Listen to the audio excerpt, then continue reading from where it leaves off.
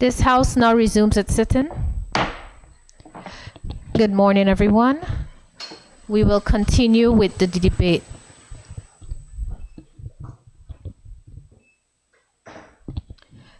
At this time, does any member wish to debate? Or should I ask the Premier to wrap up?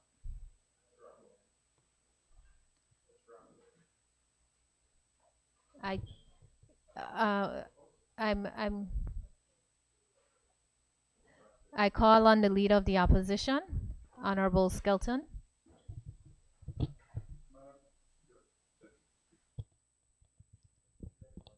I recognize the Deputy Speaker, Honorable Stacey Mehta.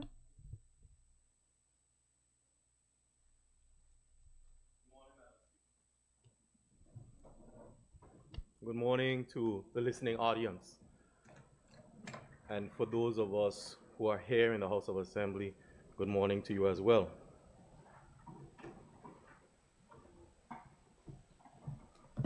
It is with great gratitude that I stand in this honorable House to offer my contributions on the 2024 budget. Madam Speaker, I ask your indulgence that I can refer to my notes. Before I get into my contributions, I must thank the dedicated and professional public servants who appeared before Standing Finance. As a new member of the House of Assembly, much like my colleague, the member for the first, I decided to sit and listen more than I spoke. I found myself at times confused and surprised at the process itself because it seemed very cumbersome. And Madam Speaker, despite your best efforts in hosting meetings before Standing Finance to gather information, the deviation during the process and the difficulties to committing to what needed to happen at times seemed disingenuous. So to my honorable colleagues, I say, we must do better. Madam Speaker, I am compelled to apologize to the public servants for, in some instances, those who had to stay late hours and still then be called back. These persons have families, much like the rest of us, and we must consider their families and their needs in this process. I do hope that as we go forward, it can become more efficient. Nevertheless, we made it through, and I hope that next year is better. As many other members said before, Madam Speaker, I want to publicly commend you and the office of the House of Assembly, the Deputy Clerk, and others who were involved in this process, the tireless hours and the effort that you put in. One can only imagine the pressure you were under to make this happen. Now, as we look forward to the upcoming year, the forecasted goals of the sitting government are very ambitious. It's as if they're scraping the very last piece of butter out of a pan and spread it across one loaf of bread. Madam Speaker, we are raking up every drop and trying to spread it across as many surfaces as we can. As stated by my colleague in the second, the strategy of maybe choosing one or two areas as a major issue and addressing it, or a ministry, should have been considered. Madam Speaker, the public has been screaming out, bawling out for better roads, for water to bathe. I've noted that this budget plans to address roads, water in a major way through loan funding. The government intends to address, according to what the minister said, 38 miles of roads. I commend the minister and his staff for this effort. But Madam Speaker, ambition is needed to address major issues in our country. However, everything in our country, when we start, it balloons from 1 million to 4 million and beyond. So I hope the government is cautious when these funds are borrowed. And as they intend to, they manage the funds. Otherwise, those figures will balloon and balloon, and we may see them coming in over budget. It's time for that to stop. Madam Speaker, I want to shift my attention to revenue. I know my honorable colleague spoke about it last night, and I just want to weigh in. I sat in standing finance and I heard the National Parks Trust, Fire and Rescue, Town and Country. They all presented ways in which they can bring in revenue, ways that they've apparently been presenting over years. And they've been waiting on us as legislators to come forward and give them what they need so that they can bring in revenue. Now, in some cases, some of these revenues are projected to be double what their income was for some years. Now, Madam Speaker, if we don't see the importance on giving these departments, statutory boards, the teeth that they need through legislation to generate more revenue, then we will find ourselves always looking to spread that little bit of butter that we have in our pan over and over again. Now, I'm not saying that these initiatives should be taxes on our people or fees on our people. Again, I go back to our public service because, Madam Speaker, I believe our public service is filled with people that have minds, they have brains. They've been sitting there for years and they know ways that we can make more money, more revenue. It is time to tap into them and give them the legislation, give them the teeth that they need to bring more revenue into our country. Madam Speaker, only a fool lives above his means, and we have to find ways to bring in more money into this country. Now, Madam Speaker, one of those departments I spent some time with over the last couple of months, and that's Fire and Rescue. And I came into standing finance asking or seeing or anticipating that they would ask for more, which they did. Now, Madam Speaker, Fire and Rescue was not asking for supplies to buy stationary items. They were not seeking funds for office furniture. They were looking for funds for life-saving equipment. Now, some of us in here may argue that there is seldom a fire. We may say, well, you know, those guys just saying down there, they ain't doing anything. But, Madam Speaker, when a building is burning and you need a mask to breathe to go into the building, that should be a priority. We have fire officers in our territory that are trained more than some of the EMTs we have in our country. Brave men and women who one day may run into a burning building to pull one of us right in this house out. Heaven forbid. But they don't have the equipment that they need. I beg that we find a way, whether it's through the next SAP or something, to give these officers what they need to do their jobs. And more so, Madam Speaker, give them the teeth that they need to go out in our community and inspect our buildings to make sure that they are safe for our community. Give them the teeth through legislation to impose fines if necessary on those who are not meeting the standard that we need in our country. We have to make hard decisions. We have to offend in some instances in order to move forward. Madam Speaker, it's only who's in the kitchen at times, and I mean this literally, and that fire is burning, do they understand how hot it is? And these officers deserve life-saving equipment to do their job. Now, Madam Speaker, I've been conflicted when I heard the Premier said that he's putting more money into the rated program for 2024. In 2023, it was well over 1.5, if not $2 million, and it's ballooned. I don't know how big the balloon is because I haven't seen the figure. But, Madam Speaker, the rated program troubles me because it needs to be more than bush cutting. In fact, Madam Speaker, I would like to see the bush cutting removed from the rated program. Well, Madam Speaker, in my estimation, I can remember growing up in the BVI where we would drive from one side of the BVI to the other side and the bush was cut. It was cut by prisoners, it was cut by people in Public Works Department, and then eventually went to solid waste. Do we have a special species of bush in the BVI that only grow one time a year? Because I don't understand it. Give people a year-round job. The member for the 6th said, there's an unemployment issue in our country. So give them a job. Take that funding, put it with a department, and let us be able to see all young people doing it. Because, Madam Speaker, if I went to work and I start a job in the rated program, I have to go and apply to the Ministry of Climate. Then I have to go to solid waste in a different ministry to get appointed. And once I've done that job and I've hit that $10,000 cap, I can't get any work. But heaven forbid if I did what the rated program wanted me to do, was to develop as a young entrepreneur. I cannot come back the following year and get a job because now I have established myself. How does that work? Madam Speaker, I think on paper, and I want to go on record, that the rated program is a good program. And Premier, I'm begging you, I want to help. Madam Speaker, we cannot create 100 landscapers in a year.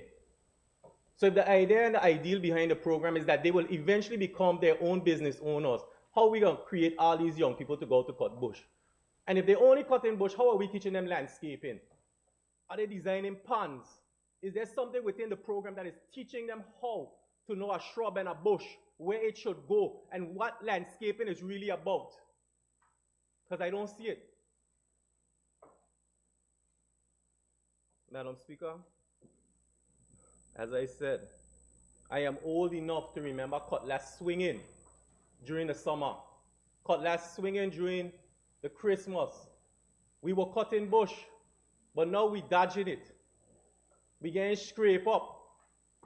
It's a pity. Well, we're grateful. I am grateful it is wild common that in the roads and not catch and keep.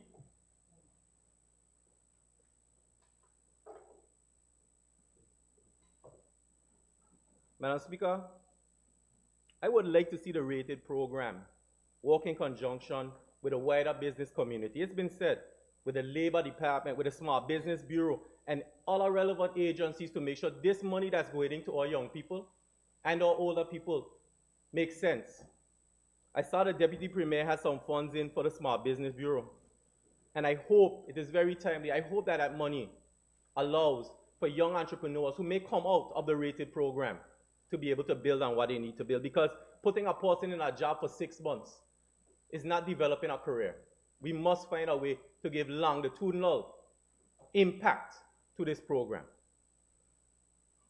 Madam Speaker, agriculture and fisheries. There's money in the budget now, and I applaud the Premier. I applaud the Junior Minister. We are going to build a reservoir, and we're going to build a fishing complex or agricultural complex in Paraquita Bay. Now, I'm not convinced that's the best location, and based on the conversation I had with fishermen, that's what they may think. But there may be something I'm not seeing. But I only have positivity because that's what we need in that industry. Because I'm not a fisherman, I'm not a planner. Now, there's $1.9 million in the budget to start this project. Madam Speaker, what else do we have in there for other initiatives for farmers and fishermen? I've spoken to the Junior Minister about it. We met when we were in Just Van Dyke. We met at other occasions. What else do we have for fishermen and farmers? I've proposed we look at container farming. From Antigua to Just Van Dyke, a 40-foot container. I took one government trip this year in July, and the Junior Minister was there. We went to Turks and Caicos, and we heard them say that from Trinidad up, they're investigating 40-foot container farms. And they're growing grapes, and they're growing tomatoes, and they're growing peppers. They're growing these things in this, and I would think that based on coming out of COP, that we would understand that when climate change hits, it's going to hit our fishermen and our farmers probably heavier than anyone else. But then we go back to revenue. We go back to revenue. Madam Speaker, we have people up on the harsh roof in Antigua stealing our tuna. When are we going to do something about it? When are we going to make sure that our longliners are able to do what they need? We keep talking about fish. We keep talking about fisheries. Is there money in the budget to send these guys to Cuba to see what is going on? Because when we take people from other countries coming into our waters, taking our resources, Madam Speaker, what is going to be left? They come, they fish, they take it, they carry it, and we buy it in a can. We have to do something about it.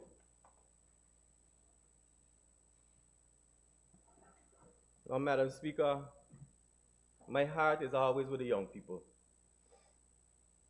And I was overjoyed to see that after standing finance, there was some money added back into the budget for education. The minister spent and took the opportunity to scream out and beg for more money for education. And it moved many of the members to support that outcry. Madam Speaker, I have a background in nonprofit for now 20 years. And I know the nonprofit industry or the family of nonprofits in the BVI, they give a lot to our country. They give in kind, they give money. So, Madam Speaker, I sat there as a new member trying to support what was going on, and I asked the question, how much money or what is the value of what is given to our education system from our nonprofit families or nonprofit friends that live in the BVI, even outside the BVI? And I was told that there is no figure associated with it. That I was told that the donors do not want it to be made public. And Madam Speaker, I respect that. But I didn't ask you if Tom, Dick, or Harry gave the money. I asked a question which was, what is the value? And I still cannot get an answer. And I was trying to say that the cost of education is beyond the $65 million that is in the budget. It is beyond that. But when I ask the question, I can't get a figure to say this. And Madam Speaker, I know those people that give. And we must be able to equate what people have given to us. Because if you bought desks, it has a value. If you bought chairs, it has a value. If you built a building, a one across the street, it has a value. I wasn't asking for the people in name. I was trying to show that what we need to do with our education. When you look at the budget, education is the third largest receiving. But we out there screaming out that education will cut by 2%.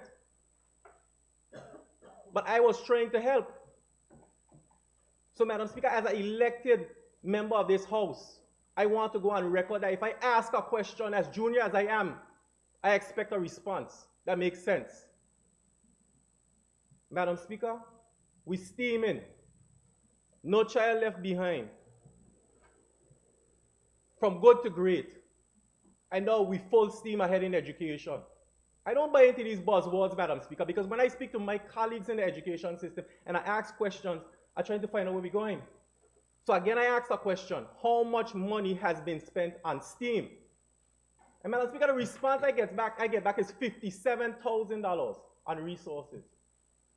I said, my question was, to date, Madam Speaker. So we haven't trained our teachers in STEAM? The minister got up in the House and the minister said she put 2 or 3 new teachers in the Elmore South High School to teach STEAM. So they're not getting paid? Is that not equated to the STEAM initiative? Madam Speaker, we have to stop playing politics. If I ask a question, I'm asking because I want to know, because the people out there asking me a question because they know government spent money educating me, and I am here to put back in to my country. So I beg us to stop playing politics when we ask questions. Now, Madam Speaker, on both sides of the aisles, we talk about public-private partnership. And I hope that in the new year, we start to look at them more and we give value to those people in our community who get up and give to us. And for whatever reason they give, recognize them, Madam Speaker. Because the quality of our education system is not going to change with one move. It's not going to change with a buzzword and a theme. Now, it was interesting to look in the budget. It was interesting to sit down. I see nothing saying programs to address the fighting we have across there. The steam that's coming out of the children over there when they get upset. So what are we doing about that? We can put money into the budget and say we're looking at the curriculum and we're looking at this, but we cannot put money in the budget to look at our education system as a whole. Madam Speaker, when you're renovating your house, yes, you could choose the bathroom, but if the foundation ain't good, what's going to happen? Madam Speaker, I want to see an education review of our education system. The resources, the personnel, the curriculum, the policies, everything. And I know it was in a budget. I think it was a 2022 budget, but every time I ask, I can't see it. They tell me the piece in here, a piecemeal here, and a piecemeal there. How that helping? No, Madam Speaker.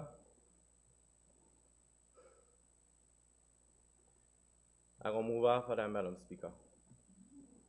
And I hope that all I said doesn't fall on deaf ears. Not a fighter looking, Madam Speaker. Not a fight. No, Madam Speaker, I want to go right here on this one here, because it's born in me. Madam Speaker, April next year will be an entire year since the home of the Striders, the mighty Scatliff, has been demolished. Madam Speaker, from 1994 to 1998, I sat in that school and I taught. More children in this country and this island have been to that establishment. There's no money in the budget to draw a plan. But Madam Speaker, again, I go back to this. We have to find creative ways to do things. If the alumni coming out of that school is so vast, why haven't we engaged them? Why is someone from Althea Scatliff not drawing that plan? And the member for the 5th that is in your district as well. So a lot of the persons that voted for us come from the 5th district. It is time to engage the alumni at our school because they will do things. They will do things for the school. But we sitting here twiddling our thumbs saying we don't have money in the budget. And we can't find a person or persons, whether living in the territory or abroad, to help us draw that school and figure it out. All they have there is bush. Maybe we need to send somebody from the rated program to cut the bush there too.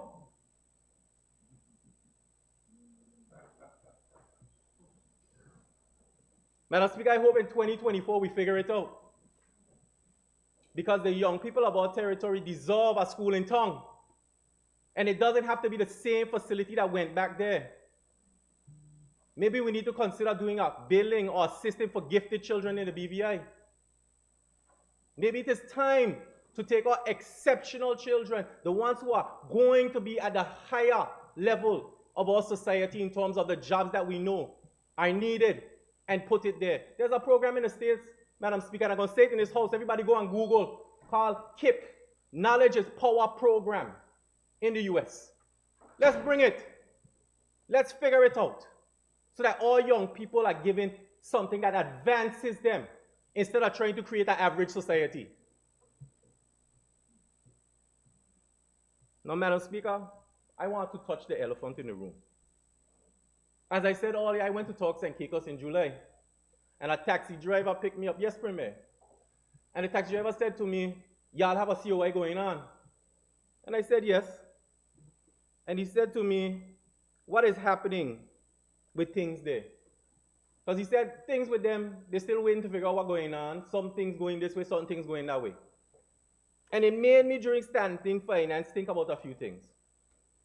Now, we made mistakes in the past in the Virgin Islands. Some of them were dastardly and unconscionable, but that's not the majority of us. And we have to be very careful that the systems that we have in our country that were homegrown, that were to us, we don't degrade them while we're going through this process. I saw a gentleman get up in standing finance for customs. I won't call his name. And I was moved that this man has been working at that institution for the number of years I've been on earth. That is dedication, no matter what.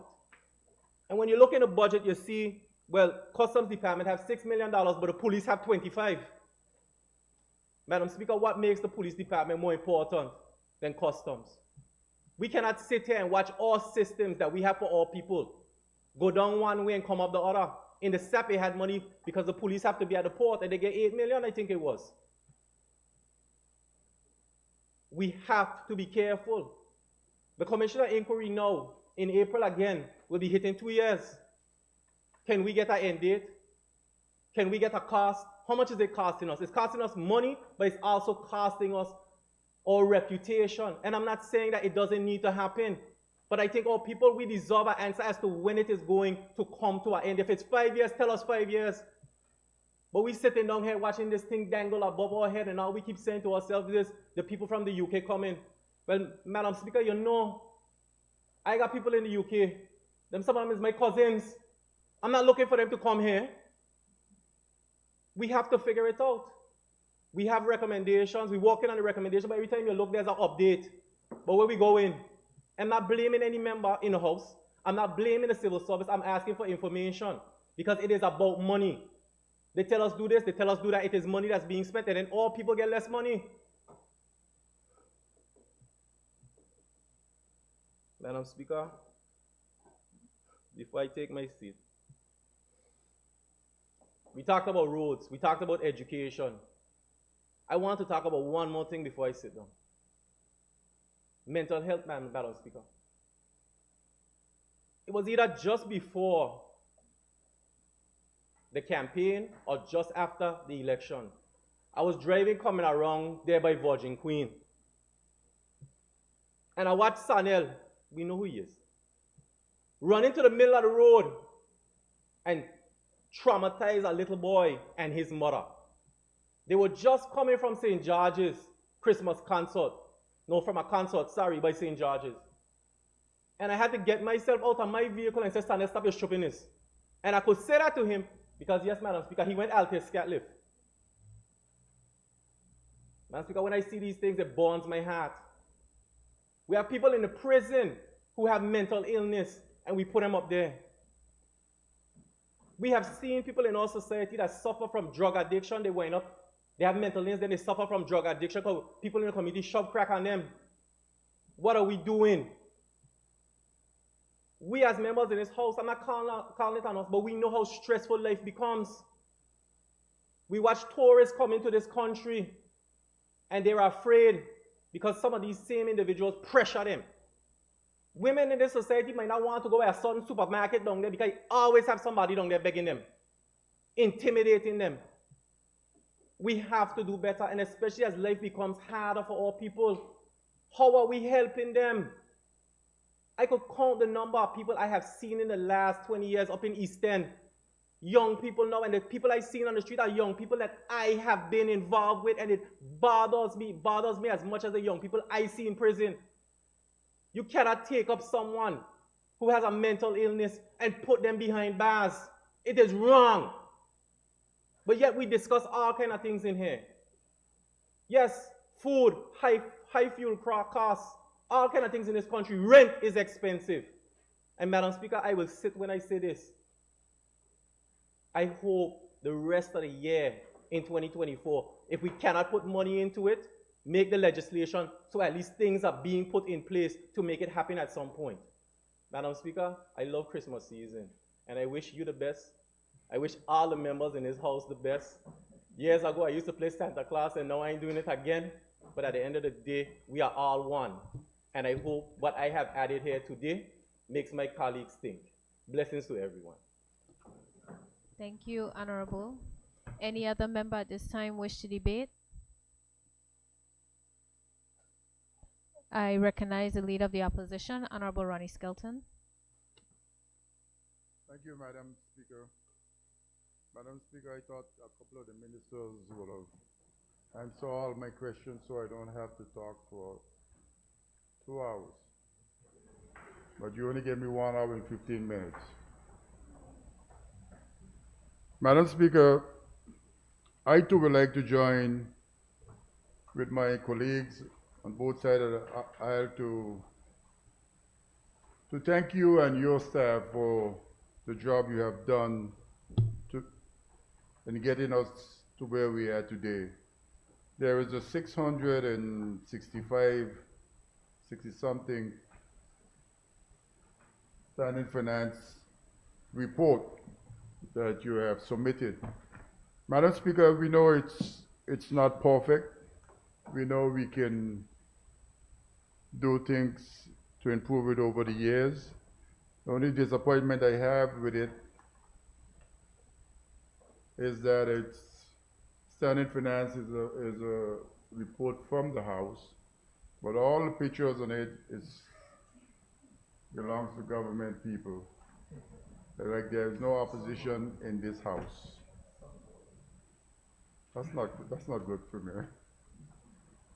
So, Madam Speaker, your staff, I just wanted to congratulate you for the hard work you have done, and I hope with the salary review that is going on, that they will recognize some of the staff and the hard work they have done. Madam Speaker, I want to to give my contributions to the 2024 budget estimate debate. Madam Speaker, I know we spent 8 days to look at 406 million in recurrent expenditure and another 76 million and capital expenditure. 8 days. You know, that's what we had. The government probably had a lot longer than that. But I show the new members and even some of the ministers have learned quite a bit going through standing finance process. Because I know the new members, they were totally not understanding, because I understand from the Fourth House of Assembly that everything was just rushed through and nothing was really looked into in detail like the rule says. Examine the estimates line by line, clause by clause. Madam Speaker, we have done that. And this is my 17th budget examination. So I have a little bit of experience in looking at budgets and looking to see where monies are located and what is going to be used for. Madam Speaker,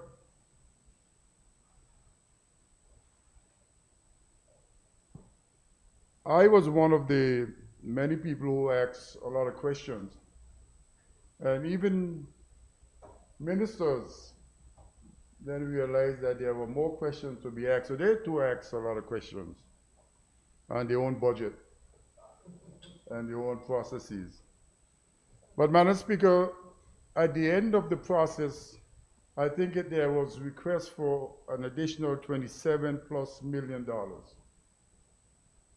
And I ask those questions because the government's national medium-term development plan that we got recently, I had a course, we looked at it last night, and it was speaking to the same thing, building a country, a national agenda. So if we had the document before, a lot of the questions that we were asking were answered in that document. But Madam Speaker, if the government intend to build a nation, that, as the report says, then all the organs of a nation needs to be developed. And Madam Speaker, I start here in this House. Madam Speaker, in April when we were sworn in, I gave the Premier a letter requesting resources for the opposition so we can get the resources to basically do our job better than we're doing it. Without resources, we can't do it. Even the junior ministers have consultants. We don't have anything. We don't have the resources for anything. And I am saying that, and the Premier is writing, and I hope he's going to give me the line item that I can find the resources that I requested on behalf of myself and my colleagues.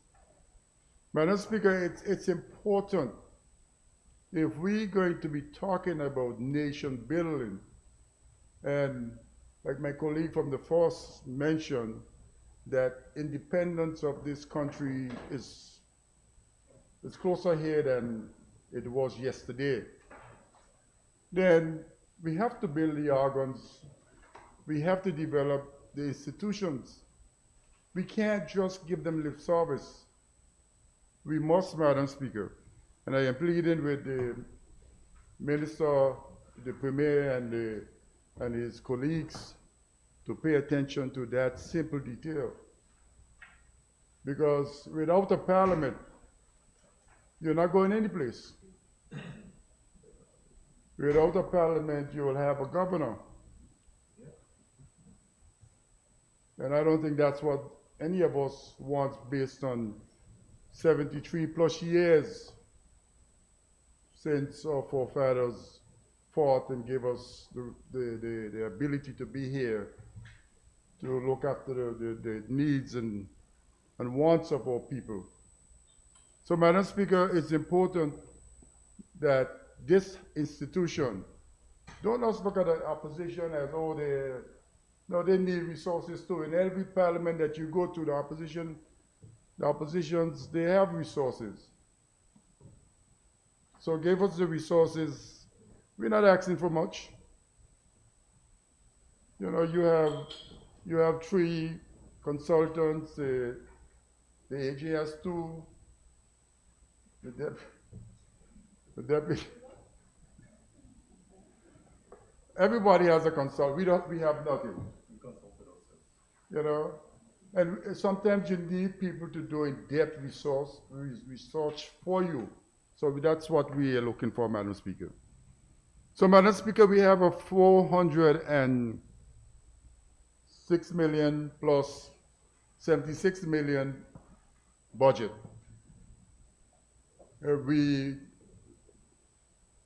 The Ministry of Finance was doing a running tab, it came to 27. So they found 12 of the $27 million. And Madam Speaker, if we go through the budget, I could have assisted them in finding more. Because one of the simple things that were missing in the revenue side of the equation was stamp duty. Stamp duty was missing. And now I see something in the revenue side of this budget again that I don't know what it is, that has an 8,000% increase in revenue. Madam Speaker, import duties, commercial licenses, we didn't have the opportunity to ask a question, but I saw this number appear from 43,000 to 3,486,733. Subhead 415130. I don't know what that is all about. So if that is not real, Madam Speaker, it's immediately you have a reduction. So the Premier will tell me what it is. Madam Speaker, the capital side of the budget, let me go there first. The government, and we ask these questions, and if I am wrong, those who were there can correct me. Because some weren't there. Could correct me. I asked the process, the 35.56 million loan funds. Are we ready to sign the document? We started the negotiations. And the answer to it, no, we are waiting. So, Madam Speaker, based on my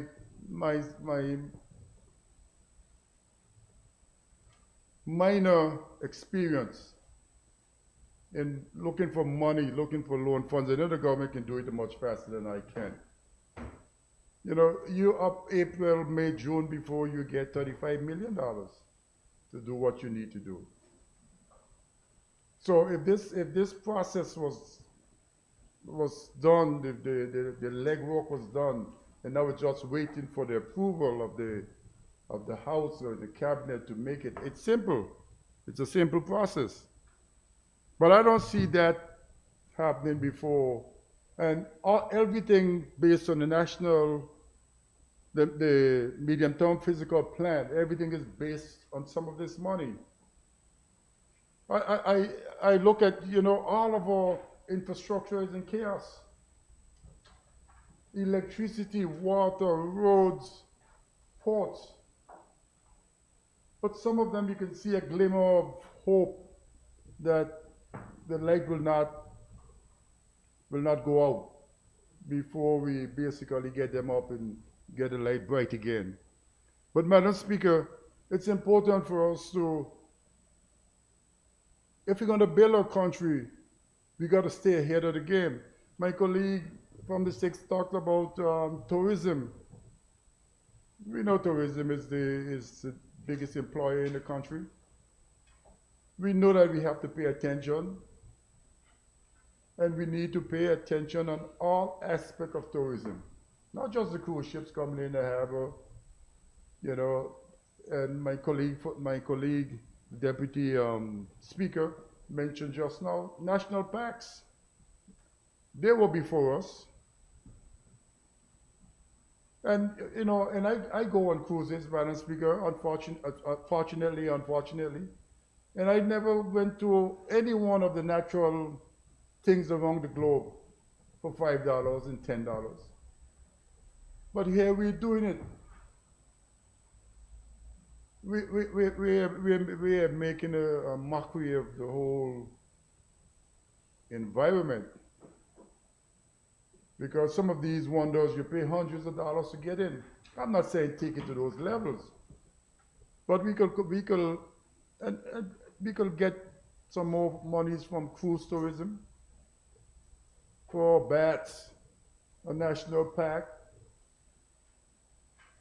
and we need to spend the money in these areas, so we can collect more money. So, Madam Speaker,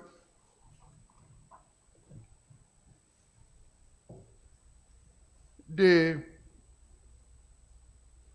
recovered expenditure of the government, and I listened to the Premier, and he mentioned that they now lifting up the what do you call it when the old man had them thing?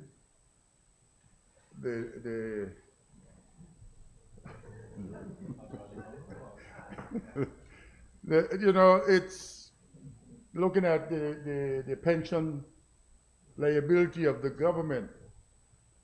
You know, we're gonna approve when it gets here. We're gonna approve it when the budget is approved, an increase in salaries for civil servants, and some $10 million, I understand, is in the budget for us to approve, and which will be approved. I don't think there's any reason, unless we can't get some candies to do all work, you know. But, Madam Speaker, the pension liability for government when we were there were like $20 million. I don't know what it is today. Huh? I don't know what it is today, but it's getting bigger and bigger, and it's going to get bigger and bigger. So I applaud the government for looking at it and doing something about it. Just don't look at it because I was there and we look at it.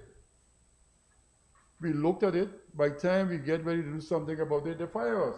Yes. So we couldn't do anything about it.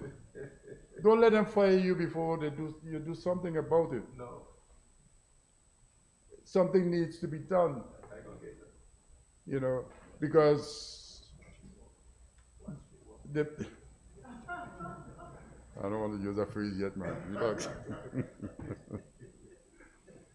So, Madam Speaker, the pension liability of the government, it needs attention.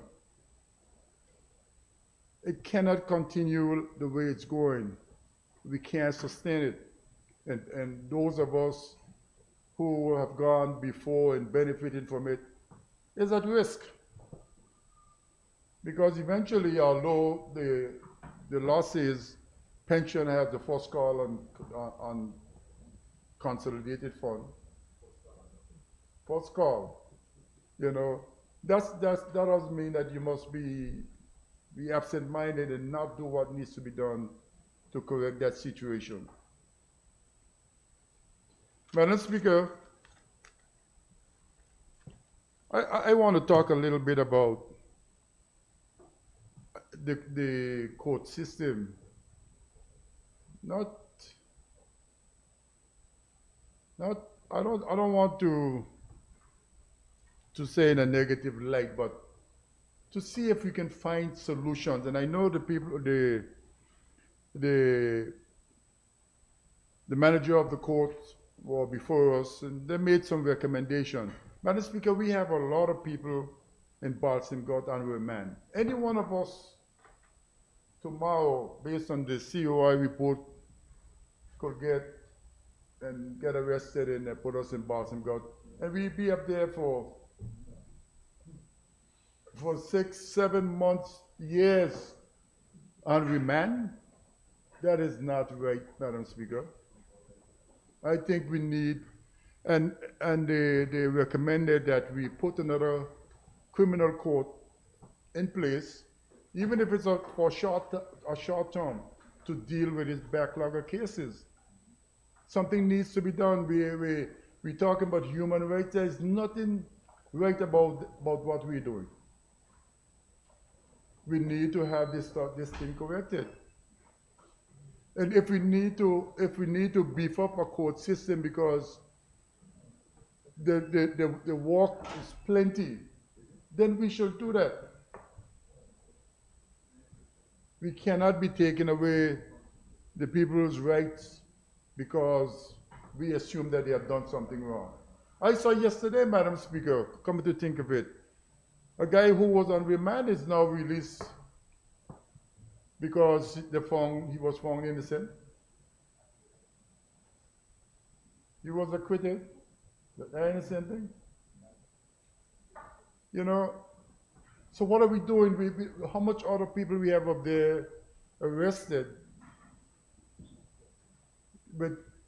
and just waiting on a court date?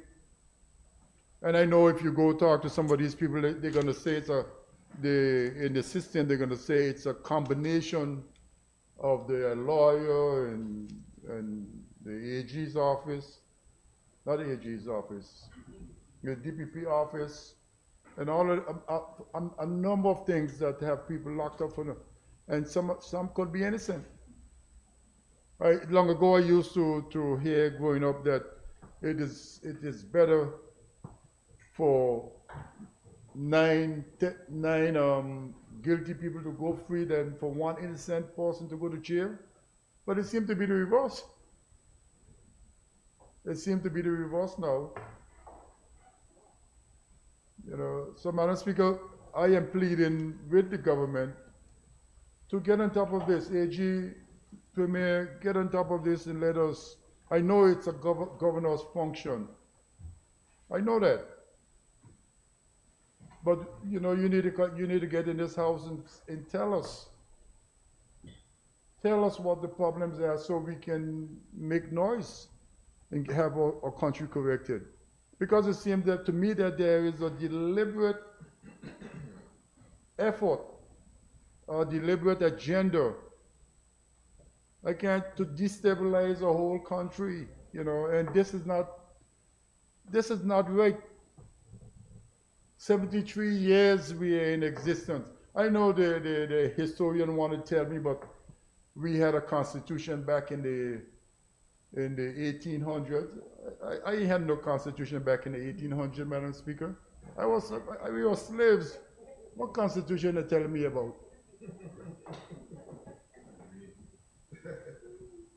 You know, and then you brush it up and say, oh, a constitution for the Virgin Islands.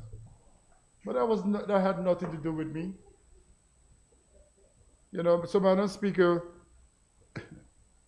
something is wrong that is happening in our country, and we need to do the things necessary to correct them. Our forefathers did not march the streets in 49, so we could give it back.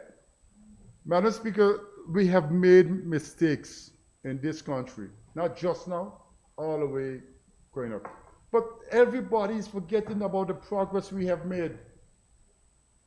And it's sad, Madam Speaker, because all of us get up in the morning and all we see is bad things. I'm sure some of us see a lot of good things this morning. If you go and see a Rose tree, what do you concentrate on? The rose or the thorn? And all we seem to be concentrating on is the thorns. Madam Speaker, this country has done a lot of good things. Madam Speaker, just look in this room. PhDs coming through your nostrils. Madam Speaker, when I was growing up, I had no comprehensive high school. The deputy premier knows that. We go to 7th standard and we go work for our parents, or go shift cattle. If we didn't had family in the United States or St. Thomas, we all had to stay here and shift cows and goat. Some people look at me now, don't believe that I ever used to shift cow and goats, but I used to. So, Madam Speaker, we have come a long way, and I know sometimes the younger ones can't understand that thing. That high school never existed. It was a grass piece. Here it is now. We got, and when you're only gonna go to school when you were 5 years, and you had to make 5 for the term. If you didn't make 5 for the term, you had to go when you're 5.5 or 6. But now you got from preschool all the way to tertiary education, and we're taking this stuff for granted. And Madam Speaker, this is why when the Minister for Education, I know she's out having fun, cruising, but I will try to defend her. That's why education, we should never take it for granted. Education, we didn't just get here. Let us, the money is required for the school system. We should not take it for granted. I know ministers want every single thing. Premier, I was there, and I had to do the difficult things. So I understand, but things like education and healthcare, the British government did not give us this stuff. So for them to now make it look like they're so interested in us, which I think they are, probably for reasons I can't understand. But healthcare and education, we had nothing. Here it is today, we have so much, and we're taking it for granted. Madam Speaker, monies, the $4 million that the minister was arguing for education system, the government needs to sit down and realize what is the importance of, like one of my colleagues says that, if you have a slice of butter, I'm the deputy, if the butter can't spread over the whole bread, let 3 of the 4 people enjoy the butter. Next time, the other one will enjoy the butter. Instead of going from left to right, the next time you go from right to left. And everybody will be happy. But people, you need to understand that you don't have an unlimited amount of resources. And I hate to hear when people talk about our neighbors in the U.S. Virgin Islands. They have an uncle called Sam. And they can print money. We can't, Madam Speaker, so we have to use our monies that we have, the $82,000 million. We need to use it wisely. And for a little country, I think the population is still 32,000, Madam Speaker. I got up.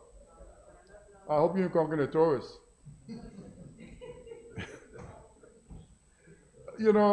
400, if you divide that by 32,000, how much, each of us can get $100,000 every year. But that's not how the way it works. But Madam Speaker, we need to pay attention to the things that got us here. Education got us here. Healthcare got us here. Because if you go back in history, Madam Speaker, our people were dying at a young age. I know a lot of people, and I thought they were older, 53, 51. A lot of people didn't make it to the age today. But because we have advanced health care, they can live longer. And all the arrangements we have with the World Health Organization and PAHO to give us free medication. And we were here all the time with a commissioner and then a administrator, and some of them were doctors, and they even couldn't get medicine to help our people. But in 1967, Madam Speaker, when we were able to control our finances like we are doing today, this country exploded economically, educationally, socially, and we have done well. So our CAOI come in and making us, displaying us on a color television, making all of us look like we're a bunch of criminals. But we are no worse than there. You go and look at the question, and all they have some inquiries going on, the COVID inquiry, and they look like fools, just like how we look like fools. But Madam Speaker, don't let no one tell us that we have not done well for ourselves, Madam Speaker.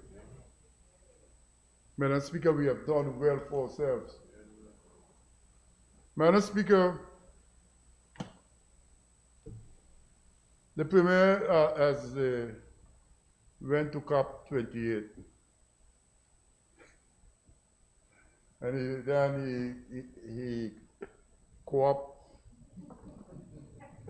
the Minister for Education to follow him. Help me, sorry. Madam Speaker, how was Dubai?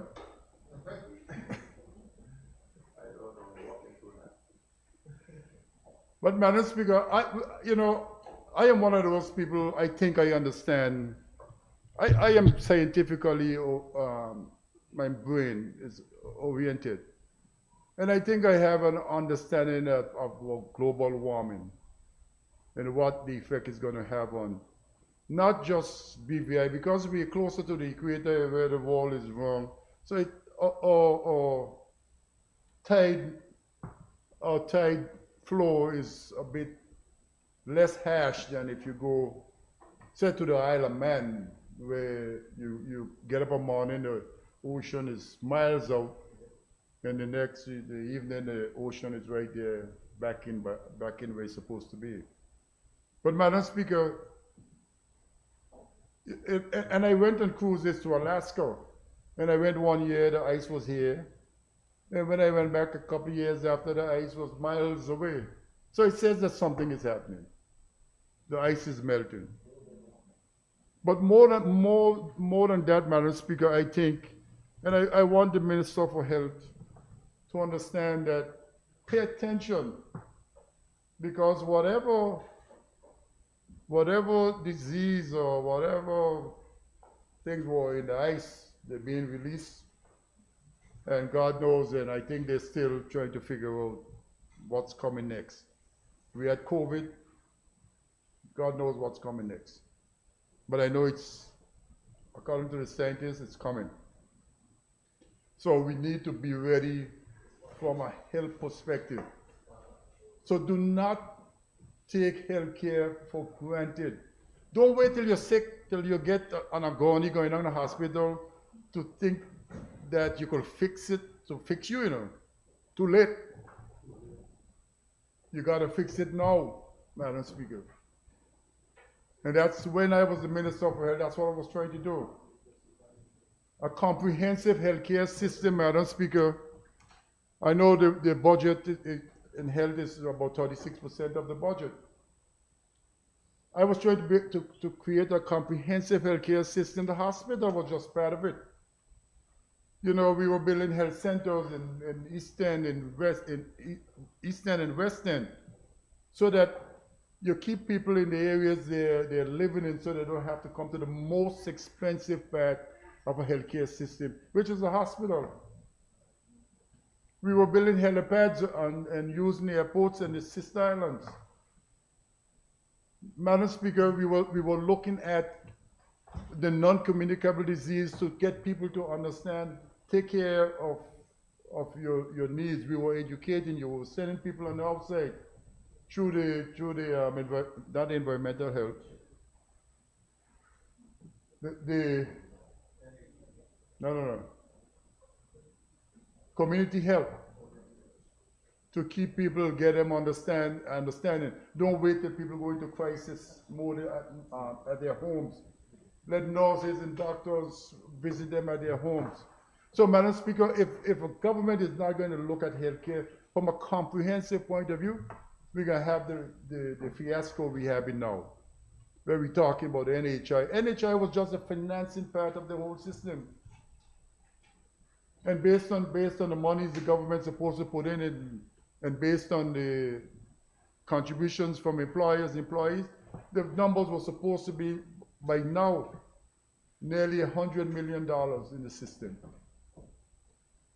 That's all what was forecast. But Madam Speaker, you know what happened? They fired me. And other people didn't pay attention. And they didn't ask. So we're just rebuilding the system, rebuilding, and we need to stop it. We need to build a nation building. That's what you said? And your MTF, the 5-year plan? Let's build a nation. Madam Speaker, the infrastructure, how much more minutes? About an hour more? The infrastructure, Madam Speaker, you know, I don't think I can blame any one government for it, but I guess they asked for the job and they got it. So it's their job to fix it. We can only agitate, bring to their attention where the things that needs to be fixed and fix them. Madam Speaker, the tidiness of the roads from Beef Island to West End just need government's full attention. I know you can't fix all of it in the 4 years. You can't. You can try, you'll be wasting a lot of money.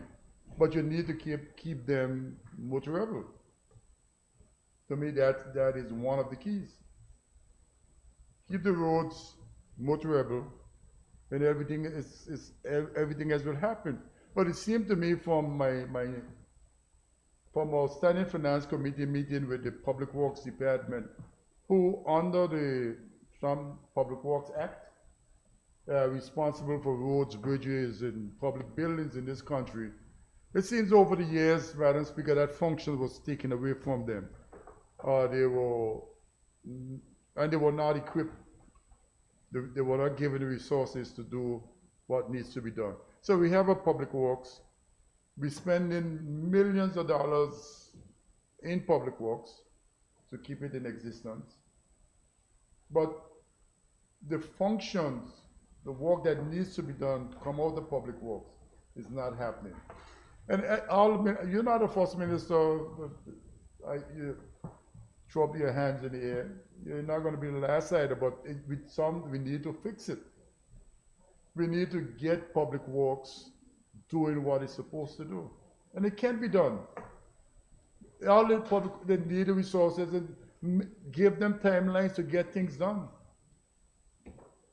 You know, I don't believe, the Minister for Communication and Work should be out there with a rake, with asphalt, pulling and think he's doing public works job. That's what he's doing.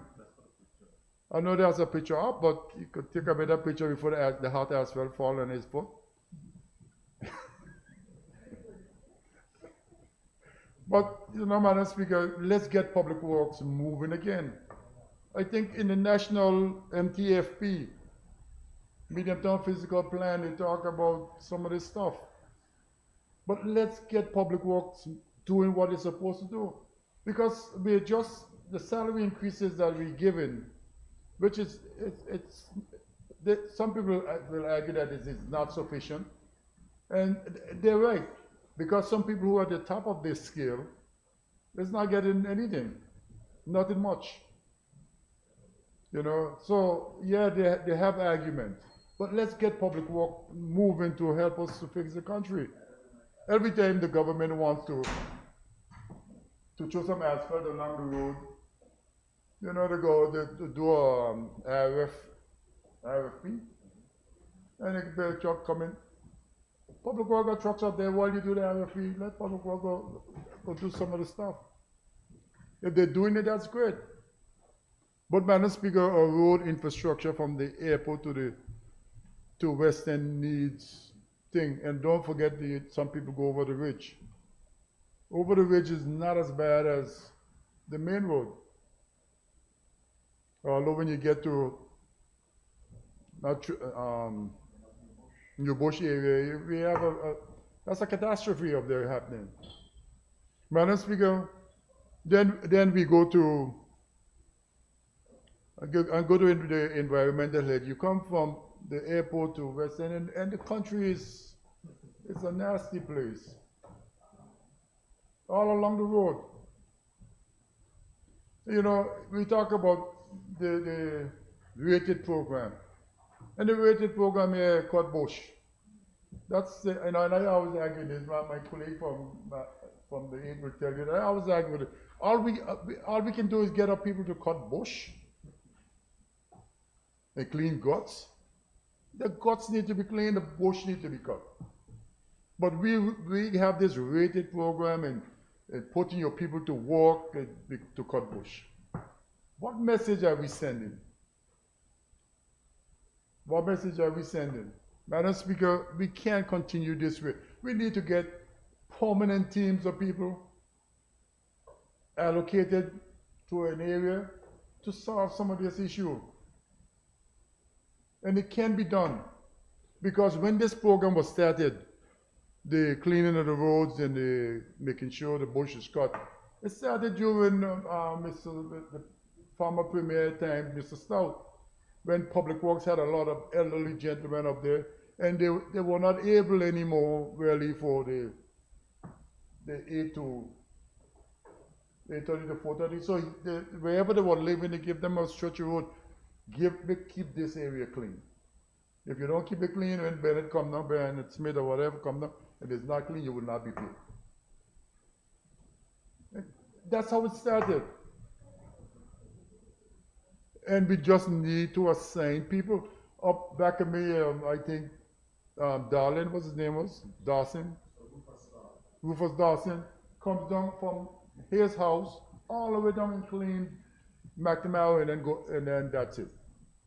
But it used to be clean, and the bush used to be cut. So all of this we here creating this big rated program. What stand for again? Rest in peace.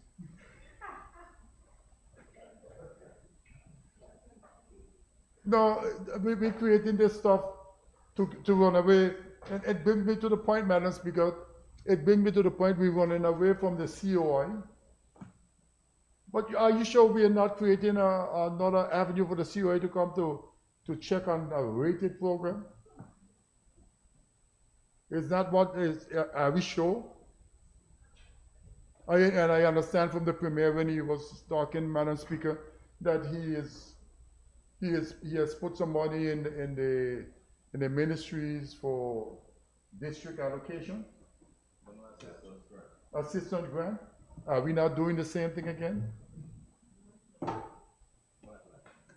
Are we not putting people to question? Madam Speaker, we have to help our people, and I think we can. But Madam Speaker, the government can't do it alone, and we can't do it from over here. So we need to get together to find ways to help our people.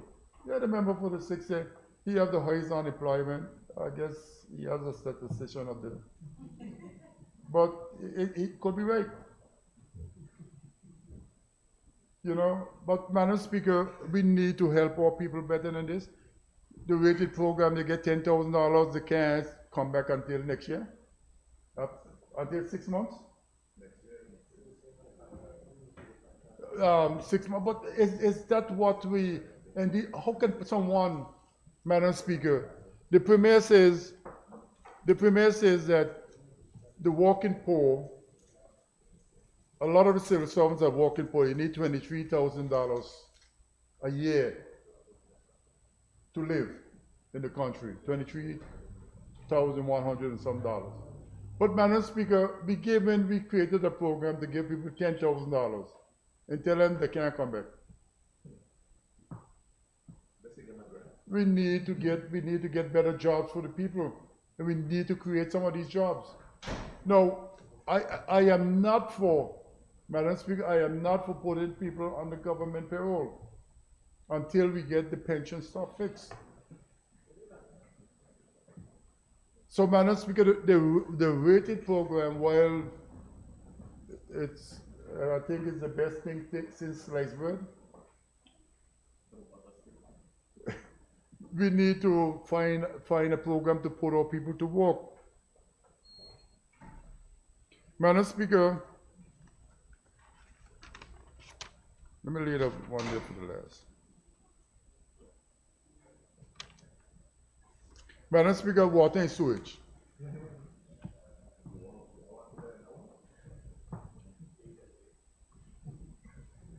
Madam Speaker, water and sewage.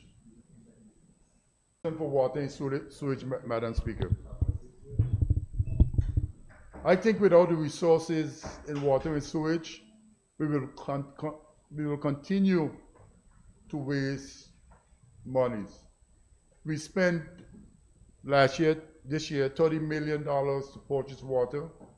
We collected $3.4 million. Madam Speaker, that cannot be right. We got to stop at some point. 10 years, $200 million. Just like, how does COI didn't see this?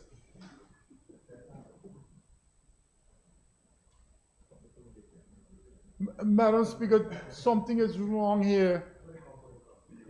Madam Speaker, and I thought during the standing finance, the minister says to us that if he could get some money to buy more meters, he could collect more money.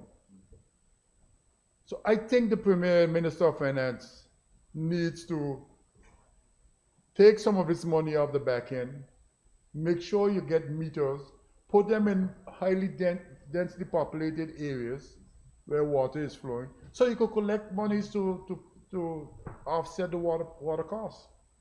To me, it's a simple business decision. It's nothing complicated about it. I know water, Madam Speaker, water is a human rights issue. You will never break even, and the losses on the system are very high. I know that. That's what I went to school trying to learn. And only when I come back, I realize that if I stay, I will learn more. But I understand losses in water is high, 18%. If you get to 18%, you're doing good. Okay? But you must collect some other money. Nobody expects you to break even. Nobody, if anybody out there say you could break even, they don't know anything about a utility. I listened to Madam Speaker, electricity came before us also. And they got some of the same problems. Their losses are now up 18%. How is that possible? Pilferage, that's a lot of stealing. Madam Speaker, the acceptable losses for things like electricity is 8%, and a lot of it is built into the inherent losses in the transmission system and the transformer systems. That is acceptable. But the 18%, you could calculate the number. 65 point something million kilowatt hours, you're losing 18% of it, you multiply that by 24. That's a lot of money you're losing. No wonder the fuel surcharge so high. So, Madam Speaker, the government needs to, if they could do one thing in 2024, arrest some of the stuff, double the revenue for water. It can't be that difficult. From 3.4 to 7.5 million. Then you're on the right path. Madam Speaker, something needs to happen. We cannot continue continue to dump $30 million of government revenue in the purchase of water. And the member for the third, Madam Speaker, give a good example.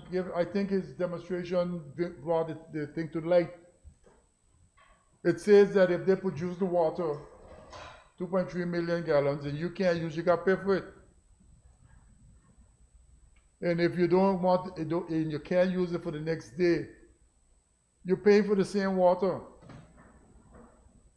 So therefore, you need to find some way to use the water, dump it in Periquita Bay in the aquifers, and then pump it back out and feed the farmers. But that's what needs to happen, because they're going home like bandits if that is happening. Madam Speaker, we need to address the water issue. We need to. And while we're in that, the sewage, the minister promised us that a question we asked some months ago, that Board Point sewage system was going to be up and running. The people who are here, they're doing the last test. And I understand now from the member for the fourth junior minister that is not up and running based on her statement that she made. Madam Speaker, sewage is not a good thing for us. And we had a system, hurricane came in and flooded, destroyed all the electricals, the seawater. So we understand. But let's get it back up and running. 5 years now. Let's get it up and running. Madam Speaker, in public works, in the whole government system, the government continue to destroy people's property. And again, the member for the 6 says that people are paying land tax for land that is on government road. Yeah, I know that's true, because I do it. I know that's a fact. The people are still paying land tax for land that the government is using as roads.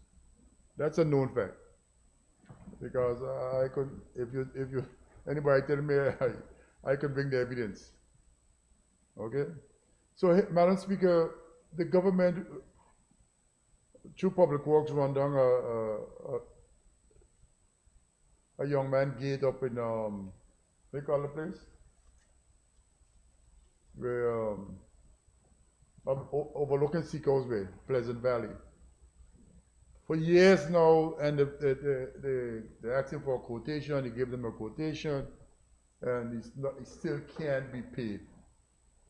And I think I brought it up to the Minister for Communication and Works, and he told me it's the FS who we want to pay.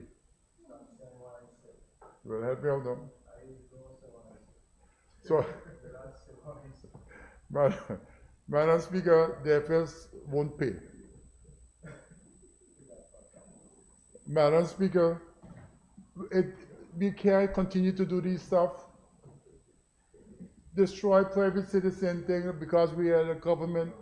We could not pay the young man for his gate. Madam Speaker,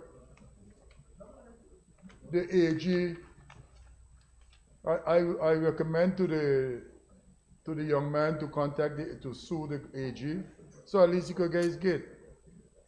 Because I know the AG doesn't like to be sued. So at least so he can get his gate back, Madam Speaker. Madam Speaker, something that is close to my heart, that is the seniors of this country and the benefits that they get, Madam Speaker. Madam Speaker, social development since the hurricanes, a lot of the seniors, they have now found new friends. They're all over the place. But those senior citizen programs that in the various communities used to be something that all the seniors look forward to go to a place once or twice or 3 times a week to really get together and talk about old things. I know Mr. Foy and I probably one day we can meet up at and talk about the good old days. But Madam Speaker, we should not take these things for granted because you're going to be in a position one day. You'll be right there with where these old people are now that you're not given, if you're lucky, yeah, the financial things that they need right now. It's not much. You know, we all suffer from hypertension, diabetes, and all the non-communicable diseases. So we don't need much. The little bit of food we eat, it's very small. So we need to give these people and pay attention and make sure that these things happen. Our society is only as good as it treats young people and the elderly. And if the people behind you don't see you doing this stuff, they're not going to do it to you. You're not going to get any help. So do not take these things for granted. Learn from some of us who are a little advanced in age, because we can help you.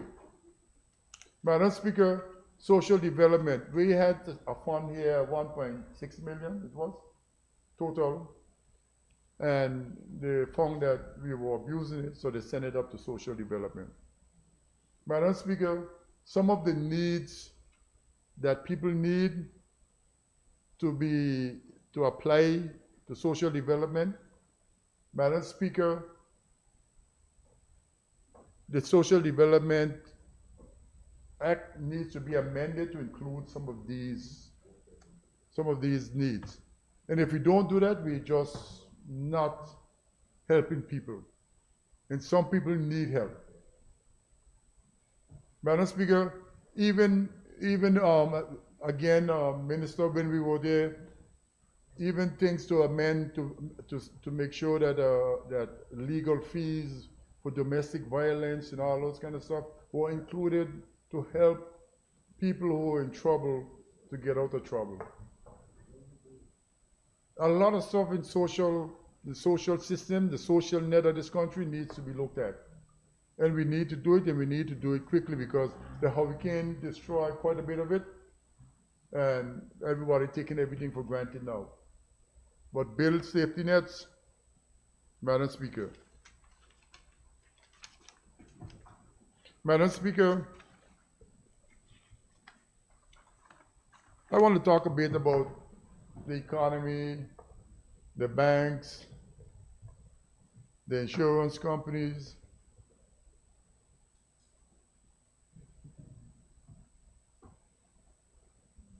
Madam Speaker, as a people, we are in trouble.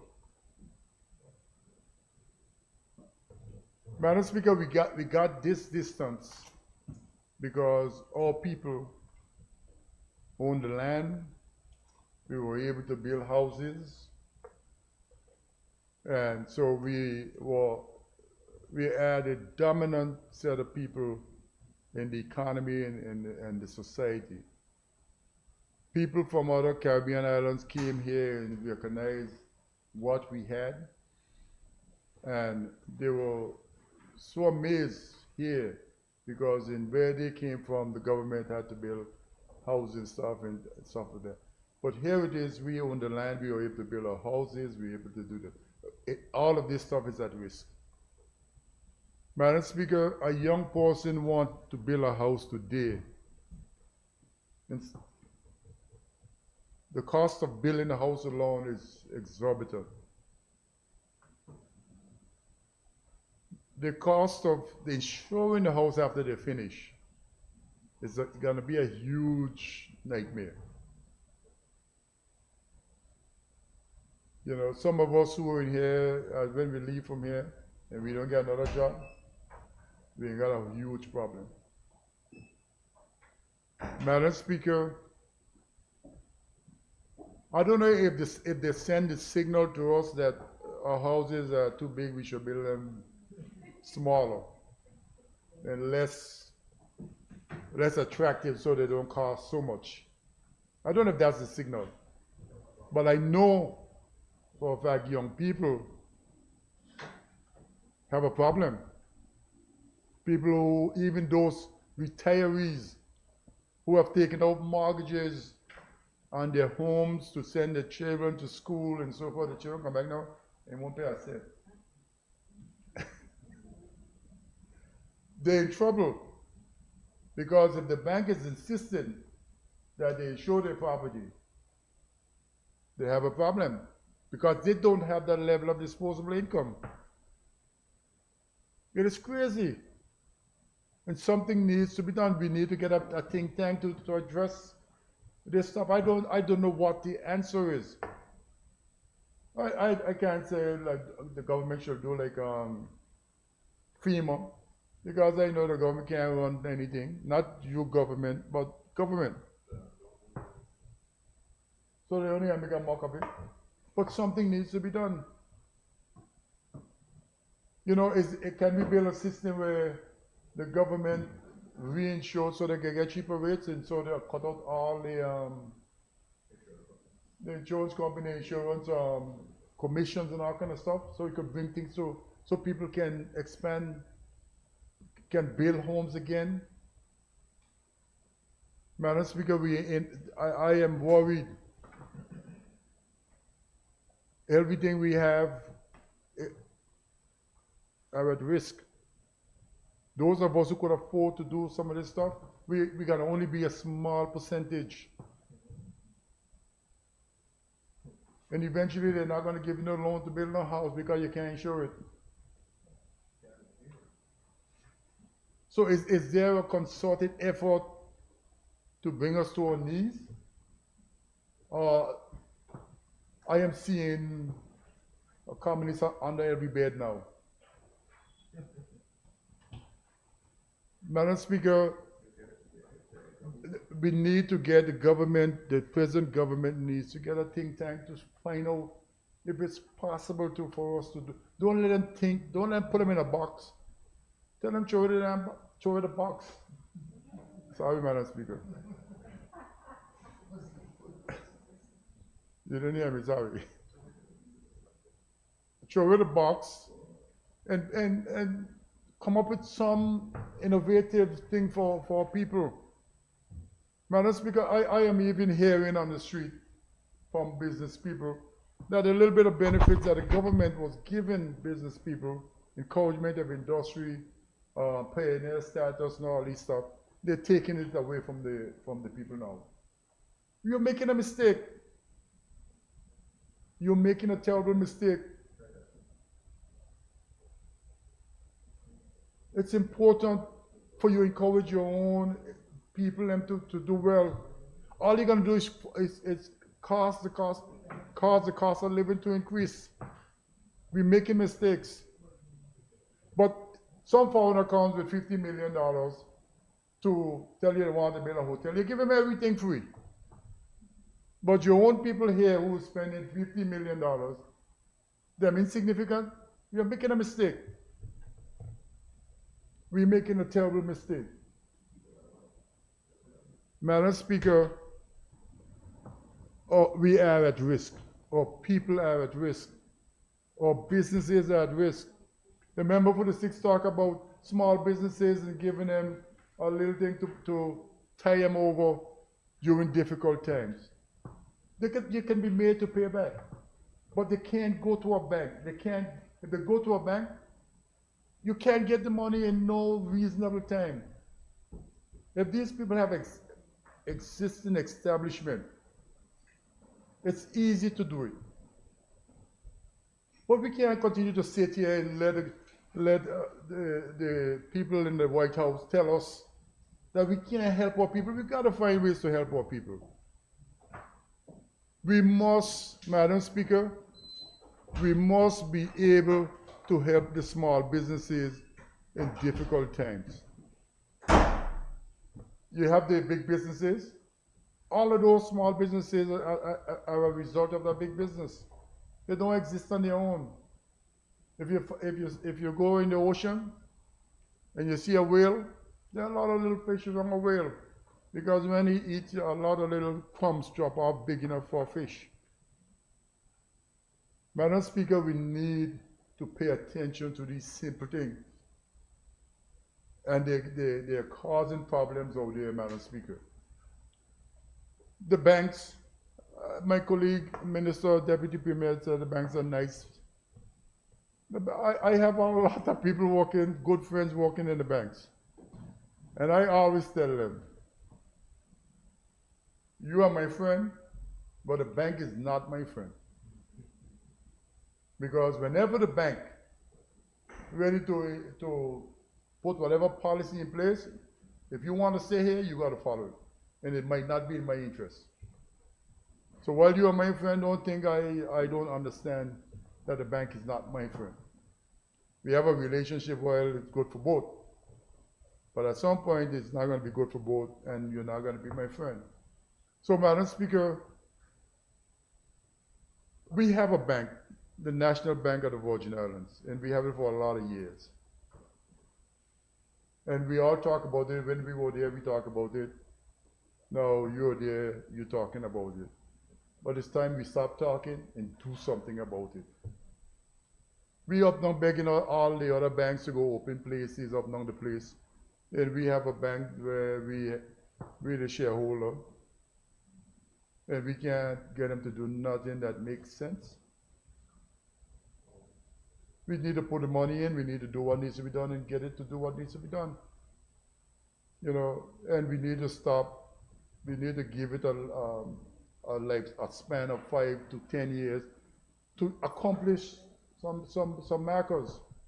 So, Madam Speaker, it is important for us to look at the economy, not just for foreign investment, which you must, new monies must come into the country through foreign investment. But do not ignore your local people who some have much more money than a foreign investor invested in the country. So, Madam Speaker, it's important for us to not allow people to look at things in a little silo. These things affect everything else. So, Madam Speaker, I don't know if Madam Speaker, there is one. I wonder, Madam Speaker, I see some news coming out of St. Kitts and stuff. Every year they give it, their civil servants a 13-month salary. And I think our budgets are bigger than theirs, no? Yeah, but our budgets are bigger than theirs. If you convert it. How is it that these people can do these stuff? And we here in the Virgin Islands with so much money and we can't do nothing. Why can't we give the civil servants, I know you're going to say you need to put standards in, so you employ them, they're your employees, a 13-month salary. Roy, I'd say answer me now with just a rhetorical kind of question. Yeah, but you could, okay, you don't give one, then give half a salary. Since you think it's easy. Because I wasn't as bright as I am over here. Over here is a very bright place, you know. Your brain works real good over here. That's why it's important to start here. It's important that you start over here. Your brain is fully in gear. Madam Speaker, Premier, I gonna try to. Mr. Premier, I want to close not completely on where I started. The opposition needs the resources to do their job properly. We can help you to do your job better. by researching, doing the research, and make it and help you to do your job. And the minister for we have correspondent people out there for to make your job simple. Yeah, we're trying to help everybody. It's the people who are not going to help you, know. The people, they are the ones who are going to fire you. But we normally will try to help each other. Because nobody's going to help us when we get out there. So don't worry about it.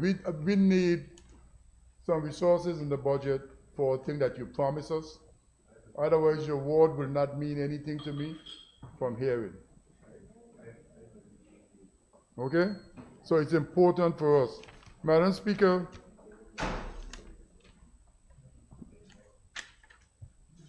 I know I didn't say anything on agriculture. Oh yes, lucky thing I turned to my page. Madam Speaker, agriculture, whether we want to believe it or not, we can do better in agriculture and we can do it quickly. Madam Speaker, the quick crops, the small livestock, the poultry. Madam Speaker, in the space about 6 to 12 months, we could explore the Virgin Islands in the small crop. Tomatoes, cucumbers, lettuce, all the vegetables we could have. 2.3 million gallons of water, flooding Paraquita Bay, some trucks come for it, and feeding the farms. We have so many people here now with chicken farms who are supplying eggs and stuff. What are we doing for these people? We have the people with the sheep, the goat, and the pigs. Madam Speaker, we could have flooded our country with pigs. If they didn't fire me the last time, I would have had pigs flying through the country. No, not everything. I couldn't do everything. I leave that for Jesus. But a lot of stuff was simple to do. The pig farming is a simple thing to do. Remember for the 90s, and for you listening to us. But the pig farming was an easy thing to do. So we need to produce more food, Mr. You're the Minister of Agriculture? Yes, sir. Yeah, we need to produce more food. We need to stop it. The war in Ukraine, the war in Israel, all the prices of stuff going out of whack. And all we need is fruits and vegetables. That's what the person said. Madam Speaker, the point before my closing. Madam Speaker, I want to talk about the Seacole Bay Harbor and those yachts. I know the Minister for Communication, saw me down there taking videos. Madam Speaker, that can be difficult to do, to remove some derelict. Member for go down there and look. Madam Speaker, can't. The badges, the old badges here. Madam Speaker, I know we say we can't throw them in the deeper ocean because one day we'll go look for them again. But if a ship sinks out in the harbor, a ship sink out there, nobody go back and pull it up out in the deep. So we have a huge drop off out there. We could clean the stuff of all the oils and stuff and then sink the boat. Or put it in a place where it can be a reef for fishing like the Rhone. Yeah, we can do those stuff, man. Let's do something. Let's clean up the harbor for the next hurricane season. Because 5 years gone now since we had anything. 6? A hurricane coming back. Madam Speaker, I want to stop there in my last 1 minute. And I want to, basically, we're not going to see each other again before January sometime. And I just want to wish everybody a happy holiday season. And, you know, those of you who still do guavaberry, wine and tat and guava tat and things like that, I still eat them. Guava. So if you have spare ones and you don't want to throw them away, you can always send them to me. I freeze them and then eat them all year round. So, Madam Speaker, I want to wish you and your staff and everybody a happy holiday season. My colleagues, the Premier and Sorry I didn't make it to your, not that I was coming, but sorry I didn't make it.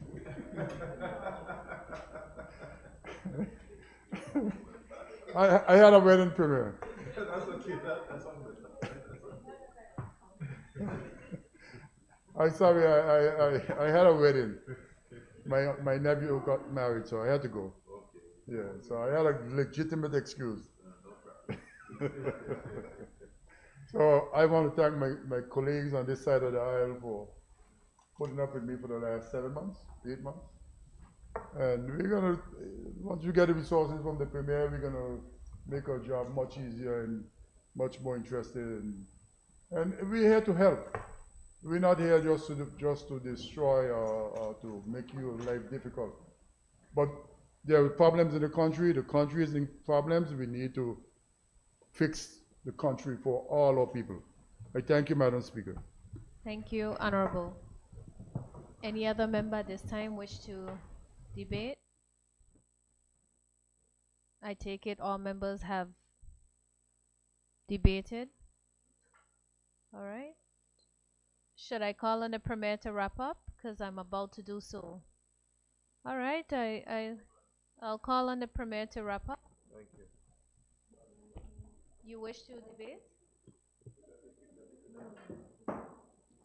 I call on the Deputy Premier, Honorable Lorna Smith.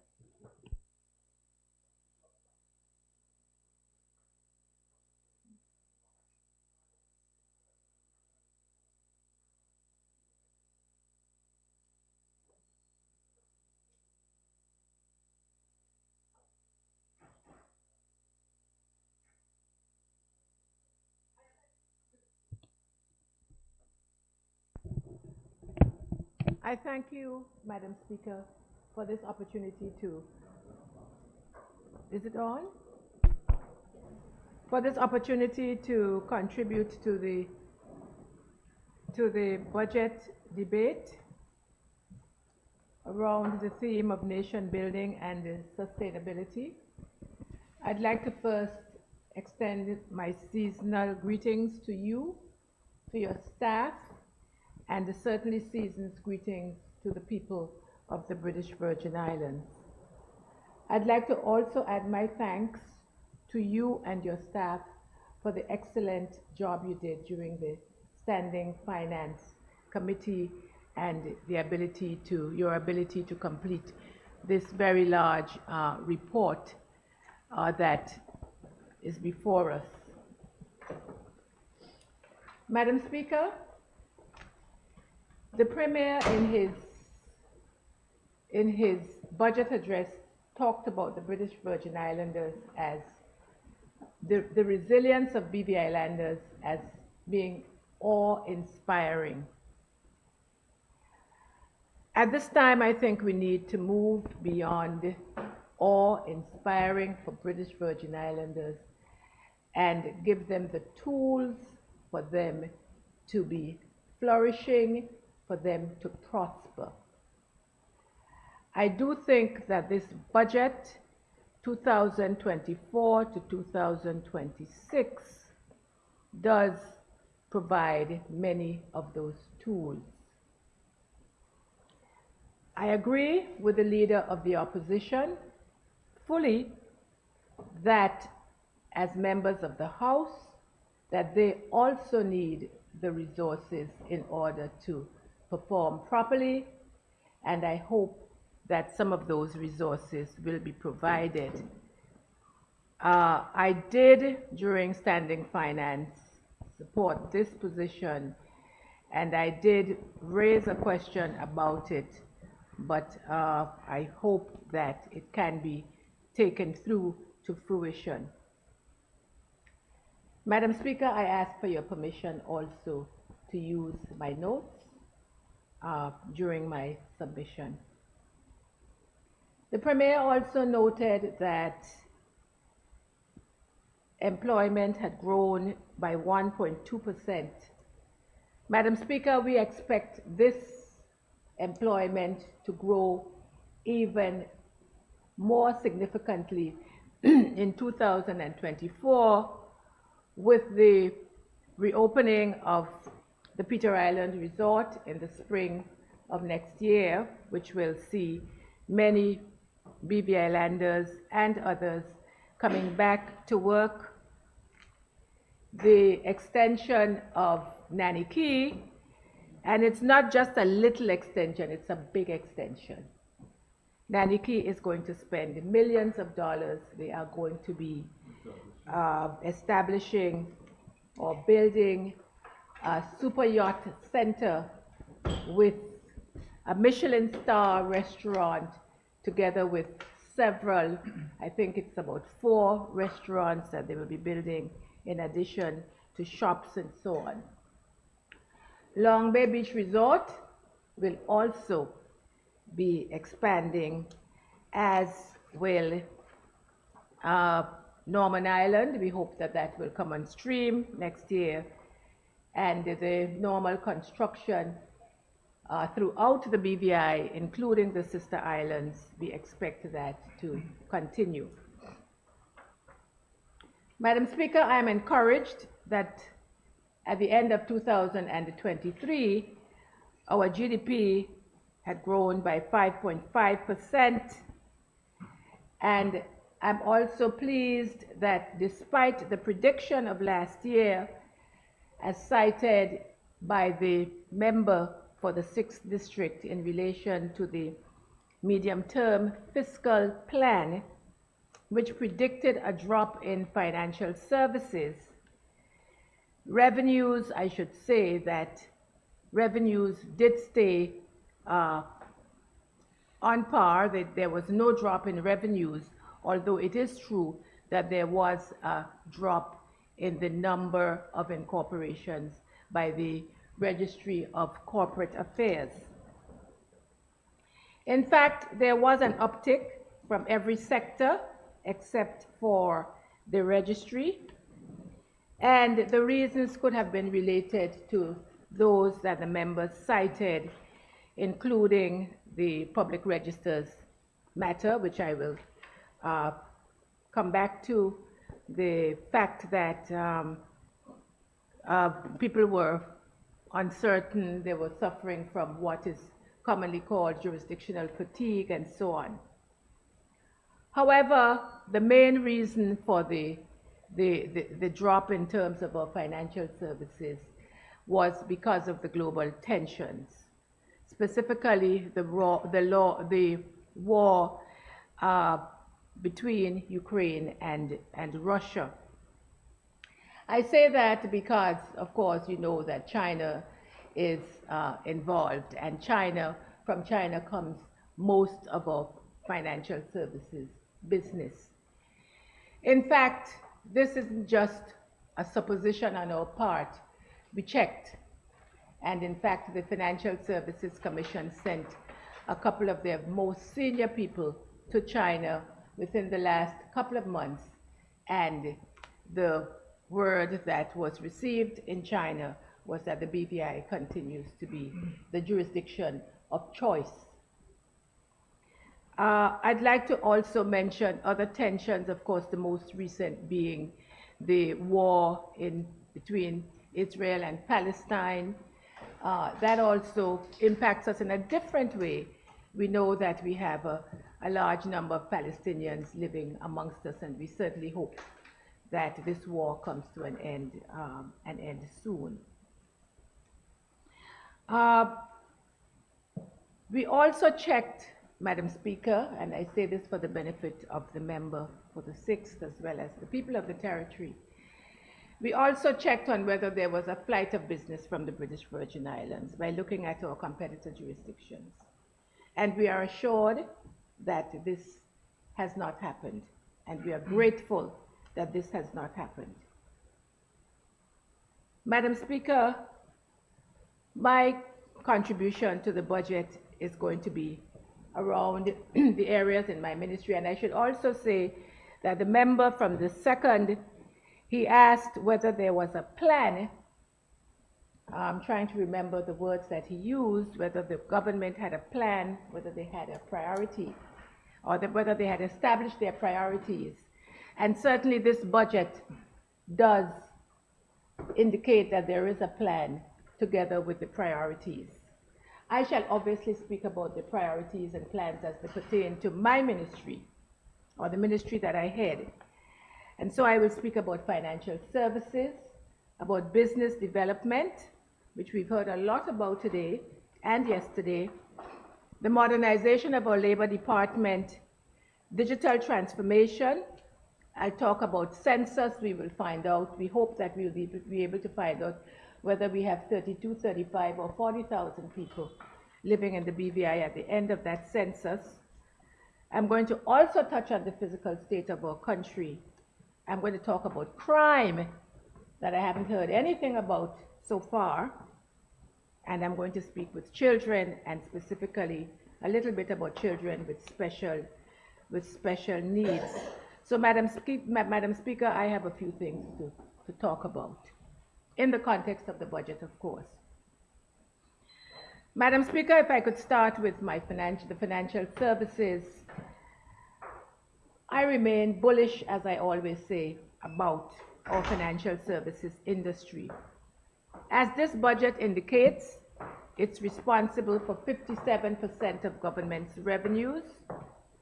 2/3 of the people employed in financial services are BVI lenders, and I'm happy that they are increasingly joining the more senior ranks of the financial services industry.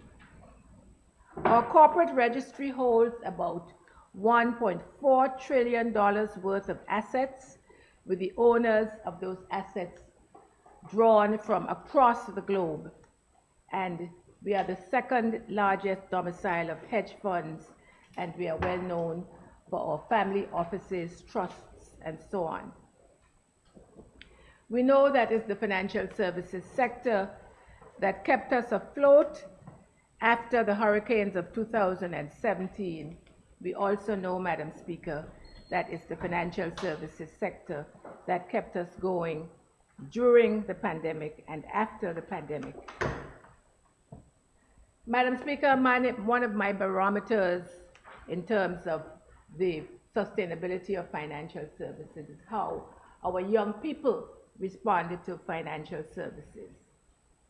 I'm very keen to see more training and mentorship there, but I think it's worth my mentioning the fact that the BVI Finance about a month ago ran a debate between the HLSCC students and the senior persons in the financial services industry, and that debate was won by the members of the HLSCC class. The debate, of course, was about AI, artificial intelligence, and the future of the financial services industry.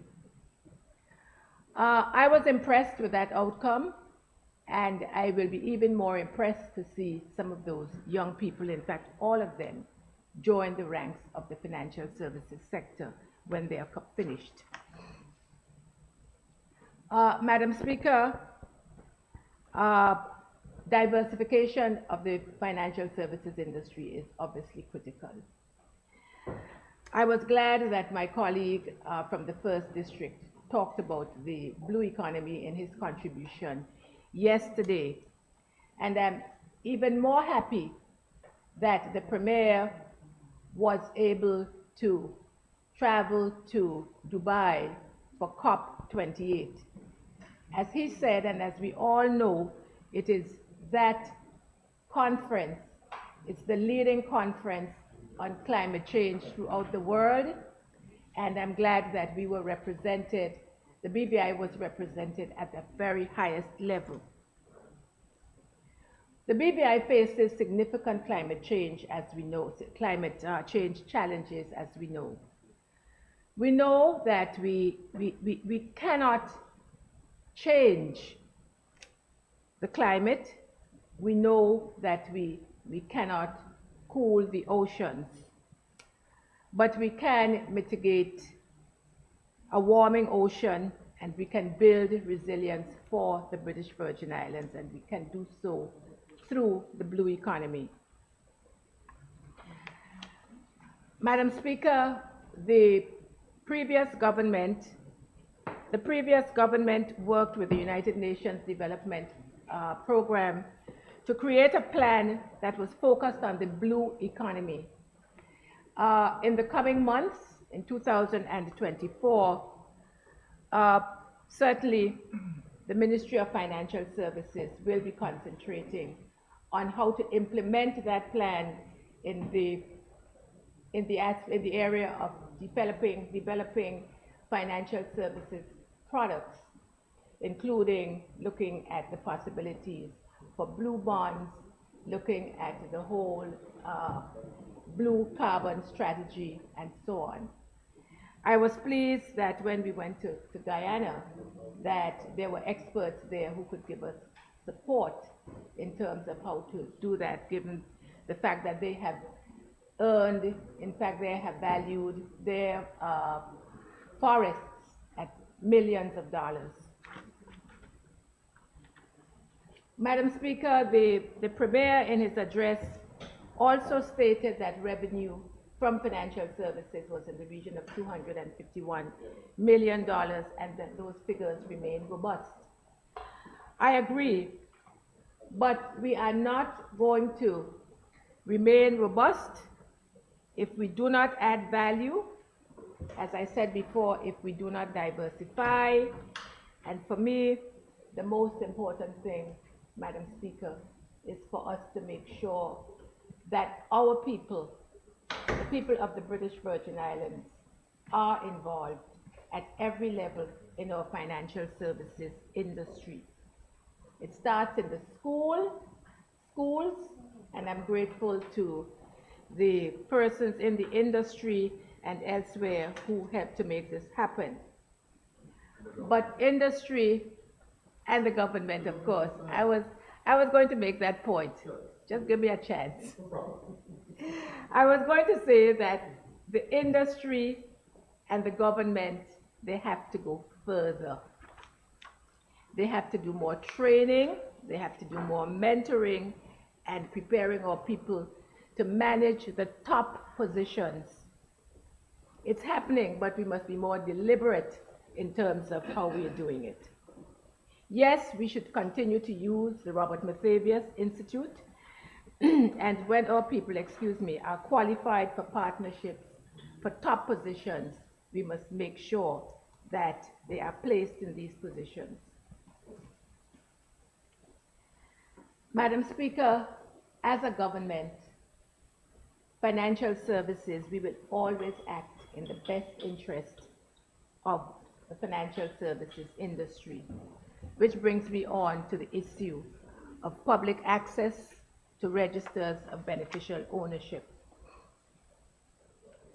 I have been regularly engaged as the minister responsible with my Caribbean Overseas Territories colleagues, especially Cayman and Bermuda, as well as with my colleagues in the Crown dependencies and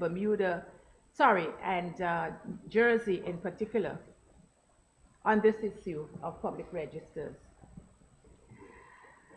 Like them, I can affirm that we have a commitment, we commit to access to our registers, and that access to our registers remain a priority. Public access, I mean. We continue to engage with Her Majesty's government to reach common ground on this matter. Both of our objectives for all of us, is for greater transparency, to make sure, Madam Speaker, that taxes are paid where they are due in every country globally, and we want to stop money laundering. Madam Speaker, I'm glad that our law enforcement authorities have been very effective in doing this by creating an effective network and collaborating as law enforcement authorities. By way of background, in 2020, all of us, Crown Dependencies and Overseas Territories, CDOTs as we call them, we committed to implement PABOs on the basis of the 5th Anti-Money Laundering Directive. And you may well ask, what is this 5th Anti-Money Laundering Directive? Well, it aims to prevent money laundering by introducing stricter rules and expanding the number of organizations that are required to comply with anti-money laundering regulations. So, for instance, all of us, 13, Madam Speaker, you are also a PEP. Is it? Yes, 14. Yes, all of us, 15 of us are all PEPs. So, and our families too, unfortunately. So we will all, even if we decide that we need what? We need a raise, yes?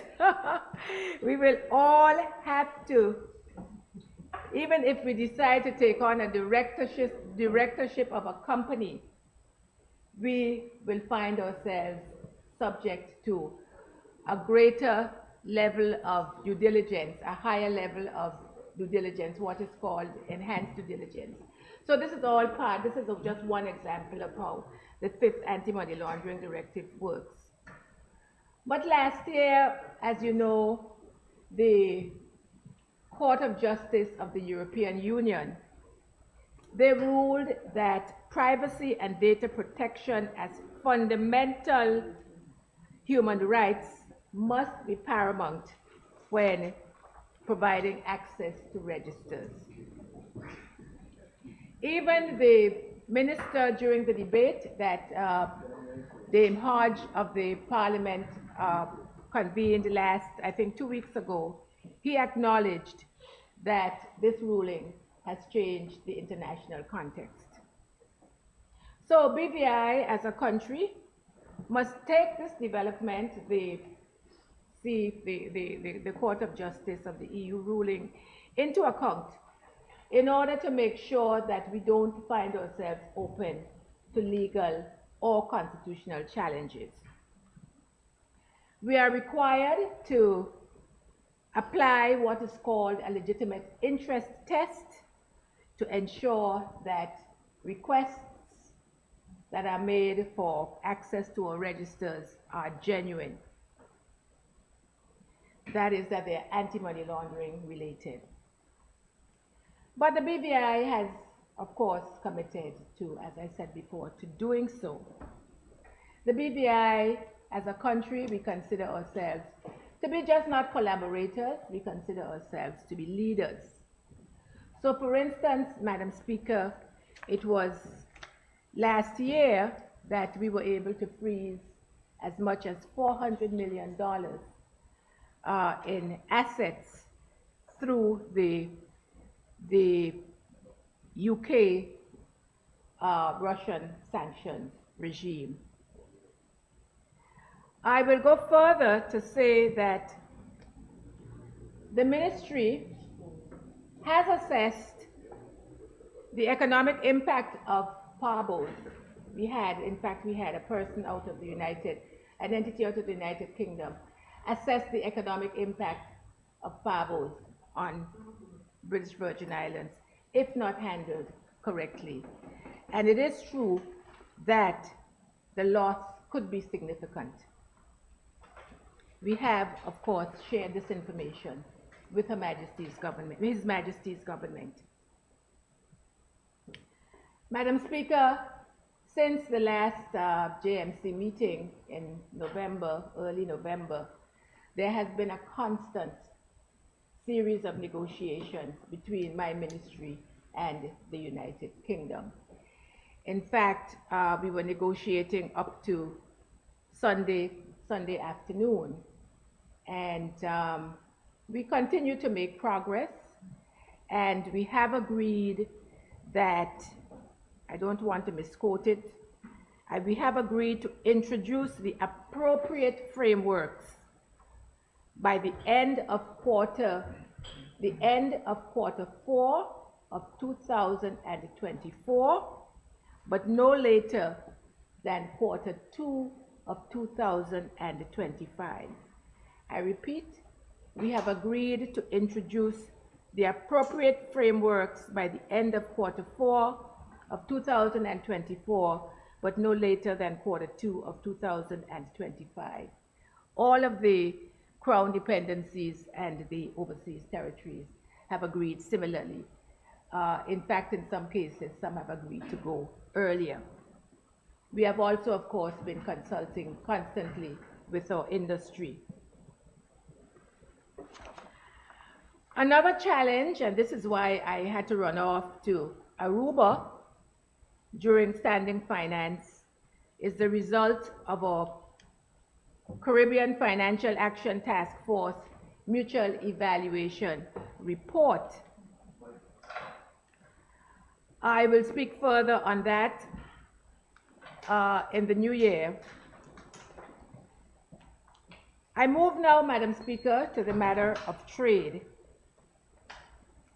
We all know that the implementation of the Trade Commission was suspended for 12 months to allow us in the ministry to assess the best administrative arrangements to govern trade policies and services. This budget, Madam Speaker, will allow the ministry to re-establish the National Business Bureau on a sound footing, to provide comprehensive support and incentives for business growth and expansion. Yes, in one section of the budget, $101,000 has been allocated for this purpose, but we certainly hope that the Minister of Finance would find it possible to increase this, hopefully during the first SAP. But in another section of the budget, there is another $100,000 under assistance grants. And our plan, Madam Speaker, is to establish a policy for grants for the year 2024. And that's how we are going to be governed in terms of disbursing those funds. So in essence, we see ourselves as having $200,000 for business development. And this is a good time to talk about our banks that the leader of the opposition spoke on. And I think we feel a little differently in terms of the banks. You see, Madam Speaker, I firmly believe that the banks should carry out their role of supporting businesses by giving the requisite financing, by making loans to these businesses. Over my 8 months in office, not quite 8 months, nearly 8 months, I have held several meetings. It's about 8 months, huh? It's not 24th yet. I've had several meetings with banks to discuss how they could best support businesses and business development. As recently as last Thursday, I held such a meeting. There are 2 complaints about banks that we all are aware of. One is that the banks are not doing enough lending, and the other complaint is that banks are not interested in supporting business development. So let me deal with the last point. My meetings, Madam Speaker, with the banks tell me a different story to the one that we hear from the leader of the opposition and the member from the 6th. At least 2 of our banks, one of them very popular, I might say, they do offer significant assistance for business development, especially for small business. When I've asked for details in terms of what this money could be used for, I've been given examples such as heavy equipment for business startups, for starting your car rental businesses, beauty salons, buying new taxis, and so on. So up to $50,000, most unsecured, can be obtained from at least 2 of these banks. Some of these banks allow you to, it's not a lot of money, but it's a start, unsecured I'm talking about. Some banks have an online facility so you could apply without leaving your office or your home. And in fact, what I liked even more about it is the fact that based on the information that you provide, these banks can also, this information can also be used to generate the business plan. So you can save money in that fashion, that way.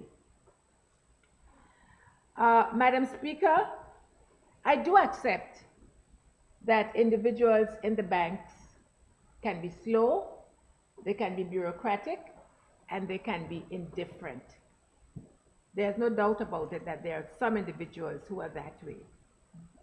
Sadly, they do not understand that because of their attitude, the attitude of slowness and difference and what have you, that this can make the difference. The day that you delay in terms of making the financing or some financing available to a business can make the difference between that business, which could be floundering, it could make it go under forever. They do not understand that should they not make decisions promptly and efficiently, that they contribute to the end of business. Madam Speaker, I continue to be positive and hopeful and to work with the banks to help to change that attitude. And I'm encouraged that this in fact will happen. In terms of the bank's customer service, it still leaves a lot to be desired, notwithstanding that I do speak to them and we have these discussions and they assure me of improvements. Up to last Friday, as I drove by, yes, it was the middle of the month, but the lines were long, and to make it worse, the lines were long, and to make it worse, the rain was pouring down and everybody was standing outside. It's not good enough. It's not good enough for this kind of this country, a country with this kind of per capita income. On the loan front, in answer to a number of questions that the Leader of the Opposition asked earlier this year, about $2.3 billion in deposits by all the banks, this is an aggregate, $1.6 billion was given in loans. Of about 2.3 billion in deposits, 1.6 billion was given in loans.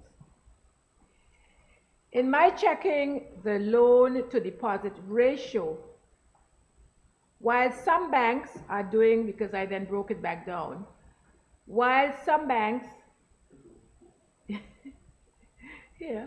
while some banks are doing a decent lending business of over 60%, some are even going up to 70%, other banks can do much better.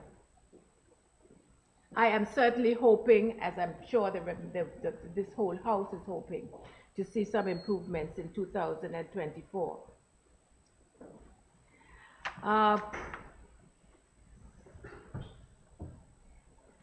Madam Speaker, I just want to go back to trade for a little bit and business development, and I want to speak to 2 points.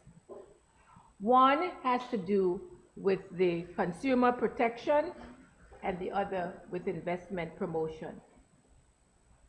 Madam Speaker, we are committed to strengthening and enforcing consumer protection measures.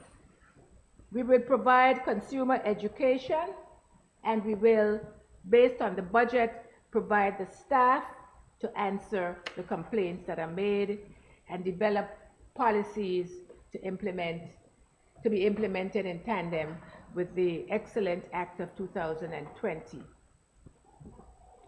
We will also work with businesses to ensure that they uphold ethical standards in their dealings with customers. Obviously, we will need to at least ensure that we have a couple of additional inspectors to do this. Economic growth and prosperity must be driven by investments. As the leader of the opposition said, it must be driven by new money. That is what we will need.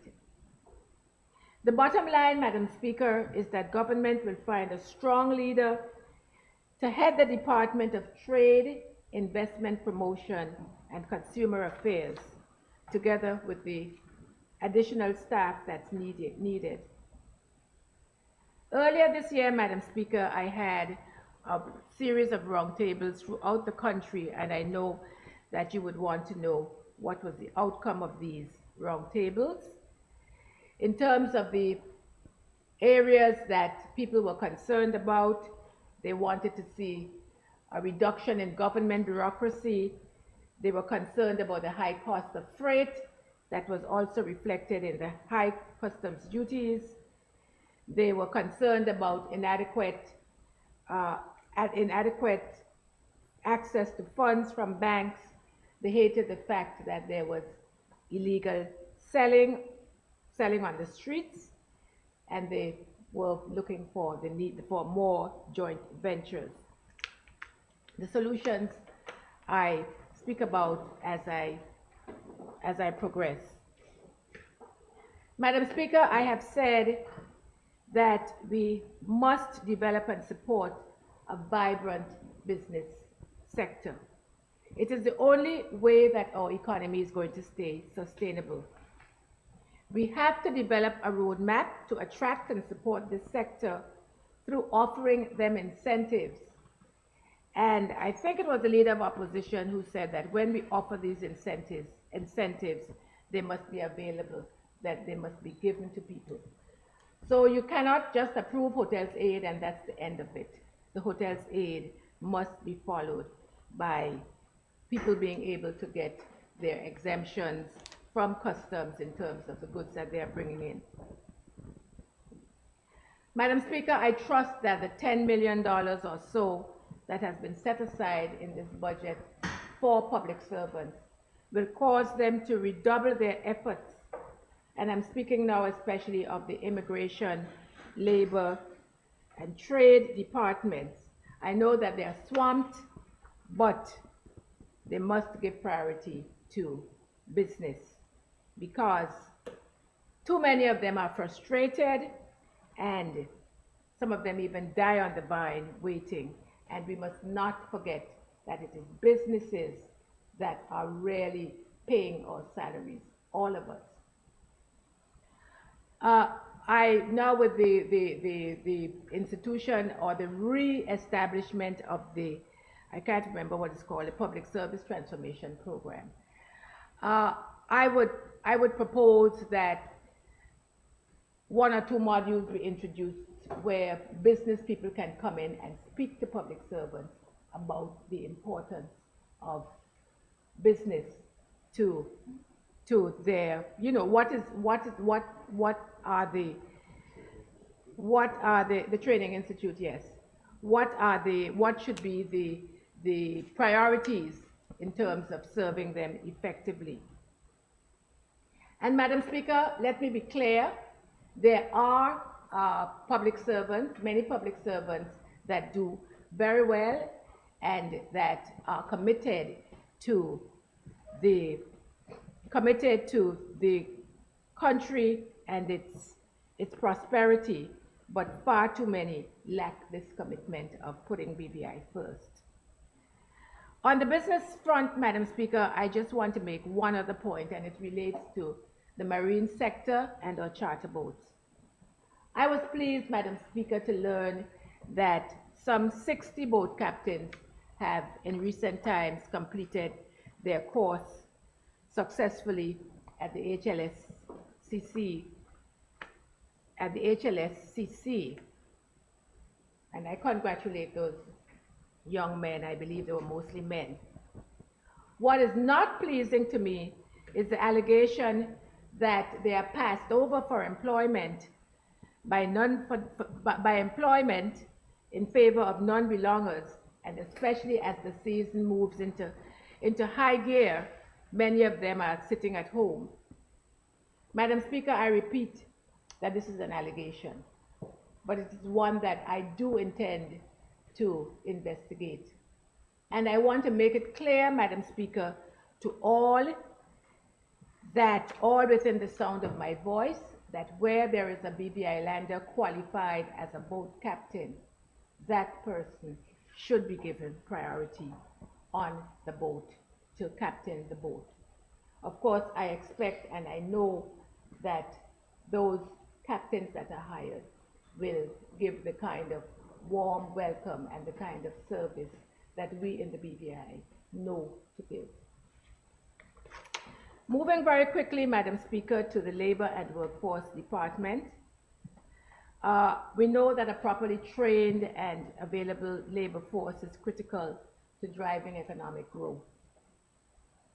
In his budget address, the Premier referred to the fact that there are over 21,000 persons in the workforce.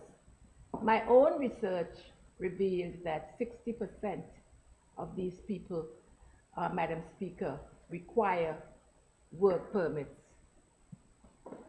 I inherited a department, Madam Speaker, that is still understaffed, where unfortunately workforce development was not given the kind of attention that it required. It was not sufficiently emphasized.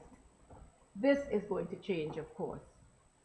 But it would be foolish of me not to recognize and to accept that while we train and prepare and give priority to our BVI landers, that we must make it easier and faster for people to get their work permits so that the economy can continue to be strong. I'm therefore happy, Madam Speaker, that funds have been allocated in this year's budget for transforming and digitizing the department with a new labor management system that I'm pleased will be operational by the second half, or the second quarter rather, by the middle of 2024. This will bring an end to the paper system that is in place, where people have been losing work permit applications and so on. And what I like about the system is that at the same time that you make the application virtually online, you can at the same time see whether there are BVI landers or which BVI landers are available to take up the position. So the net result is that there will be a faster process and applications can be approved in a matter of weeks.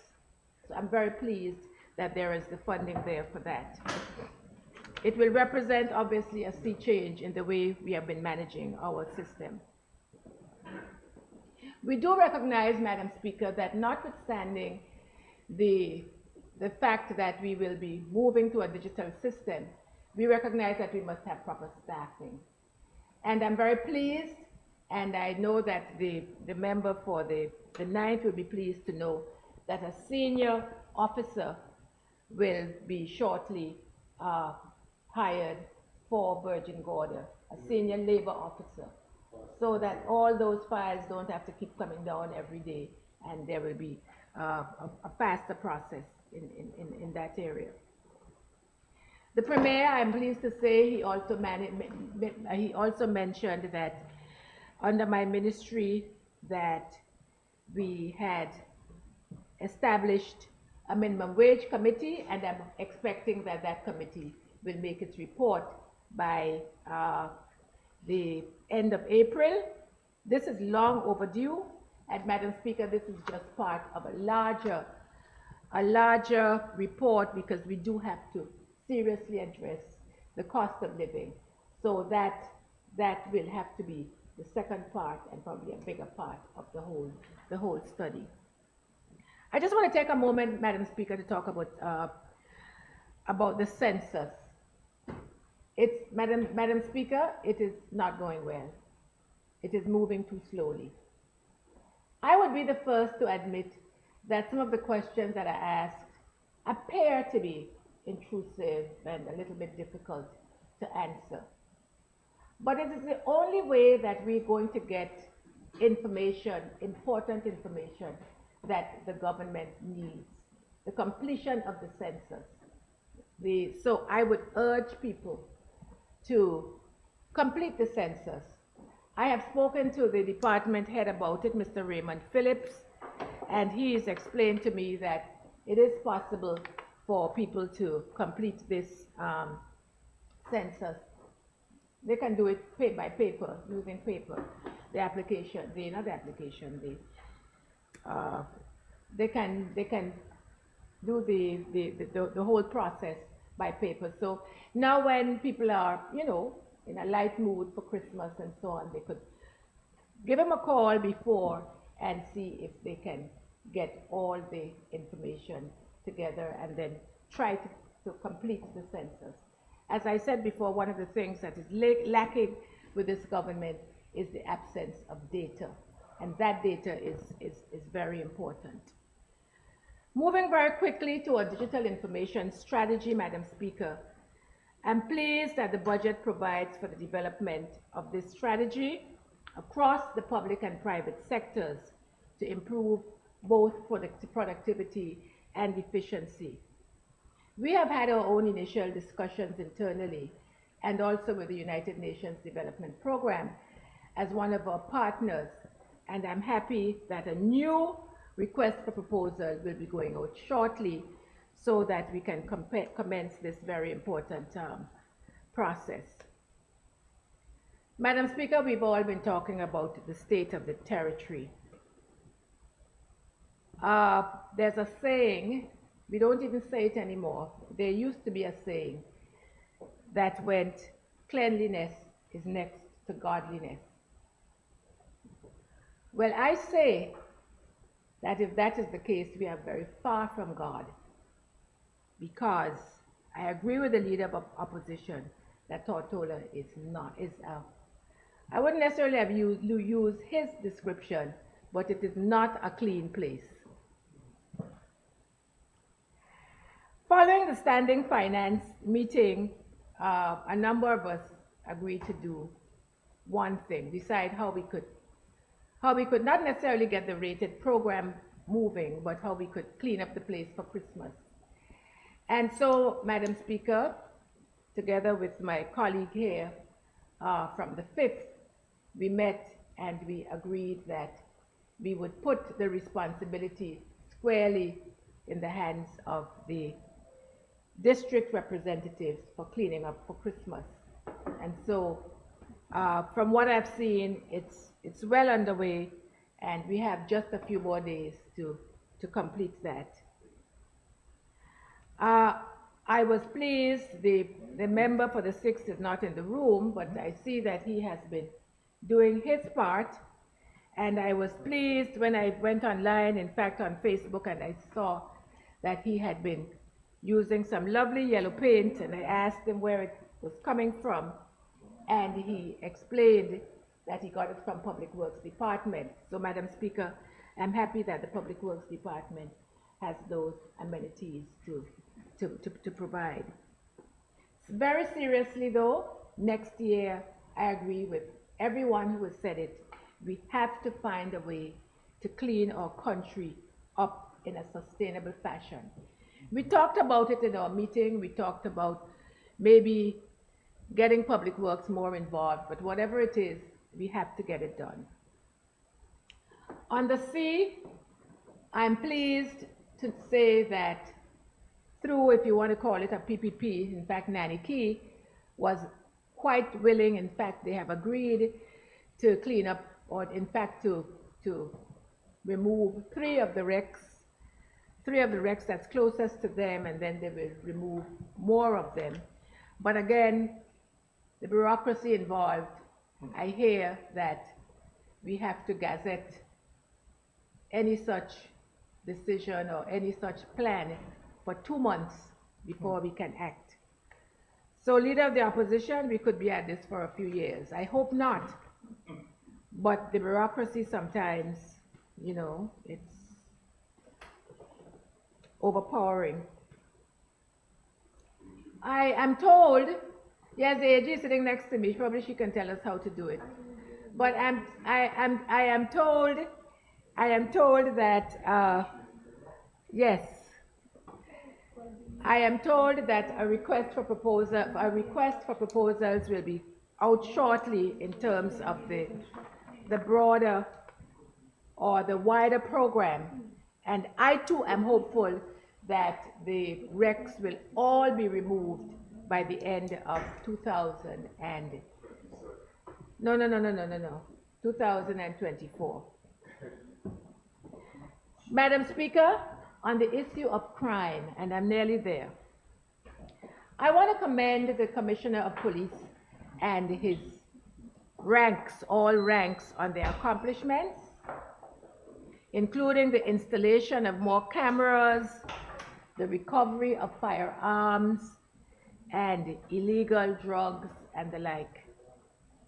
But, Madam Speaker, the rise in serious crime in this territory is of grave concern to me as a BVI lander.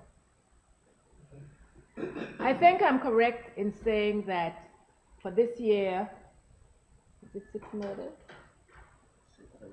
6 murders. 6 murders have been committed.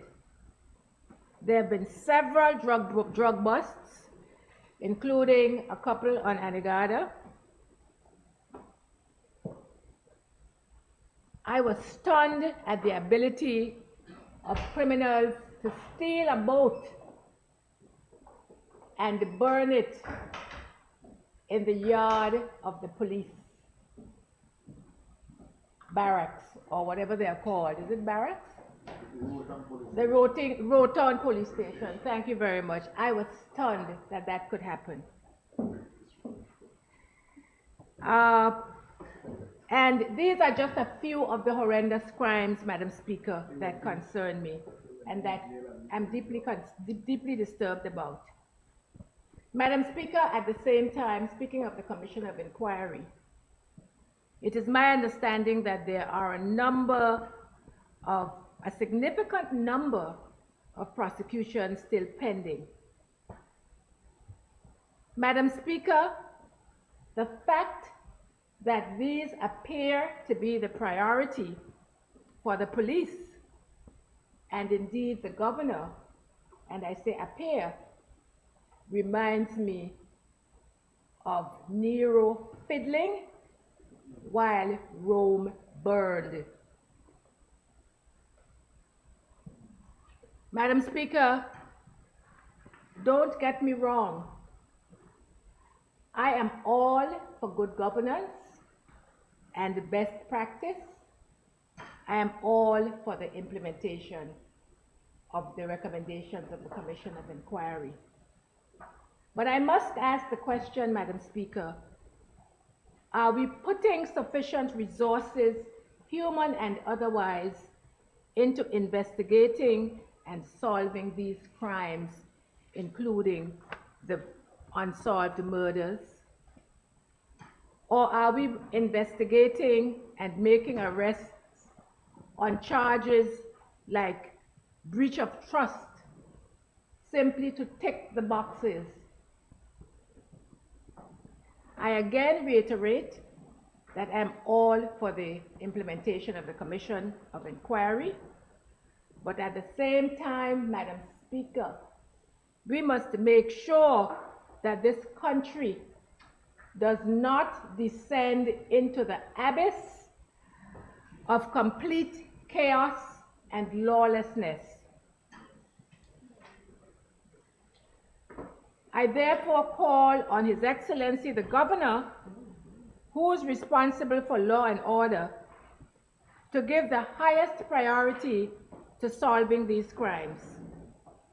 At the same time, I call on the people living in this country to work with the police in solving these crimes. Madam Speaker, we as BV Islanders have to make sure that our reputation of peace and tranquility, our reputation is restored. So we must give priority to solving these crimes. And Madam Speaker, I have been told that I should be careful what I say about crime. Madam Speaker, I am not afraid. My mother Geneva would say, God will protect you. We have to fix our country. Finally, Madam Speaker, and I'm going to end on a nice note, a high note, I address the matter of children with special needs, and that is very special to me because, as I've said to you before, it holds a special place in my heart because of family that are concerned. And I just believe that they should be given the kind of attention that very often they are not. Like the member from the 6th, I feel that we should put our money where our mouth is, and we should hire those children and young people, especially young people with special needs, wherever we can. But I do have, Madam Speaker, a sweet Christmas story to tell.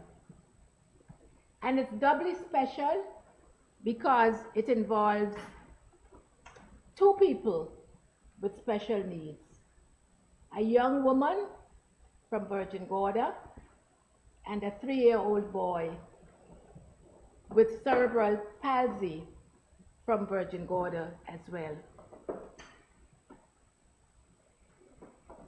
The young lady is physically challenged, but she has a very brilliant mind.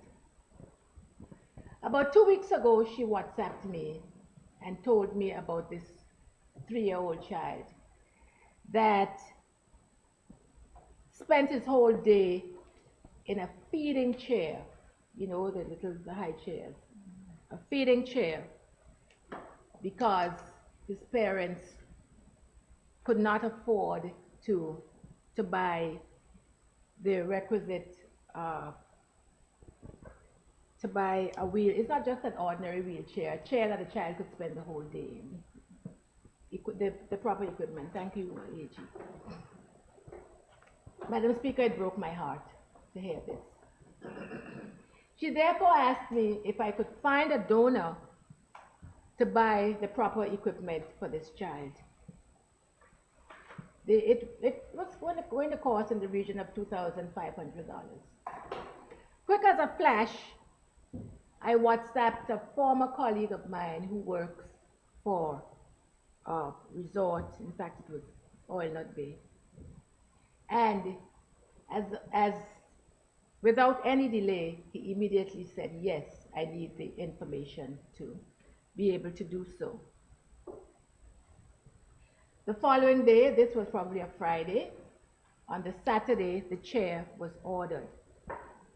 But Madam Speaker, there is more. The child not only has cerebral palsy and so on, the child also cannot walk. So the parent, the spouse, the owner's spouse rang up and asked if there was anything else that we needed. And of course, we came back and said that the child needed braces in order to be able to walk. And again, those braces are being ordered by the company. Madam Speaker, if that's not a lovely and sweet Christmas story, I don't know what is. I'd like to say that this is not an isolated incident. That company has been very generous. In fact, they've built a school in North Sound, and I'd like to again thank the owners, to thank my friend for being able to convey to them um, this request, and I'd like to thank them for their generosity. Madam Speaker, I'd like to finally congratulate the Premier and his team at the Ministry of Finance on this budget, which has been put together under very challenging circumstances and at a very challenging time. But as I said at the beginning, it is well put together and it will set us on our way to prosperity if we do what we have to do. It is aptly themed nation building and sustainable. Madam Speaker, I would again like to wish you and your team a very Merry Christmas and a prosperous New Year, and I would like to wish the same to the people of the British Virgin Islands. Thank you, Madam Speaker. Thank you, Honorable. At this time, honorable members, we will take the lunch recess and return at 2:50 p.m.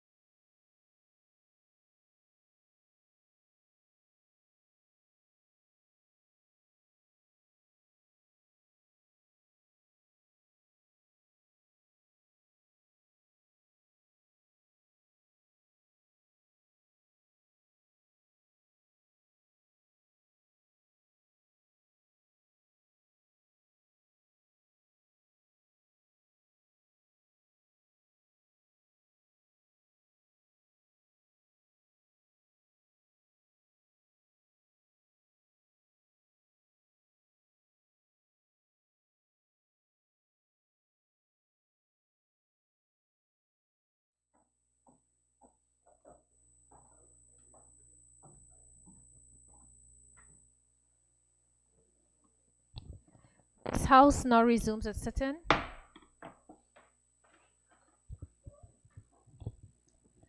Thank you. Honorable members, the debate continues. Any member wish to debate at this time? I recognize the member for the 8th District, Honorable Marlon Penn.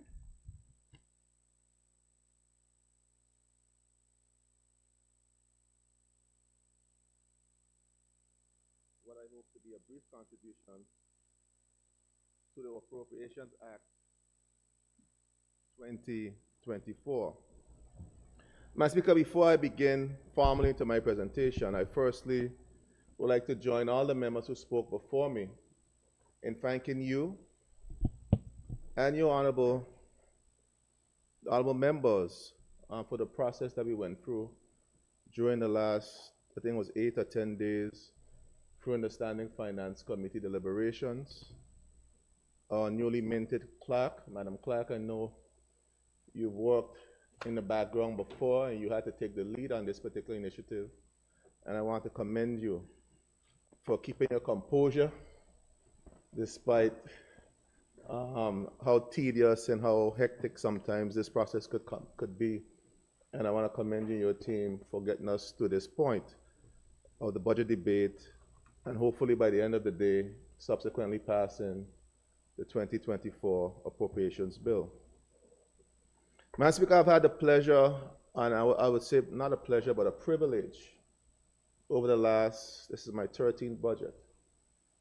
I've worked in my first budget, I worked with the member emeritus, Ralph P. O'Neill of blessed memory, and the former Premier, Dr. D. Orlando Smith, in terms of the budgetary process, Madam Speaker. And I had the first-hand experience to see from the older guard the process and how the process matriculates through the entire process, Madam Speaker. But I have to say this before I begin formally. Madam Speaker, we have to get back on track. I think we've deviated from the process. I believe it's become just an exercise, and we are there just to facilitate and rubber stamp based on an exercise, Madam Speaker. Madam Speaker, as members and as public servants, I want to commend the finance and his team and the public servants who came before us, many of whom did their work, did what was necessary to get us to this point. But I think we need to take this process for the seriousness that it deserves, Madam Speaker. Madam Speaker, the Appropriations Act is the single most important piece of legislation any administration pass in any given year. It formulates what the spending, what the revenue projections, and it also formulates the hopes and aspirations of a country and a people. And we have to take this process more seriously, Madam Speaker. Madam Speaker, I wouldn't join the band and jump on the Premier in terms of the travel. I wouldn't do that. But the members who are on the ground, though, and the importance of the process, you had situations where for several sessions, ministers weren't present who were on the ground. And just like it is today, it's going to require the opposition in order for this budget to pass. It was the opposition that made sure that the process was facilitated and we got through that process.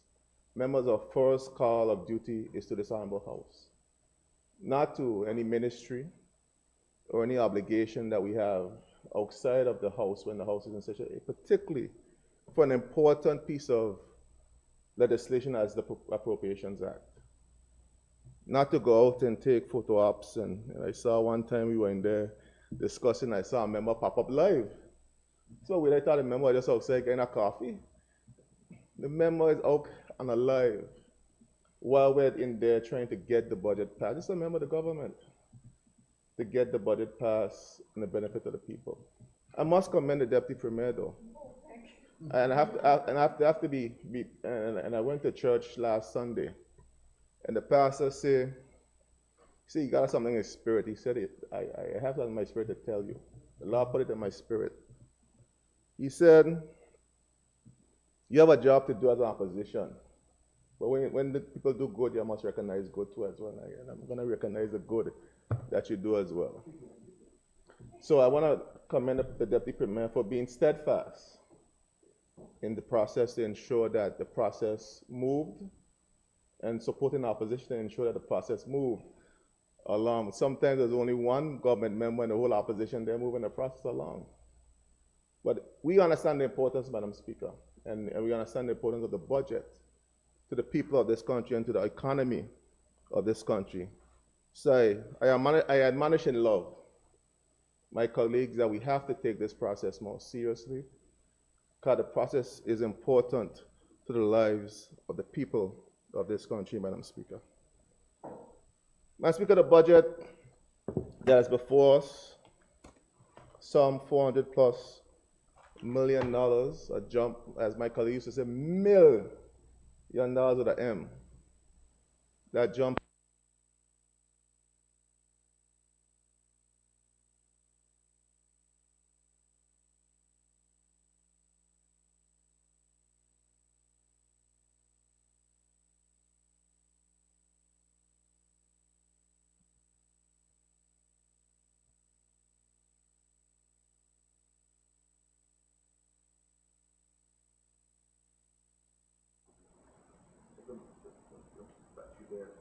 Yeah, They're cutting off.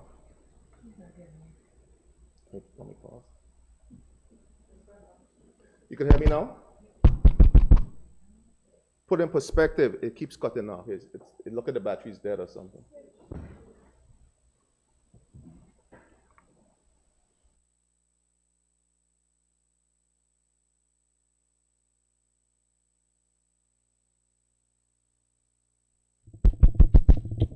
Better. Thank you, Madam Chair, Madam Speaker.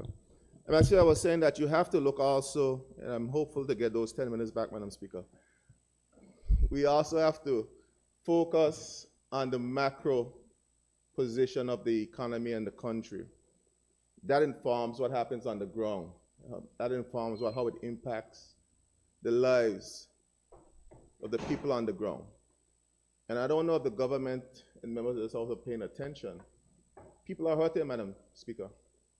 People in this country are going through some significant challenges to make ends meet. And the government, with a $400+ million budget, has an important role to play in the economic input in the country, economic input and impact on the lives of the people of this country. I speak of financial services, and I'm happy that the Minister for Financial Services spoke before me, and she preempted some of the things that I was about to say. But I think it's important, Madam Speaker, financial services represents some $200+ million in contributions to our economy. We've been hearing this for eons. Its importance, and also the importance of that of tourism, the twin economic pillar. The BVI has been, as we say, a two-trick pony as it relates to the economy for many, many years. And we've been talking about the whole issue of diversification. And based on the very prevailing and strong headwinds that we're seeing, particularly in those two industries, it's imperative for us as a House, imperative for us as leaders, to accelerate the process of ensuring that we have the level of diversification that's necessary to buttress and facilitate many of the initiatives that we're proposing to move forward, Madam Speaker. As we have specifically with financial services, and the member for the first mentioned that we need to work together. And in that spirit of collaboration and collaboration is why we are here. The challenges that we see and we hear about with the financial services industry, the issues of beneficial ownership, and the challenges that might arise from that issue of beneficial ownership. I read somewhere where the minister has said that we've pulled back from the issue of public registers. It is important that, I don't know if that media report was accurate, but there was a media report suggesting that. There's an issue of taxation, and I want to at this point really commend the young lady across the road, Latoya James, who has been at the helm of the ITA and leading the charge as relates to navigating those difficult challenges that we face as a territory and as a jurisdiction with the OECD and all the other alphabet soup, as we call them, as we relate to those challenges with taxation. I'm always impressed when Ms. James comes before this humble house and articulates her position on these very critical and complex issues. And it votes well for young persons in this territory who are aspiring, as the Deputy Premier mentioned earlier today, to be in leadership positions within that industry. That once they have the requisite training, we need to give them the opportunity to shine and rise within that industry. And Ms. James is a shining example of what is possible when given the opportunity. And I want to continue to encourage her peers and her team at the ITA to continue to fight and fight vigorously for the Virgin Islands. Madam Speaker, and that is my concern. We in this House need to have more conversation and dialogue on this industry and the prevailing winds that impact that industry.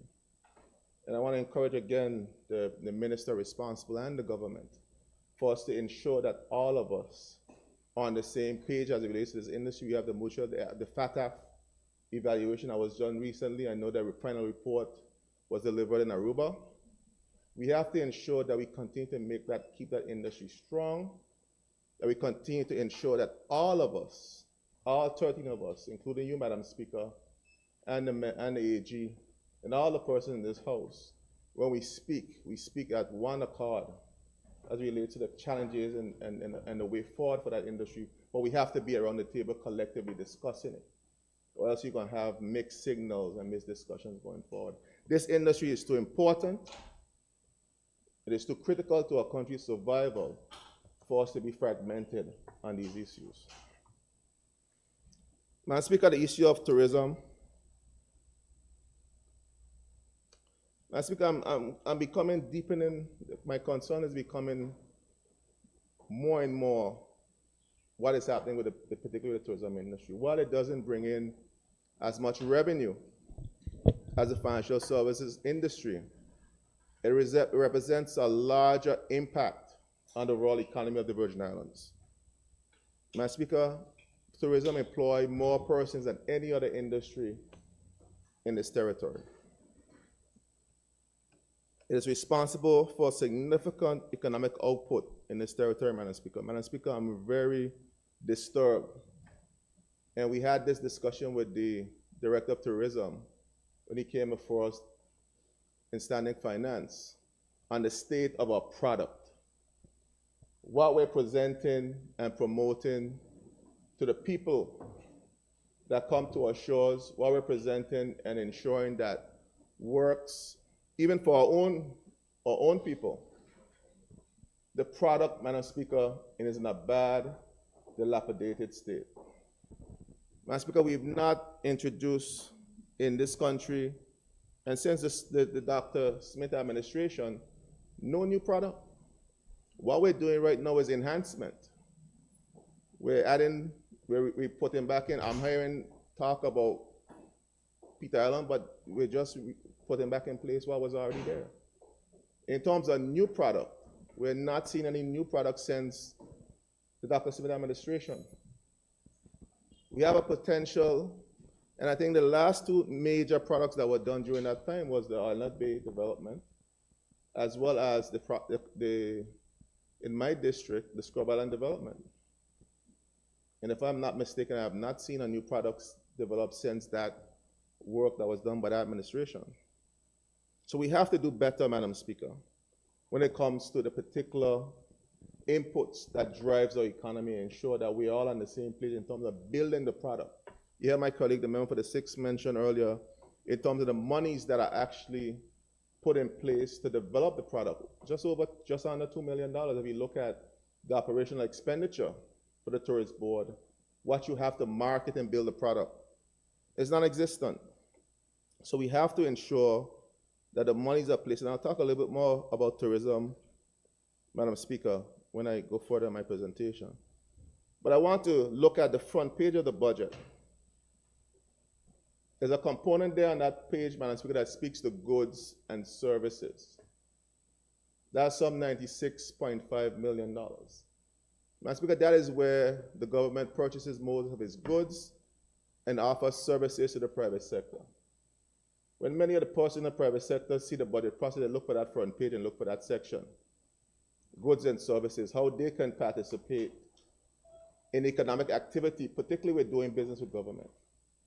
But that's not the case anymore, Madam Speaker. People are now reluctant, at best, with doing business with government. Madam Speaker, we have to find a way to make doing business with government much easier. And the hardship that has come along, particularly with the new Procurement Act, Premier, and we've had this conversation in camera, we've had it on the floor, we've had these conversations in Standing Finance. It was a heated discussion in Standing Finance in terms of the pressures that businesses are going under just to do, if you want to buy a basic service from government, businesses are continuously being asked to get their staff to put together these quotes and bids, and then they're continuously doing this process over and over and over. They're not getting a job. People have said, look, I am not even participating anymore. It's becoming extremely cumbersome and difficult to do business with government. I said to the Ministry of Finance when this bill, and I was in the cabinet with you, Premier, that we need to have proper, we call in IT world, the business development world, proper operating procedures. You need to be very clear in terms of what the operating procedures are when it comes to doing business with any entity, with any establishment. There's a level of inconsistency across departments, across ministries in terms of the procurement process. There's no clarity for the business sector as to how should they engage, how should they do business, and it's frustrating the business sector. And the issue of payment is still a major challenge for businesses. Businesses are opting not to do business with government, and I asked a question, and I want to make this point as well, Madam Speaker, from the issue and the respect for this House and you as Speaker of this House, Madam Speaker. When the members ask these questions and ask for these reports and information, it's to get information for the public. So there's a disrespect when you ask these for this information and it doesn't come forward because the public doesn't get the benefit of the information. It's my understanding that millions of dollars that should have gone in projects, should have gone in services, should have gone in all type of different things that comes from this specific line item has not been spent for the year. Millions. That is millions of dollars that are not going towards economic activity and spurring on economic activity within the country. Again, it goes back to the level of efficiency of government. And Premier and ministers and members of this House, we have to fix this Procurement Act. It's not working for our people. It's creating a bottleneck in terms of the process of getting things done and getting services in place. And it's hurting the private sector and hurting the business sector. It's an area that we need to work diligently to address and have this area addressed and addressed urgently. I see the Ministry of Communication and Works. When you talk about money going back into the Treasury, I have the missile mitigation vote. I think it's just a fraud. I think that vote is just there just to make the budget look good and to make it seem as if you're actually doing something for the districts and for the communities. I kid you not. For the last 2 or 3 budgets, the money continuously goes back into the Treasury. You get the private sector to get involved, you get projects done up and prepared, you go to Public Works, you ask questions in the House, you go back and forth on this back and forth to make sure that the people of your constituency and the people around the territory get the benefit from economic activity within the country. And for the last, I would say 2 or 3 or even more budgets, The money continuously goes back into the treasury, no project gets executed, and the people are none the better. And yet you see the conditions of the broken infrastructure within all the constituencies. I see the stuff online every day. There's a running group chat where people just post things all around the territory where the road infrastructure, the secondary roads, particularly where we would use the bulk of this money to address the issues with the secondary roads. We've had some unusually rainy season in the latter part of the year that made some destruction in terms of some of the road areas. And persons been trying and not gonna allow us to get those things done. We have to fix the problem. We have to fix whatever the system is in terms of getting those things done. If there needs to be where we have a pool of quantity surveyors, engineers, and retainer to get these projects, what we call project ready, we need to get them done. Minister, it is becoming a major problem for the communities to get these things done. And Public Works is not getting it done. They're probably under-resourced, understaffed. I don't know what the issue is, but it's an ongoing problem. And no matter how much money you put in the budget, if you don't get that element of it fixed, the projects are not going to be executed. And the people are going to suffer within the constituencies. I know that, and I see your members in your backbench respond because they're feeling the pain too, particularly district representatives. It's a growing pain around the territory, and it's something that we need to address. Remember the issue of the Shepherd Hill Road. I've asked about this road, member, a minister, for eons. Since 2019, we've been at this. I've asked at least 7 or 8 questions in this House of Assembly on that particular road.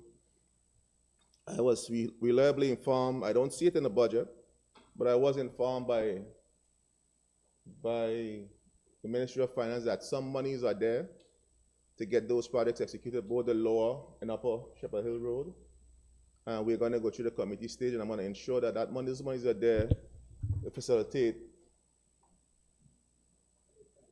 Okay, thank you, Minister. The Minister is assuring me that the money is there to facilitate the development of those 2 roads for those persons within Longlock. Hundreds of persons that live within that community, they've been displaced for some time, have to use a dirt road or drive on a treacherous road on the top that is unsafe for driving. And Minister, I expect us to move quickly. You said the designs are ready. I expect to put that out to tender within the first quarter of 2024 to bring some relief to those people within that community. We have fought vigorously for that money, and I'm hopeful that money is there. And I won't say the number because it would prejudice the tender, but the monies are there in the budget to ensure that project is executed. Speaker, yeah, and I know there's an issue in terms of the weave, and I'll get on that right now, Madam Speaker, where the landowners have given, and the member for the leader of opposition mentioned this earlier. And I want to say to the Premier and the Minister that we have to get a policy to deal with this issue. The issue of relief and persons saying that it's a private estate. I noticed a road in Greenland that everybody traverses. There are many homes in that area, and we've been told that it's a private road and the government cannot patch the road. I don't understand the logic behind of that. And if you look at the main road, Minister, I'm sure the same road that we traverse here in town, there are elements of this main road that is still being paid for by some private citizen. Persons have given government access to the main road. They haven't subdivided out of their lot, and they're still paying the taxes on it.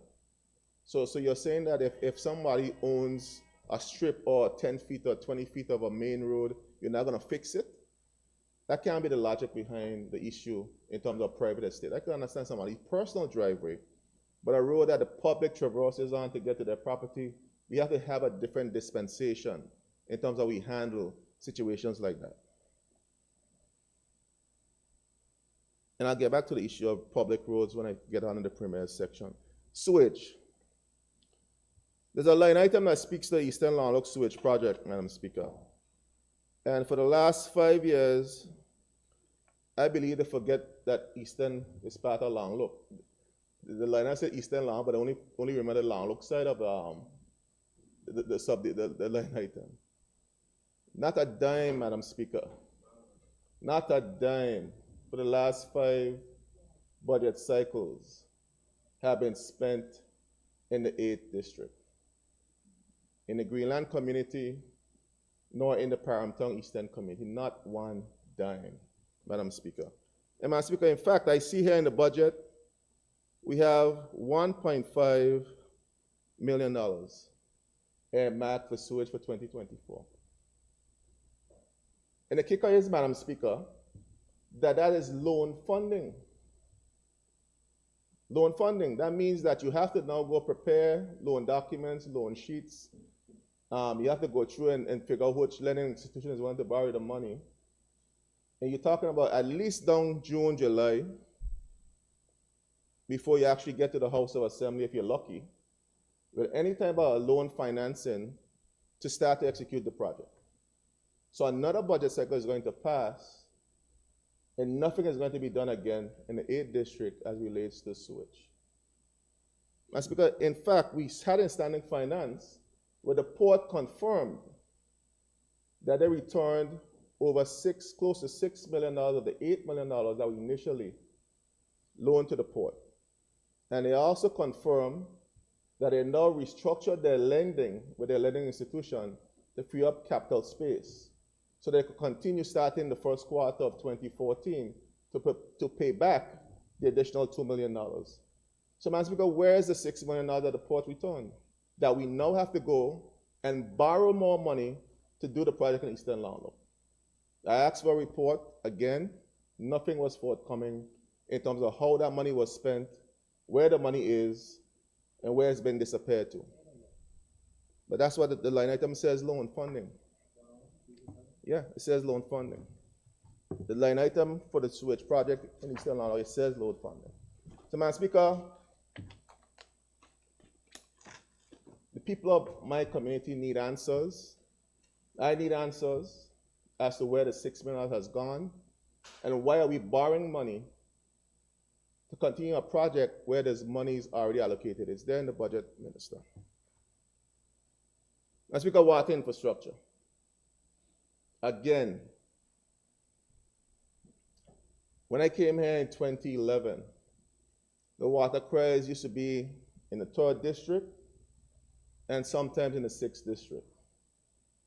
Now the water crisis in this territory is everywhere in the country. And I said this privately, Madam Speaker. I said it privately, and I've said it again publicly, that we're going to get to a place, if we don't attack this water situation in this country soon and in a serious way, the water is not going to get to anywhere in this country. The infrastructure is going to be so badly damaged that we wouldn't even be in a position to financially afford to pay for it and fix it. And we're getting to that place soon, Madam Speaker. Madam Speaker, the bush along the road is so high because everywhere you go, you got sprinkler systems across the roadway, water in the bush. The wild salmon, and that's why they're so big. And sewage. That's why the wild salmon are so big these days. Everywhere you go around this country, there's water running everywhere across the roadside. Even in the hottest of months, everywhere down wet, as the mother said in Eastern, down wet. We have to address the situation, and we have to be serious at the process. Several members spoke already for the day. Today and yesterday about this process, over $25+ million every year, over 10 years, over $2.5 billion going on the guts of the taxpayers' money, Madam Speaker. And what we have in the budget. Let's take a look at what we have in the budget to address this situation. I have a pipe I called about it the other day there, just past the Methodist Church. Run like a river, Minister. I don't think I need to call you about fixing a pipe. Someone called me again this morning and said the pipe's still there running. For the last week that's been running that way, imagine how much money of taxpayers' money just to fix a broken pipe that has gone down the drains and gone to a box drain of our taxpayers' money. And that's a microcosm of the situation throughout this entire territory. All money just running down the drains on a daily basis. And here what we have to fix the problem, Madam Speaker. We have $1.1 million in loan again. So you have to wait for the process to go, the loan to be packaged, and I understand when we ask the question in standing finance, they've yet to package a loan, so they don't know what they're borrowing the money specifically for. Because no bank is going to lend you money unless you have a clear business case, a clear business plan in terms of how you're going to spend the money, what projects you're going to execute the money on, and how you intend to get that money repaid. None of that has been done. So again, at a conservative figure, we're going to get to June, July, August, we don't do no Walk Picard Festival. And then you're at a point where the water infrastructure continues to worsen. You have $100,000, $1 bare $100,000. I heard in the standing finance, the issue over in Hawksness is supposed to be fixed out of that. The issue in Greenland is supposed to be fixed out of that. And all the issues around our constituencies and the 3rd district and all about needs to be fixed with that $100,000. Sabbath Hill, part of Sabbath Hill falls within my district. We've been fighting to get water to the good residents of Sabbath Hill now for several years, Minister. We can't get this done. We have to make a concerted effort to fix this problem once and for all. You cannot continue to waste $25 million and push it down the drain.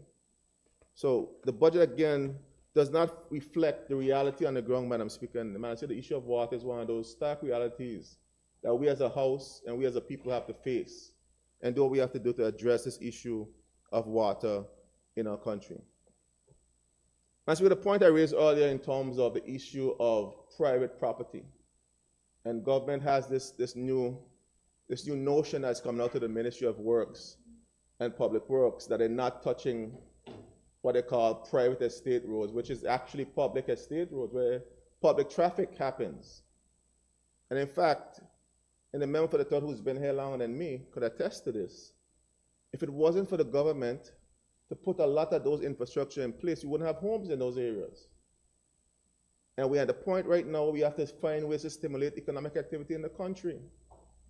Where I live and the AG live, we were fortunate that we had a leader at the time, Terence B. Letsom, who had the foresight.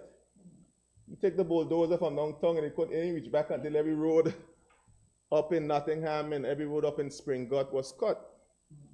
So the people in that community had access to their property, and it spurred on one of those great economic development in that community. We have several homes, I don't know, AJ, I know you could count, we have close to 30 or 40 homes in that community. Because of the one action, because the community wouldn't have been able to cut those roads on their own. There's no way that the individual homeowners would have been able to cut all those roads throughout that community. So it behooves us, and I'm going to make a recommendation to this House, and I think we need to consider it in the committee stage, to put some money in the budget, Madam Speaker, to cut roads around this territory, open up tracts of lands. Persons want access to their land, so that persons get an opportunity to at least start something, start to build. Look at, even consider building in some of these new communities. Run the water lines, run the power lines, give people a start. Get the process moving. Then you wouldn't have to worry about the truckers, you wouldn't have to worry about the excavation operators, who will pay their way. At least give them a start and give them a push to develop and open up some of these communities. The same thing happened at Spooner's Estate, happened at all the communities, Stevens Estate. I'm suggesting let's put aside some money to get this done, to get some of those properties open up, and every year thereafter, put some money in the budget to open up the infrastructure for these communities and allow persons who have a desire to build a home to at least start the process of trying to build a home. All our people have always wanted is a push forward. They don't want a handout. Give us a push forward, and we'll take it the rest of the way.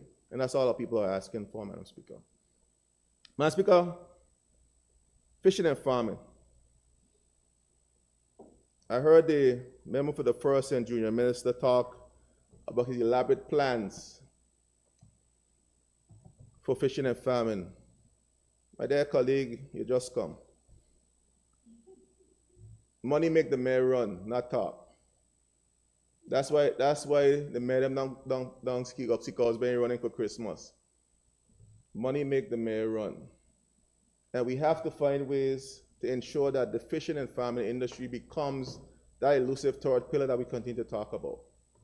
I see there's a $1.9 million in the budget that's coming from miscellaneous premier. I think that's from the money services money to build the facility up in Paraquita Bay.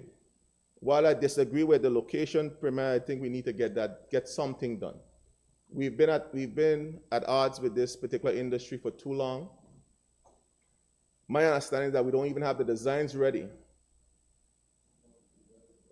Okay, well, it was misunderstood in standing final. The designs weren't ready for that particular project. So the designs are ready. Let's get that project done. And I think the important thing is that, okay, there's no money in place for the depots around the communities. That is a multi-billion-dollar industry, and it has tremendous potential. I've had the privilege, when the guys go out sometime, they were a little skeptical about me going out with them because they thought they were going to see sick and they had to bring me back in. But I prove all them wrong, as I'm one of the top catchers on the boat whenever I go. But I see how hard they work. I see the impact that industry has on them and on their body. We need to ensure that the infrastructure in place so that when they go out, they work hard, they land their catch, they have somewhere to bring their catch and create some opportunities. And we have to help them build infrastructure around it to get that done. And it brings me to my point of the infrastructure in the Red Bay Dock. I think we're on the home stretch now, Minister Premier, Junior Minister, with that particular facility. No, we just finished the T just finished just the other day, and they're doing some touch up on the actual dock. I think the next step, Minister, is to ensure we have the infrastructure, the water and electrical infrastructure on that particular dock. But before we do that, we have to get a control on how it's being used. We need a usage policy for that dock. It cannot be a free-for-all where persons believe they own the facility, park how they want, do what they want. We have to manage and control these public facilities that we develop within our communities. We cannot continue as business as usual. We spend close to $2 million just on the dock alone, I believe. Close to $1 million on the dock. And then we spent over $2.2 million on the bulkhead and the landing area. We have to ensure that facility is properly maintained and managed, and that it doesn't become a free-for-all where persons just do as they please at that facility. And it's already been, you look at it now, it's already like, it's not open yet, but persons already have it in a state of disrepair. So we have to work collaboratively. We have to collaborate on this, Junior Minister, Premier, to ensure that facility is maintained to a high standard, and there's clear rules in terms of its usage and how persons use that facility. And we have to deal with the Davis family. We have to get that situation rectified and ensure that we have the landing center that we want to build, whether if we decide it's a small landing center, but we have to ensure that our family gets whatever portion of the property is there for them. We have to get that situation rectified honestly in 2024. Again, tourism, Premier, that falls under your bailiwick. The product in this territory, Premier, is unbecoming for a nation that promotes itself to be one of the most pristine environments in the Caribbean, and in fact, in the world. I saw a marketing video the other day. If I didn't know better, I would want to live in that place. But when I go to the beach at 6 o'clock in the morning,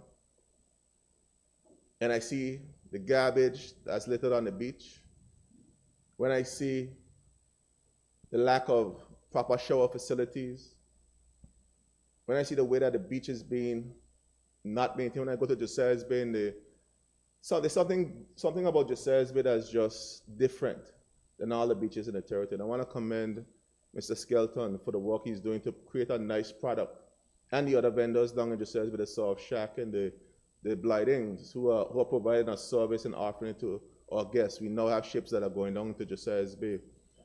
Taxi drivers that are going to Josiah's Bay to really offer that different experience to our guests.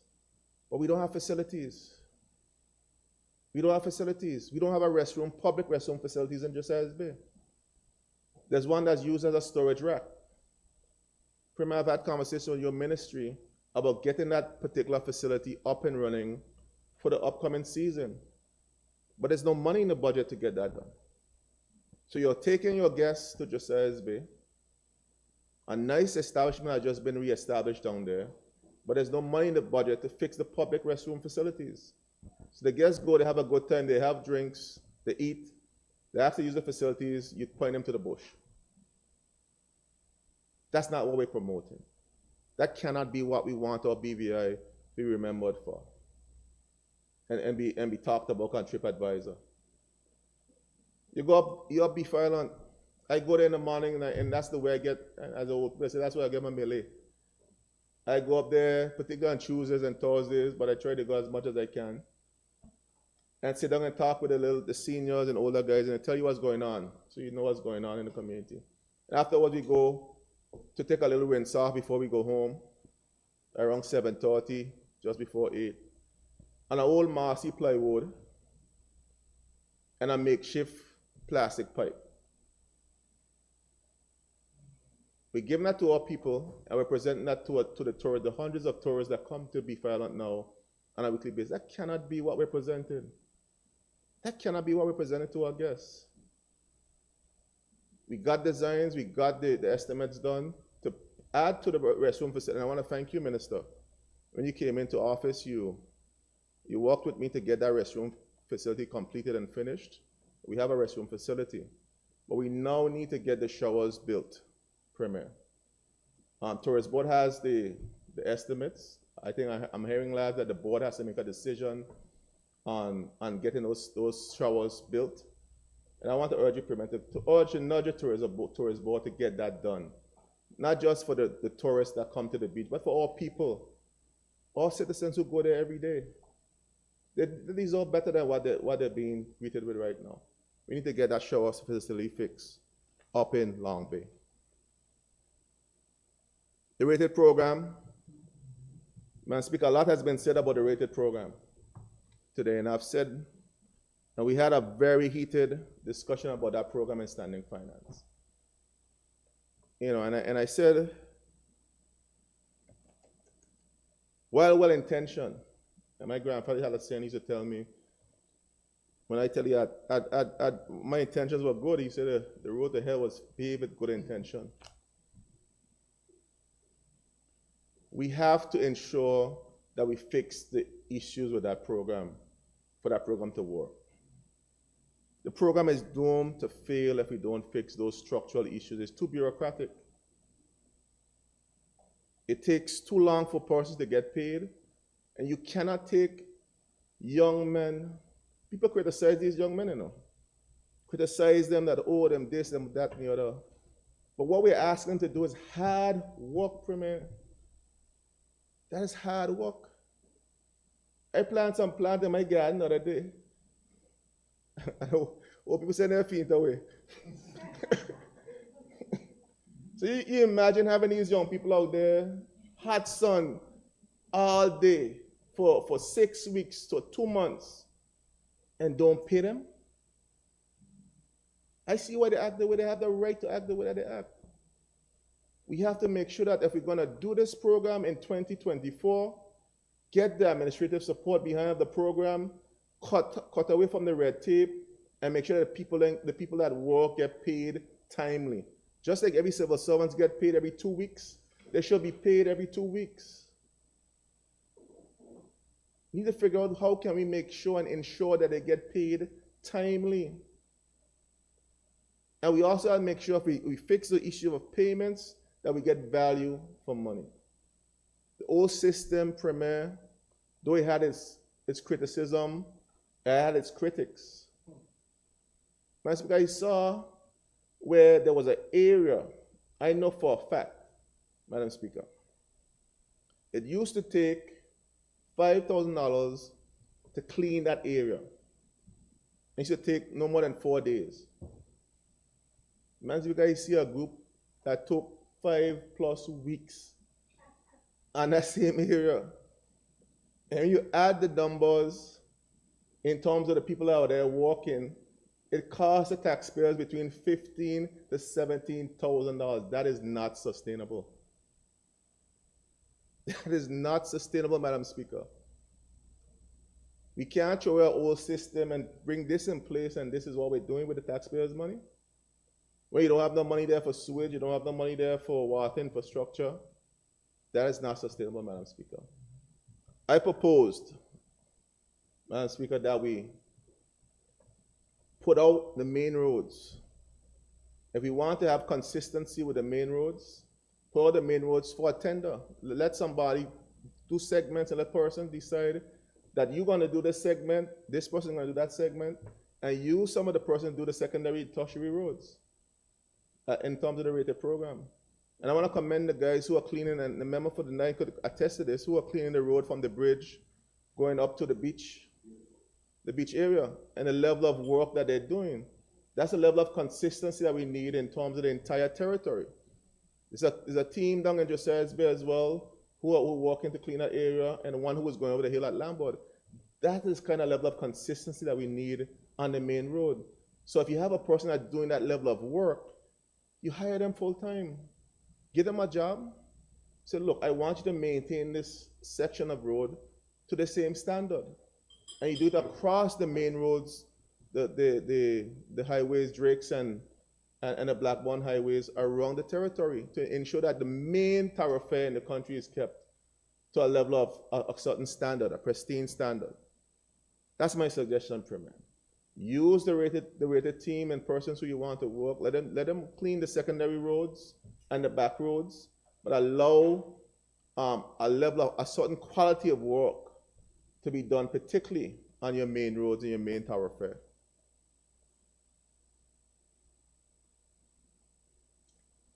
As we speak of our social benefit system, again, I want to commend the Social Development Department for the work that they do to help the people within this territory. It's a difficult job.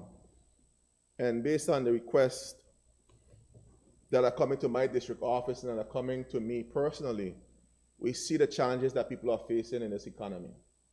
Many persons are struggling. People have challenges that they're experiencing just to navigate their day-to-day lives.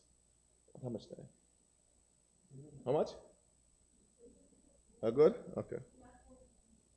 40 minutes, is it? To navigate their everyday lives. Madam Speaker, I have to really encourage, Minister, there's a report that was done, and we were happy to have the discussion with the ministry and the department on the report that was done in terms of the revision of the social system. Yeah, I was there. I think we need to move forward and make the structural changes, Minister. There's some areas that persons are feeling that the bureaucracy is a little too much. We have to add some more areas of support. We particularly need to have where the medical side of things, it's difficult, Premier, and ministers and colleagues. People, though we have NHI, the people who are having difficulty to even pay the copay. When they go to the doctor, they can't afford to pay the copay. It is that bad in some segments of our economy. I don't know if we all hear see the same cries or have the same conversations, but people are struggling in a real way. In a real way. So those systems have to work to ensure that those persons who find themselves in a transitional period, that they work to get those things addressed, Madam Speaker. So I want to encourage the Minister to bring those changes and those support mechanisms that were given in the report to help those persons. Our seniors program, our seniors, our golden gems, as a former member used to like to call them. Yeah, my cousin. That's my cousin. I don't want my cousin them. I don't want this on them. Yeah. Madam Speaker, I wrote to the minister, the other member from the East, about the seniors and getting our seniors back into the program in Eastern. I know that they would normally be on break now, but Minister, we need to ensure that January morning, whether that community center is finished or not, the seniors have somewhere to go for the seniors program on the time when they're intended to restart. This program provides a level of camaraderie for our seniors, a level of social interaction that is necessary. And I want to, Madam Speaker, if I am so lucky or so privileged to get to that age, to ensure that these type of programs and systems are in place for me in those golden years. So, Minister, I don't know if the budget has sufficient funding to ensure that those programs are back up and running. I know the member for the 3rd and the member for the 6th are working to get their programs up and running, but I need to get mine restarted. And the Premier has a vested interest here because these are seniors from both the 7th and 8th district. And when I fight, I don't just fight for one, I fight for both of them. And I need the Premier to fight the same way. Don't let the asphalt plant, when they come into patchy roads in the 7th district, break down police station every time. I don't understand how the truck them around the asphalt right by the police station every time they come patch. I don't understand it. Either a truck breakdown or the planting and the oil. Every time they reach by the police station, they come in East End. We don't pay taxes too. Will you tell me when you get up? Greenland pay taxes too. Lambert pay taxes. All people need to get the same level of support that all the communities get. And our seniors need to be in a very comfortable place, Minister, come January morning. And I wouldn't rest. I'll write you again when I leave here to make sure that it's on record. I need to get my seniors from the Eastern Long community back into that senior program come forward. Derelicts, Minister, I see you left here yesterday for a photo op while we're here trying to pass your budget. I see the minister posting pictures of a boat, a badge somewhere down with some old carrot. Minister, we need to get these derelicts out of the country.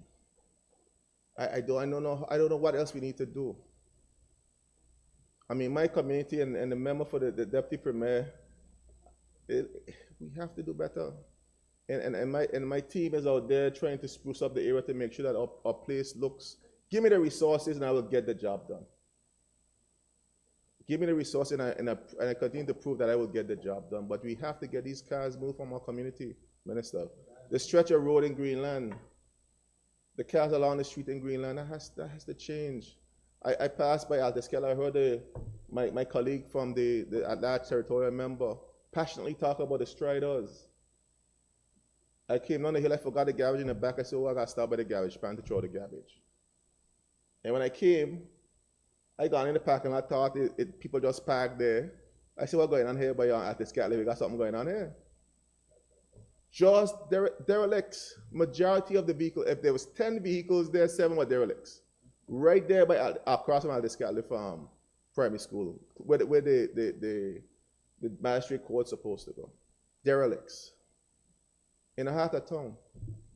Minister, we got to do better. We got to do better. We have to fix this country. And I expect, while the badge is here, that the teams are moving the cars out to the communities to go down to the badge and get them out of my community. I'm tired of our district being labeled in the way that it is, and that's not representative of the people of that community. The hard-working, clean people of that community does not subscribe to the labels that are being placed around and tossed around about my people. Let's speak of education, and I'm wrapping up quick soon, Madam Speaker. Education, and I'm focusing on my community. I speak of Willow Whitley Primary School. I've been back and forth with the minister on this issue of maintenance at the Willow Whitley Primary School. I'm happy to see, and I got a report this morning that the work has started on repairs to the restroom facility and tiling, and the AC systems are in place. That's good news for the upcoming school year. Because the students went through torture last school year with not having functional AC systems during a very hot, we know how hot it was during the April to summer months of this year. So I'm happy to see that the work is being done, but Premier, we have to keep up on the maintenance of these facilities. We cannot allow the facilities to run to a place where the students are the ones and the parents have to suffer and are up and down asking everybody to buy a fan to keep the classroom safe. It doesn't reflect well for a country that has a $480 million budget. We have to do better. We have to ensure that the education institution gets the funding that it needs to deal with the maintenance issue. I know that the Minister in Standing Finance asked about the maintenance concerns. So I'm hopeful that the maintenance money is there to address the maintenance of school overall, but I'm particularly concerned about my alma mater, the Whitley Primary School. And on that note, I want to express condolences to the passing of one of his sons. Premier, that's your uncle, Mr. Cobbett Whitley, and to the rest of his family on his passing. I want to express deepest condolences to the Whitley family on a passing of another icon in our community, someone who ensured that all of us got to school, whether we had money or not, took us to school, was always someone who would give you a kind word or an encouraging word, always had something good to say. Never a bad word I ever heard about him or coming from his mouth. And I want to give my deepest condolences on behalf of my community, Eastern Long community, and my family, to the Whitley family on the passing of Mr. Cobbett Whitley. My friend Lesbill, who I grew up with, I also want to give him my deepest condolences. Premier, the PAC, the Eastern PAC, one of the most utilized facilities, utilized parks, in fact, in the entire territory. Last budget cycle, Premier, I don't apologize for fighting for my people, and well, I'm just ashamed how I behaved in there because of how that facility was being neglected, and the fighting for the monies to get that facility fixed. We got $150,000 to address the infrastructural challenges. There were some electrical challenges, but up to today, nothing has been done, Premier. I heard that a tender went out to get that done, and I asked if the money is going to be transferred, and I'm hoping to see the monies back in the budget to execute that tender for that park in East End, to ensure that there's a level of safety for the young people that use that facility on a daily basis. The basketballers are there to use the park. I want to commend the Team for the Recreation Trust, who did some remedial work on the court, but essentially we have to replace the flooring of that court, Premier, because it's in a place, it's a state of disrepair. They tried their best to fix it and patch it up a little bit, but we still need to get that place properly redone. The playground equipment as well needs to be replaced. It's unsafe and children are still using that facility. It has to be either condemned or have it replaced totally in this upcoming budget cycle. The Greenland Field, Premier, a facility that we both share between the Eastern Long community. Again, if not the most, one of the most used facilities in this entire territory. We had the cricket tournament that just finished, and I know the new tournament is starting in January. We have the ongoing basketball games that are being played there. Again, no restroom facility. We have hundreds of people that go there on a weekly basis, and we have no restroom facilities. We don't have the lights working anymore. We have a makeshift. And I want to thank Nathaniel Penn, who used his own resources as usual, rig up the lights so that the basketballers could at least have somewhere to play in the evenings. It's not ideal, but it's something that's functional.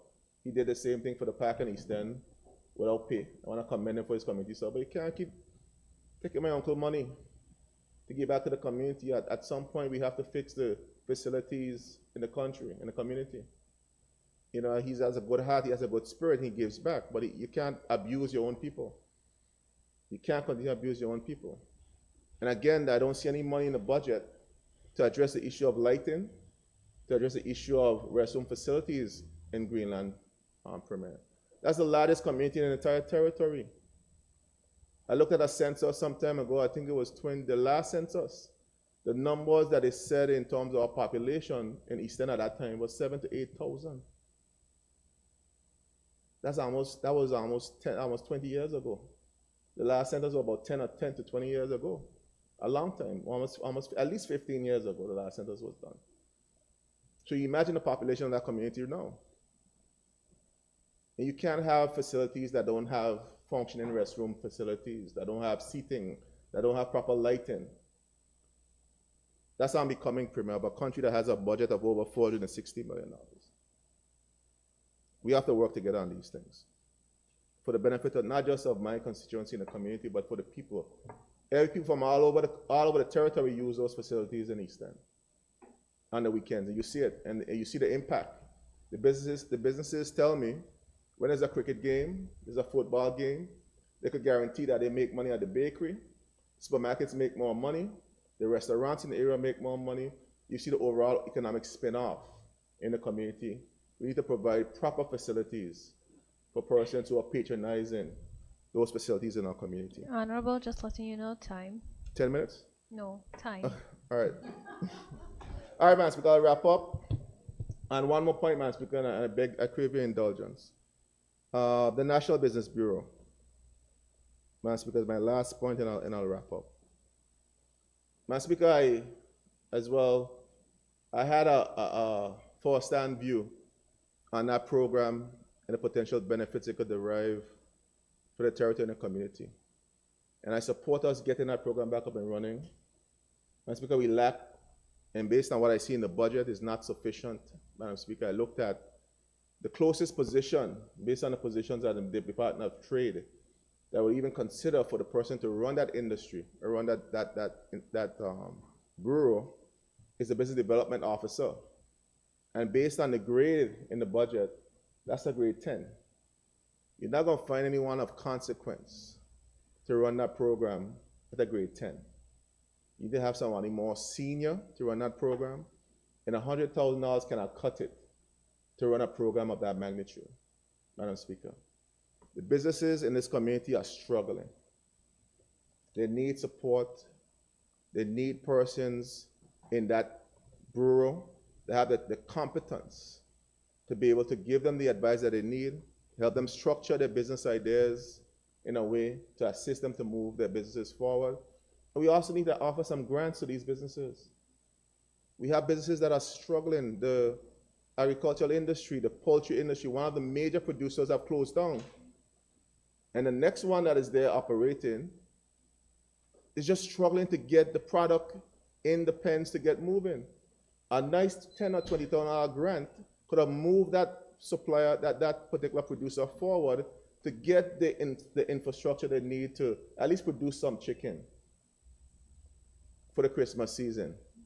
But they're not at that point because we don't have the structures in place to support those businesses.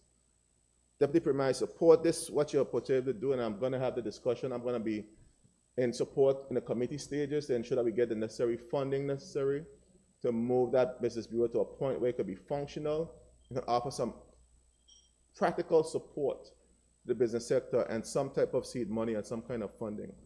So, Madam Speaker, on that note, I want to again thank you and your team for your support over this budget cycle and over the last year. I additionally want to thank my colleagues. I know despite we have our differences and we see things through a different lens, at the end of the day, we all want what's best for the people of these Virgin Islands. And I'm going to continue to fight for the people of these Virgin Islands and the people, particularly the people of the 8th District, who have granted me the privilege to represent them in this honorable house. I count it every day a privilege when I wake up and I am here representing their interests and fighting for their interests, and something I never take for granted. And again, I want to thank them. And I want to wish you, Madam Speaker, your family, families of the clerk and our family, the stenographer and our family, and all the members of this house and their family, a Merry Christmas and a prosperous 2024 when it comes, as well to the people of the 8th District, who again, I am proud every day to represent your interests. I thank you. Thank you, Honorable. At this time, I recognize the Minister for Health and Social Development, Honorable Vincent Wheatley. Thank you, Madam Speaker.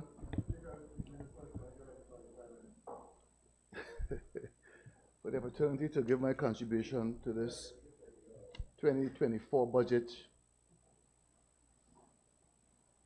aptly named Nation Building and Sustainability, Planning, Priorities, and Progress.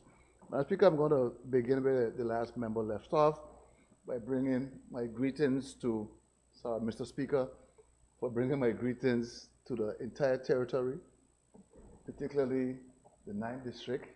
There are persons whom I'm very grateful, sight fit to send me here. Enegada, way out in the north. I know my aunties listening, Crystalia Whitley, Romelia, and others listening very keenly. People of North Sound, and Enegada is a birthplace of my grandfather on my father's side, Samuel Whitley, and my great-grandfather on my mother's side, John Criqui. So I'm deeply rooted in Enegada. The people of North Sound, the land of my birth, and my family. I recognize Miss Florissa, centenarian, listening now. Teacher Grass here, and then Miss Lucy. Always there listening to the house very keenly, as they're very concerned with how things happen in the 9th. And of course, I come to the valley where I live, and Miss Iris Harrigan, who's 100 years also, could tell me every single word I speak in the house or on the radio. I'm very fortunate to have a district like mine where persons are really open, and the doors are always open to you. You go in and you talk with them, you share their concerns, their hopes, their dreams, and it's always a pleasure visiting with these persons. Madam Speaker, I want to first begin by, Mr. Speaker, commending the Premier and his team for producing this budget. Madam Speaker, Mr. Speaker, this budget here that we have, it's not a magical book. I think some people don't understand how we get to this stage here, where we produce this document that's going to determine the fate of the country, the hopes, the aspirations of the people of this country.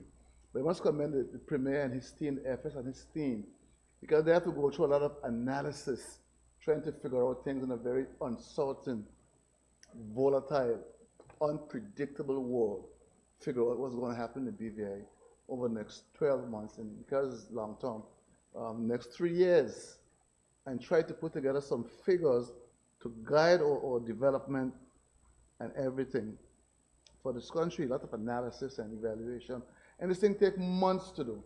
It's not something that you can say wake up and it's there in front of you to come and debate. It takes months of deep thought to put together something that reflects our hopes or aspirations, where we're trying to go and what we're trying to do. And then I must, Mr. Speaker, commend the Speaker and her team for producing the report from the Standing Finance Committee, and commend her for the way she conducted sometimes very challenging meetings as members fight to get stuff for their constituents, for the country. And Mr. Speaker, is one thing I would like to see happen at some point in time, is that process be carried live. Again, it's not a magical book that falls out of the sky. This is a real book put together from real discussions from the people you sent to the House of Assembly. And I said it's my dream to one day, it's a big book, big 600-something pages, but it captures the discussions that we have amongst ourselves with the budget team. Now we don't have an endless bucket of money. We have limited finances, and everything we're trying to do must fit within that envelope, that financial envelope. There's much physical space to play sometimes. But we all are here fighting for this country and fighting for constituents. And I think if the public could just get a glimpse of that, I think it would be very, very useful to them to see how we arrive at a day like today to discuss this. It's the ending of a long process, Mr. Speaker. It's not the beginning, it's the end of a speaker, but the ending of a process that brings us to where we are. The budget is supposed to represent the hopes, the life and aspirations of a country and its people as much as possible based on our financial constraints. And based on all the constraints, I think the Deputy Premier said, I think we have done a pretty good job within our constraints of capturing what we need to do and where we need to go. Madam Speaker, I'll start with my ministry before I get to my district, Mr. Speaker. The Ministry of Health, that's my ministry, the Premier has awarded me with, punished me with, I'm not sure which one. It covers many diverse areas. What my colleagues used to say, it covers from the cradle to the grave and many things in between. So, Madam Speaker, as was spoken about so much by other members, let's start with HSA, the Health Services Authority. Madam Speaker, I just want to begin by really thanking the acting CEO, the chairman, and the many, many persons who work in HSA. Sometimes under very challenging circumstances, sometimes short staff, because we're challenged, like most of the rest of the Caribbean, with attraction and retention of our nurses and doctors. But I must thank those who have committed themselves to looking after the health of this territory. I also want to recognize, Mr. Speaker, Mrs. Marion Turnbull, the social worker and the manager for the social services unit at HSA, who has retired, I think, Friday gone. So I must recognize her for how many years of dedicated services to keeping the HSA at a particular place. Now, Speaker, we cannot liquidate the standing finance. We cannot discuss HSA without NHI, because the two are inextricably linked. NHI is a very, very good idea. Very good idea. But some things, when we create institutions in this country to manage the affairs of it, ever so often we have to come back and check up on how things are going. We have different bodies that do it, whether actuaries like Social Security or the ones that come into NHI. When these persons take the time to come and study our systems and our institutions, it is wise that we heed the advice of these experts, who we pay good money to for expert advice. Oftentimes we get this advice and we don't act on it.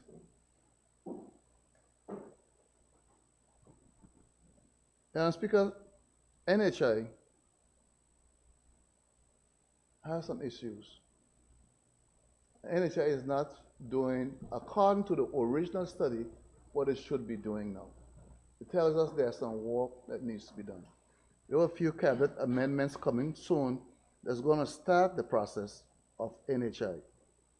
And NHI, I could say, linked to HSA. And you all remember for the third raise that issue, it came up in standing finance. How is it that every other provider have a contract with NHI except the government hospital, HSA? Now coming back to the hospital versus primary health care, because that too came up. And of course, I came and met a situation, so I asked the very same question. And public service, and I remember for the 8 a while ago, we need a public service that's a little more responsive. And they said to me, well, there's a particular committee called the contract committee. It needs to be put in place, and that wouldn't solve the problem, but it would go a long way towards addressing the problem. There's many things, these are not things that can be fixed overnight by the wavenet of one. These things take time. So I said, well, if the part of the solution is a contracts committee, get on with it. So this morning before coming to the House, I asked him how far are we? So I'm happy to report that that contracts committee would be in place in January next year, 2024.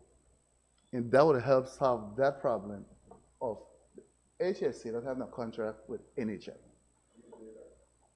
I believe it because I saw the paperwork, so I know they've been working on it for a while.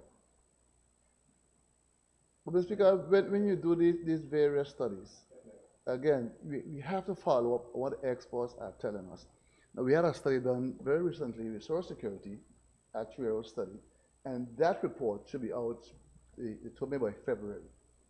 That report too will be telling us, to make sure the House got a chance to meet with the consultant, what we need to do to make sure Social Security remains very, very much in good standing, means good and solvent going forward. Madam Speaker, when Mr. Speaker, when that last leader of the opposition spoke earlier today, he spoke about the need for better primary health care. Let's not get too caught up with treating stuff, but preventing stuff from happening. And he's absolutely right. And that's exactly what I'm trying to do. My focus, if there's Minister for the Minister of Health, the chairman, all focus is on preventative medicine. Now, when HSA was formed, I think back in 2015 or whatever it was, a little mistake was made.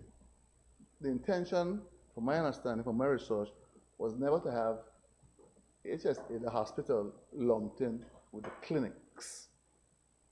It's something that's happened all over the Caribbean. What usually happens when that happens is the hospital ends up taking away all the funding that should go towards healthcare. And the losers often being the primary healthcare services, the clinics, tend to lose. You want your clinic, ideally you want your clinics to be more active in preventing the diseases, you know, the non-communicable diseases that are rampant all over the world right now. You want your clinics to be more active than the hospital. The hospital will be for your major stuff, your accidents, your major surgeries. But the clinics are the ones supposed to make sure your diabetes in your heart, you're eating right, you're exercising, they're checking on you regularly. It's not only a problem here. Madam Speaker, when I was going to the PAHO conference in Washington, I had a chance to meet with some of the leaders at PAHO, and we discussed this very issue. And they said to me that they have this lady who's an expert in this particular problem, and she happens to be the BVI representative at PAHO. When we had our ministers meeting here, I think it was in October, she was here. And they have assured me that she'll be lending us expertise in how to create a better management structure between the clinics and the hospitals. Until we get that management structure better set up, we are be here kicking this can down the road, which I have no intention of. Madam Speaker, we have some $4 million in the budget, and I must thank the Premier for that, to look after things at the hospital. And one of the things persons bombard me with all the time, well, y'all come in the house, or not me, but you rename the hospital Dr. Dio Hospital, yet Peoples is on it. Madam Speaker, that's in the budget to fix next year. To make sure that the hospital is painted and that the proper name is put on that building. I don't know why it's taken so long for us to come and put a proper name on a structure named after one of the sons of our soil. Was worked tirelessly in that institution, and we saw the wisdom to name it after him. So we're going to put that proper name on that building. Come. It's very, of course, very important that we take care of that. Madam Speaker, I'll leave the hospital a little bit, and I'm going to jump down to the incinerator. Madam Speaker, again, this incinerator is one of those things I inherited that goes many, many years back. I'm very happy to report, and you've heard it before, that the first set of parts for the incinerator are on island. There are 3 shipments of parts. I got all the parts here. The second set should be here in January, and we're trying to make the payment this week to get the third set. You have pictures that are being manufactured. So all goes well, they should be. But Mr. Speaker, we are going further than that. We also have an EOI put out for a new incinerator, because currently, that incinerator, even when it's fixed, can do maximum 100 tons a day. The BVI right now is at 160 tons a day. Now, somebody said this morning that they were concerned about the dump being closed, and they wondering where people put their garbage. That was not a complete sentence. The notice said the dump is closed, was closed, to vehicles that couldn't go up top, because the road was muddy and you don't want vehicles getting stuck going up there. Everybody else could go once you would take your garbage up. If you couldn't get your vehicle to use, you dump it at the bottom and then they would take it up for you. And I must commend the team at Solid Waste when they had that fire the other morning for their quick response and remediation of getting that fire under control and getting that stuff up the hill. What had happened is, with the rains, more garbage is coming on the lower platform because most of the garbage trucks can't go up to the top.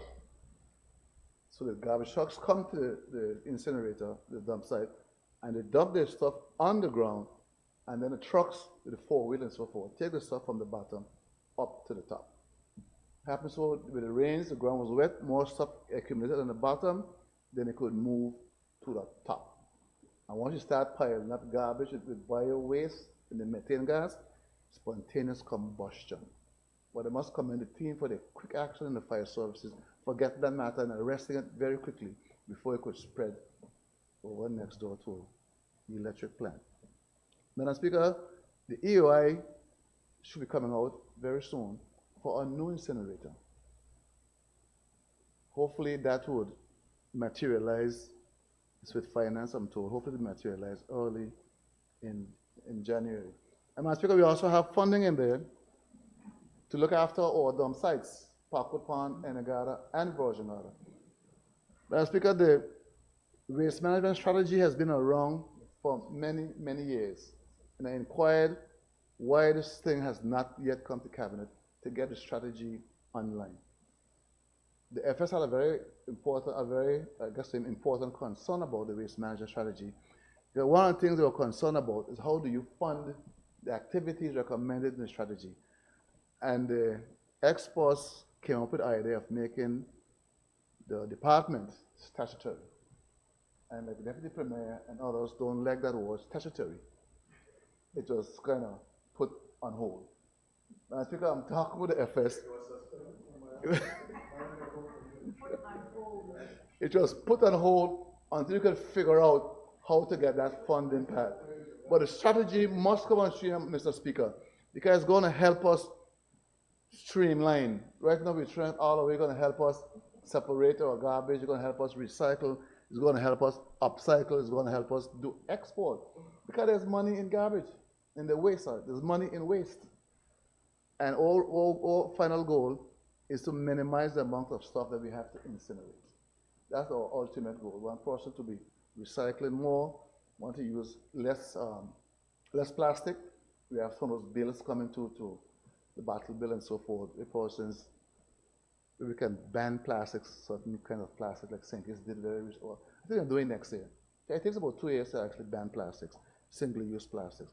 But you have to get to that stage where we are not throwing it all in the dump. Now, I urge persons who are listening to, in your own homes, practice your separation, practice composting. Stop buying all the plastic. I'm going to, another Premier is working on that also to minimize plastics, particularly in, we're going to start with government. Because you go to any government department and all the tons of bottled water you see, no, that's not sustainable. If we are trying to have a clean environment, one of the things we have to do is to minimize the amount of garbage that we ourselves produce. Everybody complains about the dump. What is the stuff from your house that's going there?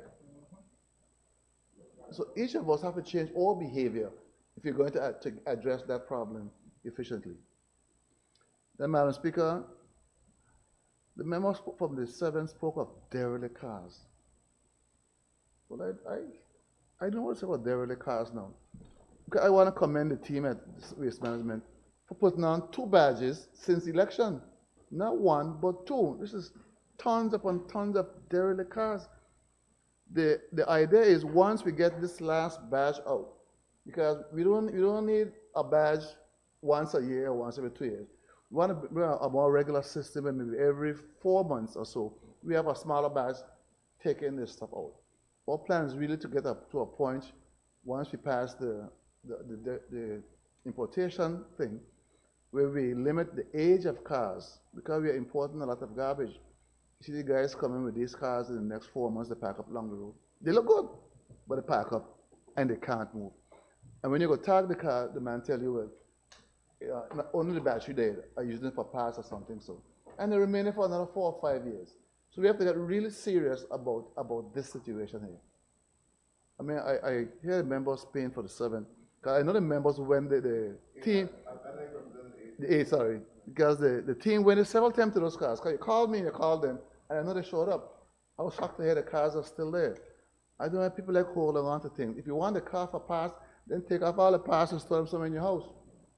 Let us take the chassis away. Let's take the garbage away. Eh, yeah, and enforce the laws. But you go to everybody, no, no, no, I want this for parts, and next thing say for years it's there. Come on, we have to do better than that. Madam Speaker, so let me, but yes, we have to do our best to keep this territory clean, and I'll leave the derelict boats up to. I think that was covered, the premier probably covered derelict boats. Yes, we have to clean this place up. We have no choice. If we're going to promote tourism like we do, we have to make sure that the place is clean. And so, Mr. Speaker, we look at the soil protection policy earlier, and yes, we have to amend the Public Assistance Act. We have no choice, and that we plan to do to make sure persons who are currently on there get a little more assistance. Mr. Speaker, I know the people at Social Development, Mr. Annie Malone, fret and then get a lot of lashing. Because there is need out there. There's genuine need in the committee, but they can only go by the laws that govern what they can do. So, Mr. Speaker, we will amend it very early in the new year, not only to give current persons a little more money, but to bring more categories to social development, to what they can do. Because persons have needs. A lot of needs outside of just the regular bills. You have medical bills, you have food bills.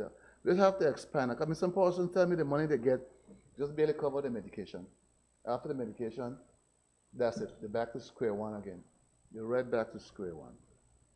So we must do all that we can to help as many persons, particularly in the light that we no longer have that public assistance board that we used to have, that we used to really use for every reason under the sun. But we have to expand to help more persons the best we can. And Speaker, I love my seniors too, and the Golden Gem man is here right now, or Golden Gems. I love the Golden Gems. But most of the time I spend with senior persons. Maybe because I grew up with grandparents that I am attracted to older persons now to make up for that loss. And they call me wherever they see me, Minister, we miss our company. We miss the camaraderie. We miss getting together, playing games, just laughing. And when we had we brought them together, I think it was May of this year, and they gathered to Johnson, they came to Washington, oh my God, they look so brilliant and so young, just being together for the first time in a long time. The camaraderie, the stories. A few days ago in Virgin Islands, they brought two seniors together, 100 years old. Both persons 100 years old. Only them could speak to each other. We don't know what they're talking about. That time that they lived in is long gone. And I hope that the children of these parents are capturing some of these stories. Because sometimes I give you some off the beat things, or unexpectedly. Because what I found, if you put them down and tell them, start telling me stuff, it's very hard for them. Because there's no real context for them to start talking. When you put them together, a group of 3, 4, 5, oh my God, the things you would hear. And this is very healthy for them. Because what we are seeing, that when these seniors are at home, the mental degradation sets in, the Alzheimer's, the forgetfulness sets in one time. I spend a lot of time with seniors. And the ones who have the best memories, and this is just from observation, are the ones who receive the most visitors. So the more interaction our seniors get, the more active and lively they are mentally. Even though they might be able to get along, but they stay active mentally when they're engaged all the time. My role is to make sure the program is back as quickly as possible. I think every for first quarter to have all of them on. But whichever ones can come on, and that's why in this project here, you've seen we're working on these community centers, trying to get Bruce Bay moving, trying to get Kindergarten Bay moving, trying to get Eastern completed now, and all these community centers where the seniors used to meet, over in Enagada at the Emile Dunlop. We don't have to wait for all to be ready. Let's start with the ones that are ready now, or seniors are losing that vital time. Let's get these seniors back together. One day, if you start on one day, start on one day. 2 days, 3 days. 3 days I think is probably enough for them, because I don't want to be moving around too often. But I think 3 days like it used to be way back when is important. And the ones that don't have centers, let's find a church. Let's just connect with a church and ask the church to be willing to pay you something to house the senior and take care of them.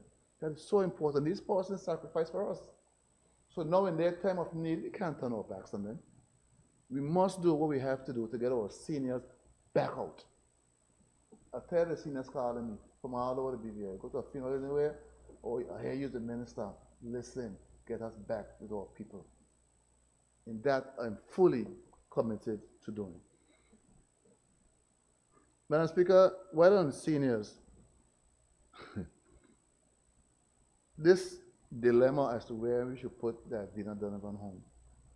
At some point in time, we have to make a decision. Either we put them, leave them where they are, you encarry them Spoonhouse, or you encarry them someplace else. But Dina Donovan home is right now bursting as it seems. Virgin is long overgrown. And I'm happy to report that the plans for the new Virgin Center are currently being designed. We already know where they're going. We're going to get these plans done in 2024. And when the budget comes around next year, I want to see the money for that home in the budget to build in 2025. Along with the North Sound Community Center, the top part, has been sitting there too long. But I understand with the COVID and so forth, money has to be diverted to build homes and this and that and so forth. But now we passed that. So let's get those drawings done next year also. And in 2025, Minister of Finance, I want to see that money in there to get that community center in North Sound finally finished. Also, Madam Speaker, another one that's dear to me, because I read on the boat with these persons going to dialysis. I get on a ride from the boat down to the dialysis unit. I spend time in the dialysis unit. I sit with them because all in the Virgin Order, 60-something patients.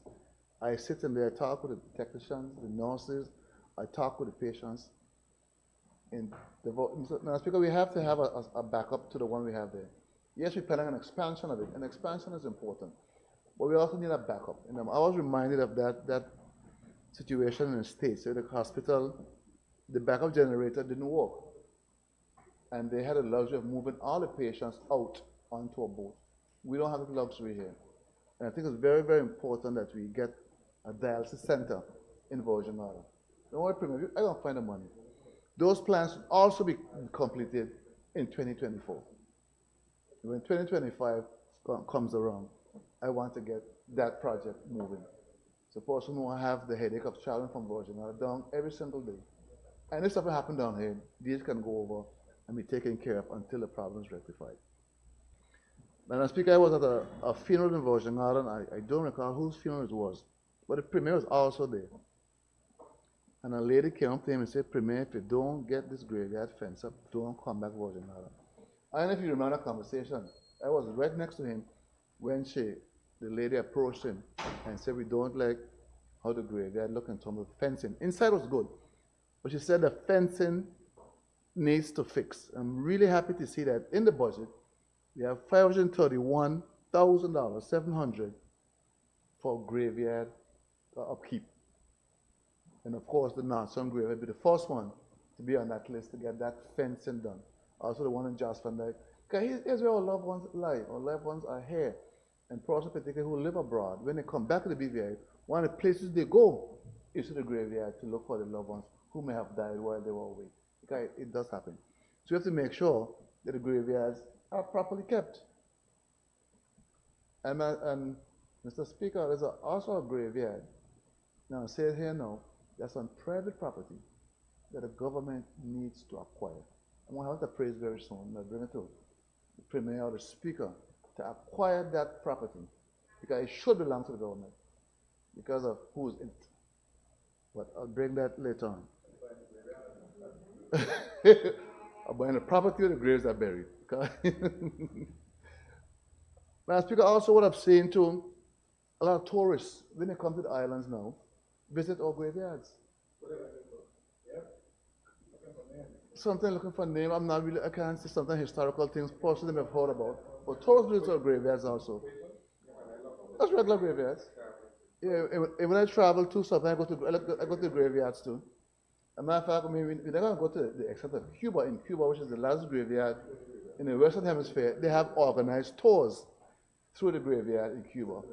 And they've taken it to a whole new level. They've hired a crew in Cuba to maintain their graveyards now. They paint them, with the concrete, and they have a whole, you can't call it a dead business, but a graveyard business. We can do the same here. We have the Quaker graveyard and the ones in the East End and the ones in Virgin Islands and so forth, that we can actually turn into tourist attraction. I think if you're going to be inviting tourists to the BVI, you have to make sure they have enough things to do. And that's why it's so important that we clean up these things and clean up the place to make it welcoming. Now, Mr. Speaker, you spoke this morning very passionately about the mentally ill. And this too is very, very dear to my heart. Not just those that we are aware of. He spoke of Sanel. I do see him. And Sanel, though he's mentally challenged, he's not stupid. And he has his way of getting what he wants. And he knows exactly who to attack and who to be aggressive with. Because I've seen him, like you said, you saw him in the road and you come out, Sanel, stop it. And he's not going to move and he's going to stop it right away. He knows you. He knows what he's doing is wrong. But with the tourists, I've seen for myself where he aggressively goes against tourists. But these are obvious, and it's quite unfortunate that the home we were going to buy in Seacoast Bay, to where we could have detained these persons in a safe environment, that deal fell through. So the owners aren't selling it again. I was informed. So we are on a hunt now for another place. We can't ignore those persons at that stage. But beyond that, Mr. Speaker, I'm concerned about all those others who aren't at that stage yet, who are barely holding it together. And that's why, for the first time this year, at COP28, they had a health day. And I thank the Premier for allowing me to attend that particular day, because one of the focus of that health day was on mental health, because they recognize the connection between climate change and health, both mental and physical health. And that last member for the opposition hinted at it this morning, that he's seen things changing when he traveled. And the fact is, as the planet warms up, and they say the ice melts, like he said, things that were dormant for thousands of years, all of a sudden they become active, that we have no medication for. Also, the patterns of things change as the climate changes. One of the things that we are aware of, and I also remind them, because everybody talk about the COI when I travel, I say we didn't start with the pandemic. We didn't start with no pandemic. We started with the storms of 2017. And the trauma of that event, category 5, some people, whenever they hear the breeze blow too hard right now, they get anxiety. They get anxious, because it takes them back to that period.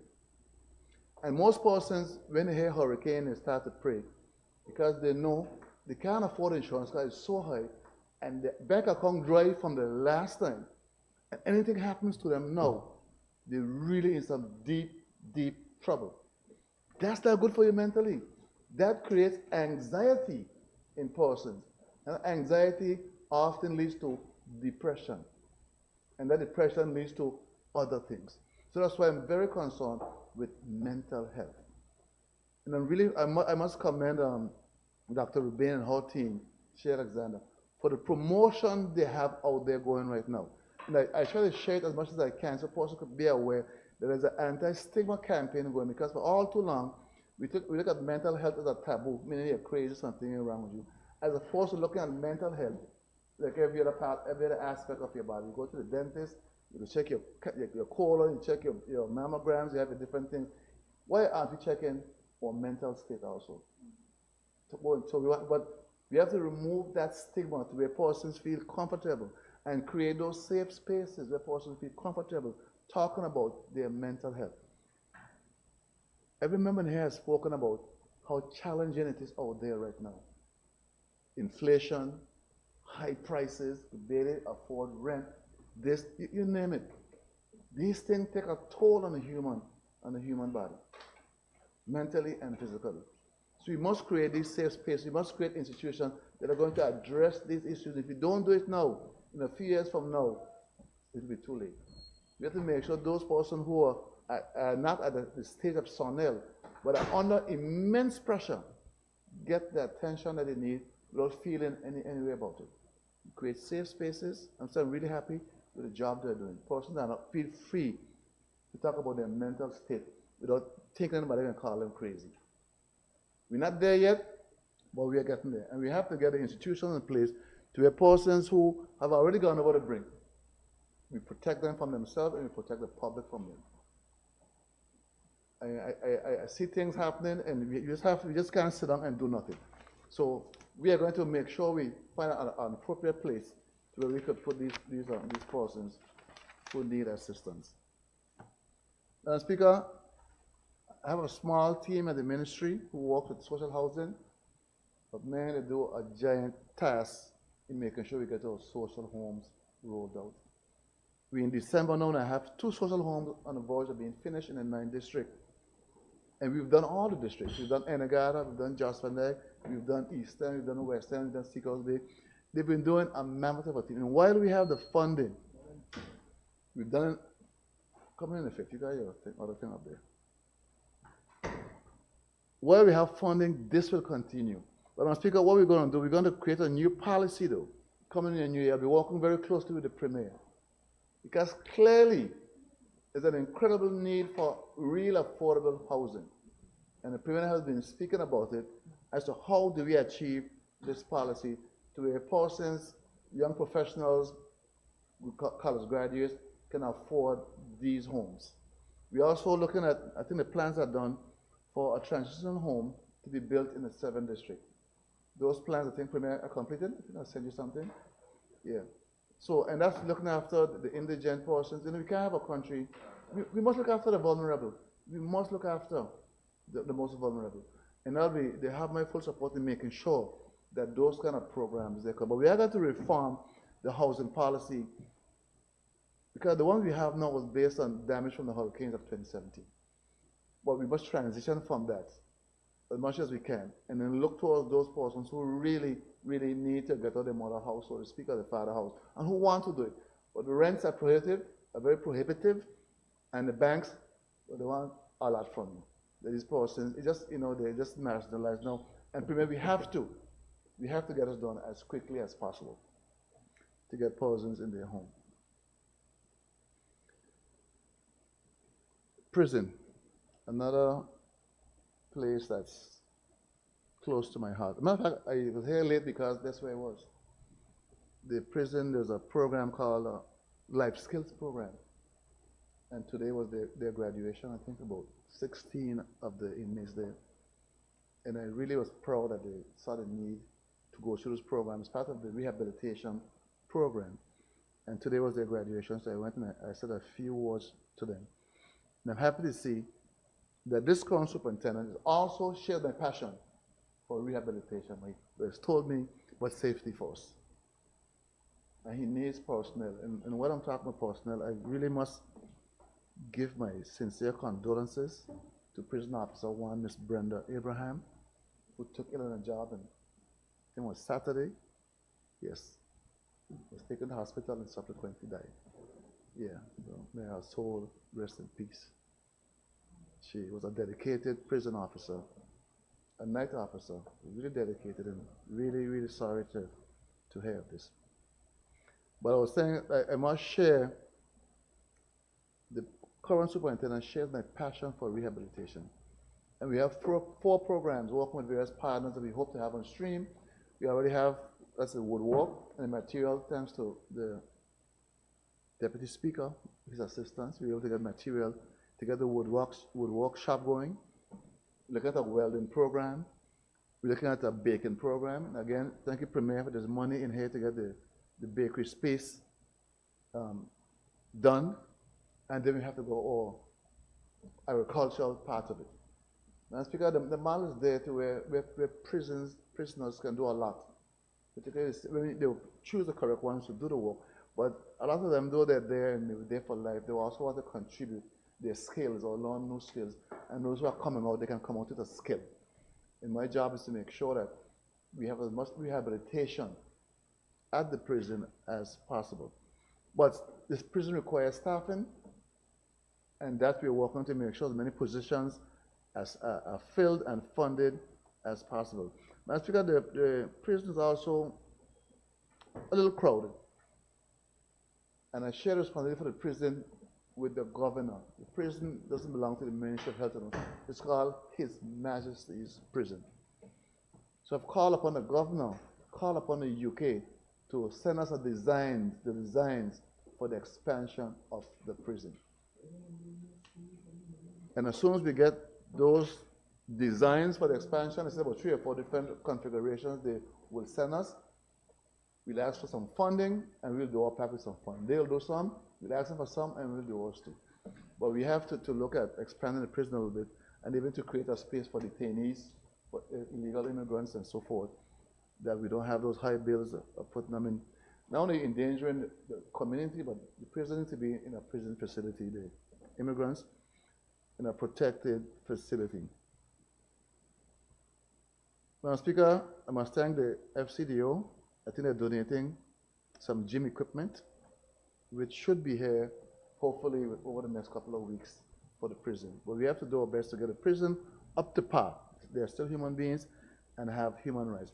Madam Speaker, I'm very pleased to announce too that we have reinstituted the Prison Visiting Committee, the PVC. I don't know, Madam Speaker, why these things are allowed to even happen. This is a very important committee where prisoners have a place to go and lodge a complaint and discuss their stay in the prison. Why would you have a prison not have a PVC? I'm glad that they're on board and they've already started their work with the prison, because the prisoners told us so.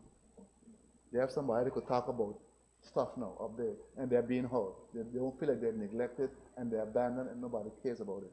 And then we have also the Criminal Justice Action Group. That too has been reinstituted and are active. And they look at the conditions of a person who have been remanded for so long and this happening. And you can't have somebody on remand longer than the sentence that you might even receive. So this committee is to look at various ways we can get prisoners processed as quickly as possible. As quickly as possible. And I'm glad that they're fully on board and are very, very active. Madam Speaker, more close to home, in the 9th District, I'm pleased to see certain things happen and funded in the budget. And the first one I saw in there was a vehicle for the Sister Islands program. $36,000. I'm not sure what the vehicle is used for, but I imagine it's for when ministers visit the Sister Islands. It's something I encourage. I encourage all ministers to visit all of the territory, because you're a minister for the territory. And I must commend those who have seen it fit, but I know sometimes transportation may be an issue. But apart from that, I said it before and I'll say it again, this program, called the Sister Islands program, whose original intention was to be placed in the Premier's office, and I want to make an appeal again, to let's make some headway in getting this thing where it belongs. It needs to sit in the Premier. It's a critical program for the Sister Islands. But it sits in the Deputy Governor's office by default. It needs to go where it was originally intended to go, to make sure the Sister Islands get what they need and in a timely manner. Because some issues that we are here that they report on year after year are never addressed. Because the funding to make this thing happen is in the Premier's office. So let's put a program where the money is and give the program the money to do what it is designed to do. I've seen Sister Island coordinators very frustrated with their job. You send them out to find a problem, you find a problem, find a solution that is never funded because of various reasons. But it's a very critical position to do. Madam Speaker, I think 20-something years ago, there was a study done, a national sewage project that included Virgin Gorda. But nothing happened since then. And it's a big cry to some persons about that the ground is saturated with all these years of septic tanks. So I'm very pleased to see in this budget, there's $225,000 to start addressing the issue of sewage on Virgin Islands. And I know the Virgin Islands will be very, very pleased to know that their cry is finally being heard and addressed. And the Minton Hill Reservoir, they had a little crack in the top for a long time. So see, finally put some money in here to address the safety of the water up there. The members spoke of the civil works already, so I'm not going to touch the civil works, but I wish we could find a way though to get all the projects done in the civil works. I have some little roads and things like that. It's not expensive to do, but it seemed like pulling teeth to get the simplest thing done, and we have the money. This is $200,000 here now. Last year I started with 350,000, or 350,000. It went down to 250, and none of us got a penny spent. And my project's there. My project I costed, and my project I designed, and I can't get them. So we got to figure out how we can get this thing to work, because we need these projects. Up to this morning, I'm sitting there, a lady called me. What about that wall we spoke about last year? Was it February or March? A little wall, was it 60 feet? I put in a wooden fence or something. I got to wait a year, and the money is sitting here. If I could do it myself, if I had my district vote or something like that, I would have gone and do it myself a long time. I wouldn't have bothered with all this here. And the VG fire station, I see we have $35,000. And I must thank the minister for that, for only putting $35,000. Because the plan is to build a new fire station. So I don't want him investing too much money in the old one to come tell me where all the money gone in the old one. Therefore, I ain't building a new one anymore. And the reason being why I would like to move the fire station, because that area there, I want to make my economic and my market area, my economic zone and my market area. So when the fishermen come in the area where they're coming to, and the farmers, they have a place to come sell. In that fire station building there is where the cold stuff will be. Your fresh meats will be in a chilled area, your fresh fish in a chilled area, and bathrooms there. So when you're outside, you want to use the bathroom, you just come inside, a nice cool place, and do that. I have the location for the station already. We'll talk more about that as you get the plans done in this year. Madam Speaker, I come back now to the 8th district. That was mentioned again several times today, the Trellis Bay Visitor Center. And I must say, because I go to Trellis Bay a lot, I like how the road looks. What the passing bridge is beautiful. So I must commend the rated program. And Premier, so you expand the rated program, you'll be even more effective. I thank the rated program and those guys for the excellent job they're doing. Now, it was also mentioned, if I'm back at the Trellis Bay, about the pay for the rated guys. And yes, when persons work, they must be paid in a timely manner. But it's a two-way problem. The supervisor must also submit the paperwork timely, in a timely manner, and correct paperwork. I've seen send back paperwork 2 and 3 times because it wasn't done properly. So I think maybe we have a better training for the managers of that program, that they can get their paperwork in a more timely manner and make sure it's all correct. Because I'll be on Treasury and the Department of Everybody to make sure that those persons who are working, you can't work somebody for 2 months without weedy, buying gas and buying this, and then they can't get paid. And furthermore, we can't pay one group and not pay the other group. Because I've seen it happen too. Because they talk to each other, oh, I hear Eastern get paid, how come we ain't get paid? You have to make sure we're very consistent and everything's happening seamlessly. We don't have to kill the program, but we have to just tweak the program. And the suggestion was made earlier also to have certain areas given out as contracts, whether it be 6 months or 1 year. I'm totally in favor of that. Once we can figure out, and I know it's difficult because of the procurement rules, how to keep the contractor within the district. That'll be the challenge with the current rules. Once we figure out how to keep that contractor within the district, I think is the way to go. Or main roads. Is it from the dock to the Bats, or from Gordon Creek to the Bond, wherever the main roads, and then have the rated programs do the side roads, maintain the place. So when tourists come, you know, particularly, I like the Northern Road when it's clean, because when you're driving, you can see the seascapes and the landscapes and everything. You only see in bush. Imagine you come on an island, and you're driving just over Tatola, you feel like in the middle of a jungle. Can't see no kind of water. But you could hear it sometimes. So you must keep those trees there trimmed properly And also don't obstruct the views. Apart from traffic, oncoming traffic, don't obstruct the views of person wanting to see seascapes as they drive along in the safaris or however they get around. So back to the visitor center. I travel through Trellis Bay quite often, up to this morning. And when I got there this morning, I think it rained. I think it rained this morning. It rained last night, but the place is not a mess. And everybody, minister, you got to get this place fixed. You got to get this place fixed. So I'm so happy to hear that the RDA, it's not in the budget here, so you're not going to see it here, has the funding to do that visitor center and get that place looking like a place befitting for tourism. Trellis Bay. You get a center built and you get a whole area looking nice. So when persons flying an American, or wherever they go, and they land there, right, and they're going to Virgin Islands, or they're going to Scrub Island, or Guana, they feel like we've thought about them. Because the rain is now falling, but we can go under a shade and have a chat with somebody we didn't know. So it's imperative that after all these years, we get this thing going. Premier are not going to ease up on RDA, and another under you, but we call them a lot, to make sure they don't drop the ball on this project this time. And while we're talking about,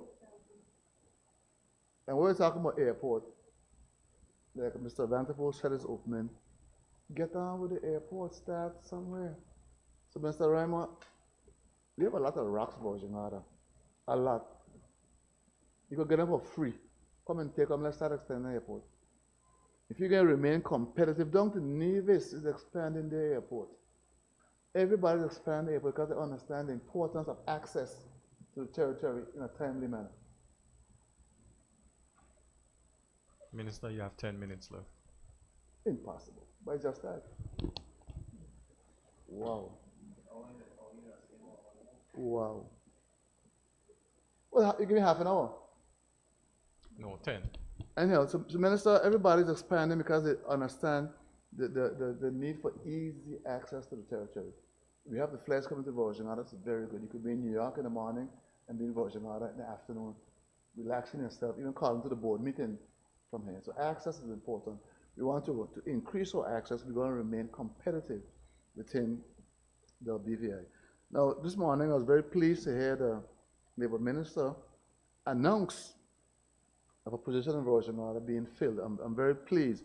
But I would urge you and ask you to go a little further than simply having a person in Virgin Islands.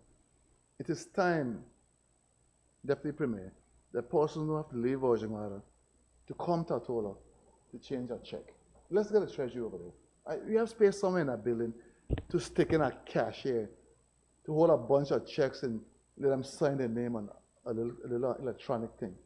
They shouldn't have to come to Atola in this day and age. And not be agitated for a lot of things this go around. That, look, if you don't make a lot of noise in here, certain things don't happen or they happen very, very slowly. And also, I think remember, some member were talking about it a few days ago, I don't recall which one, about a national bank. The National Bank is supposed to do two things right now for me. I hope they're listening. One, get a little branch Virgin Islands as soon as possible, and your ATM for Enegada. I haven't followed up on that for a while, but I know we spoke about this ATM business long before I was elected. And you promised two of them, one for Jas Van Dyke and one for Enegada. Jas Van Dyke has theirs. They have theirs now. And now Enegada is ready for the ATM. Man, because some persons don't work with cash. I was shocked when I traveled recently. I was told Dubai is a cashless place. Sorry, paperless place. So person don't work with a lot of paper. You have your card, and if you need to have cash, you take cash, or wherever you go, you can tap and pay. We need to move towards those situations. A lot of persons don't work with cash anymore. They gotta expect you to either take credit cards or have an ATM that they could go and get cash if they so choose. I cannot tell you what a Dubai dollar look like. Never saw one, didn't need one. Everywhere you went, they took your card. Taxi, the coffee, wherever you went, they took a card. And it's where we need to be gearing our people up to go. I see the speaker watching me in a funny tone of voice. So I just want to, at this point, wish everybody a Merry Christmas, a happy season. Be safe. I would say, because I tell a person during this season, be mindful of those persons who are less fortunate. Be mindful of those who are lonely. Look out for these persons. Look out for them. Spend some time with them. Call them up. Visit them. Take a gift for them. Could be something small, something light. But let us share love this Christmas, Mr. Speaker. With those words there, I will take my seat. Thank you.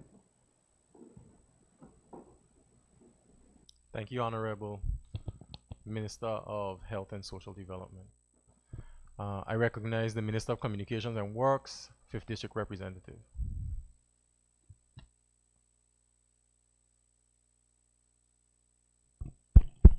Thank you, Mr. Speaker.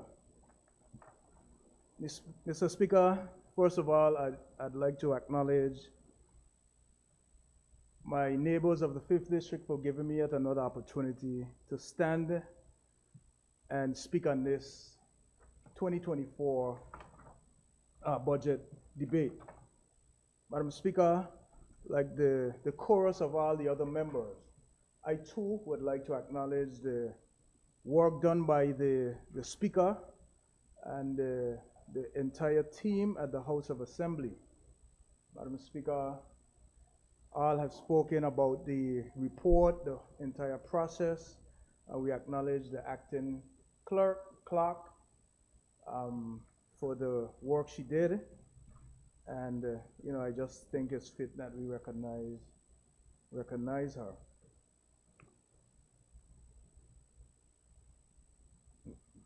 So, Mr. Speaker, my humble apologies. I gotta get used to Mr. and Madam and Mrs. So, bear with me. If you hear me call you out your name, out your name. So, Mr. Speaker, we have this budget in front of us, and many persons spoke about the budget in upwards of $460, $470 million. And Madam Speaker, Mr. Speaker, I just want to start at the front page like everyone else and speak about the expected revenues. On draft C, we see that the total is in excess of $387 million, Mr. Speaker. And we've seen a steady increase from budgets from 2017, where the revenue stood at $323 million. 2019, when I first got elected, it was at $342 million, and now we see the revenue is in excess of $387 million. And Mr. Speaker, we've heard many persons acknowledge that we need to do more in terms of generating additional revenue. And I recall hearing the member for the first speak about various initiatives that we intend to generate some of those long-needed revenue for our territory. Because we have mounting challenges that require us to have the necessary funds available to address these concerns. Mr. Speaker, you would have heard almost every opposition member speak about roads or speak about water, sewage. And these are not situations that just came up in the last couple of months. These are long-standing issues. And as we go through the budget, I wouldn't go through the entire thing, but you would see where, and you would have heard members speak about the money is there for pipes and loan funding and so forth. So we need to do more in terms of our revenue, and we have ideas. We just need to get them done. Premier, I'm sure you would have had all the information through the Ministry of Finance as to how we can increase revenues. And we look forward to making those things happen, because this is a government that actually, we get things done.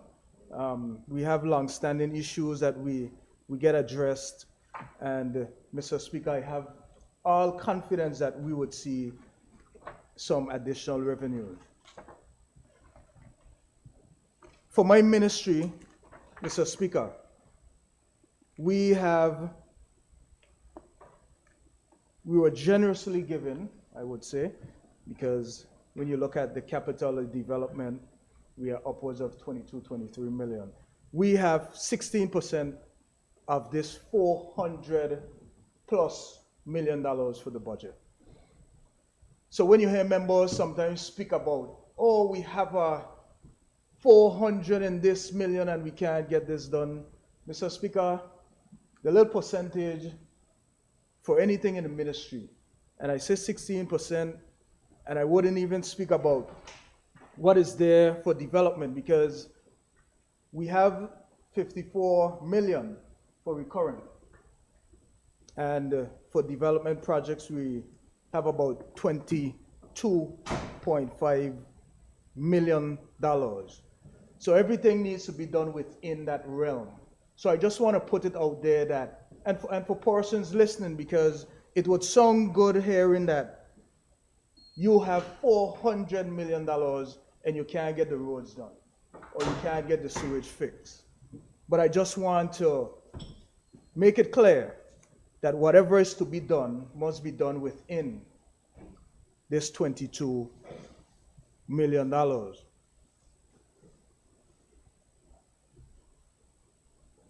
Mr. Speaker, I'll go directly into some of the departments under my ministry. So, Speaker, we spoke about public works and the work that they have to do in terms of remedying or dilapidated roads, civil votes, and all the other issues. But I just need to acknowledge the work that they have been doing, Mr. Speaker, especially after the tropical storm Felipe passed. I just want to acknowledge the director and his team. Mr. Speaker, it was after that we engaged each and every district representative to make sure that they were getting their fair attention within their constituent. I'm not sure if that was something that was done, but I'm sure the members appreciated knowing that they had direct access to members of the Public Works team to get some of their works done immediately. And Mr. Speaker, I just want to acknowledge them and the work that they have been doing. We were able to get the asphalt plant up finally, Mr. Speaker. Finally, we were able to commission the asphalt plant this year. And we had a few growing pains, but we were able to get some training done. We have the staff at Public Works operating the machine, and like anything mechanical, you would have a little issue here, you would have a little issue there. But we are excited about utilizing this asphalt plant to assist with getting our roads in a state of, to be drivable. Not to say we'll have the proper re-engineered roads that we expect as a people. But Madam Speaker, Mr. Speaker, that would fall in line with the request for proposal that we have out to re-engineer and rehabilitate 38 miles of roads. Mr. Speaker, we will do all the primary roads on Tortola. And this would be done by whichever company wins this tender. We will add curb walls, slipper drains. We'll take up the existing asphalt and put down sub-base material.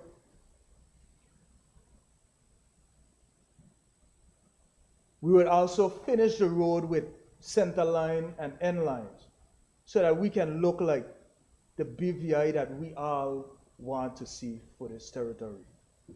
Mr. Speaker, I thank the Premier, I thank the team at Finance for actually getting this request for proposal out.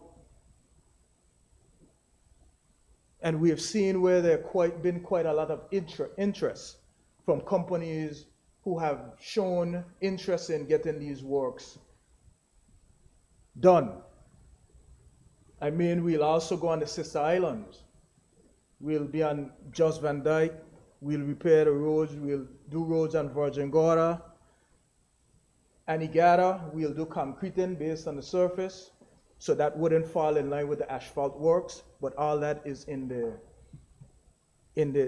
document. Mr. Speaker, we'll also be doing training. Training where we'll build some capacity within public works so that they would also fill right in and be able to do the secondary and tertiary roads within our communities.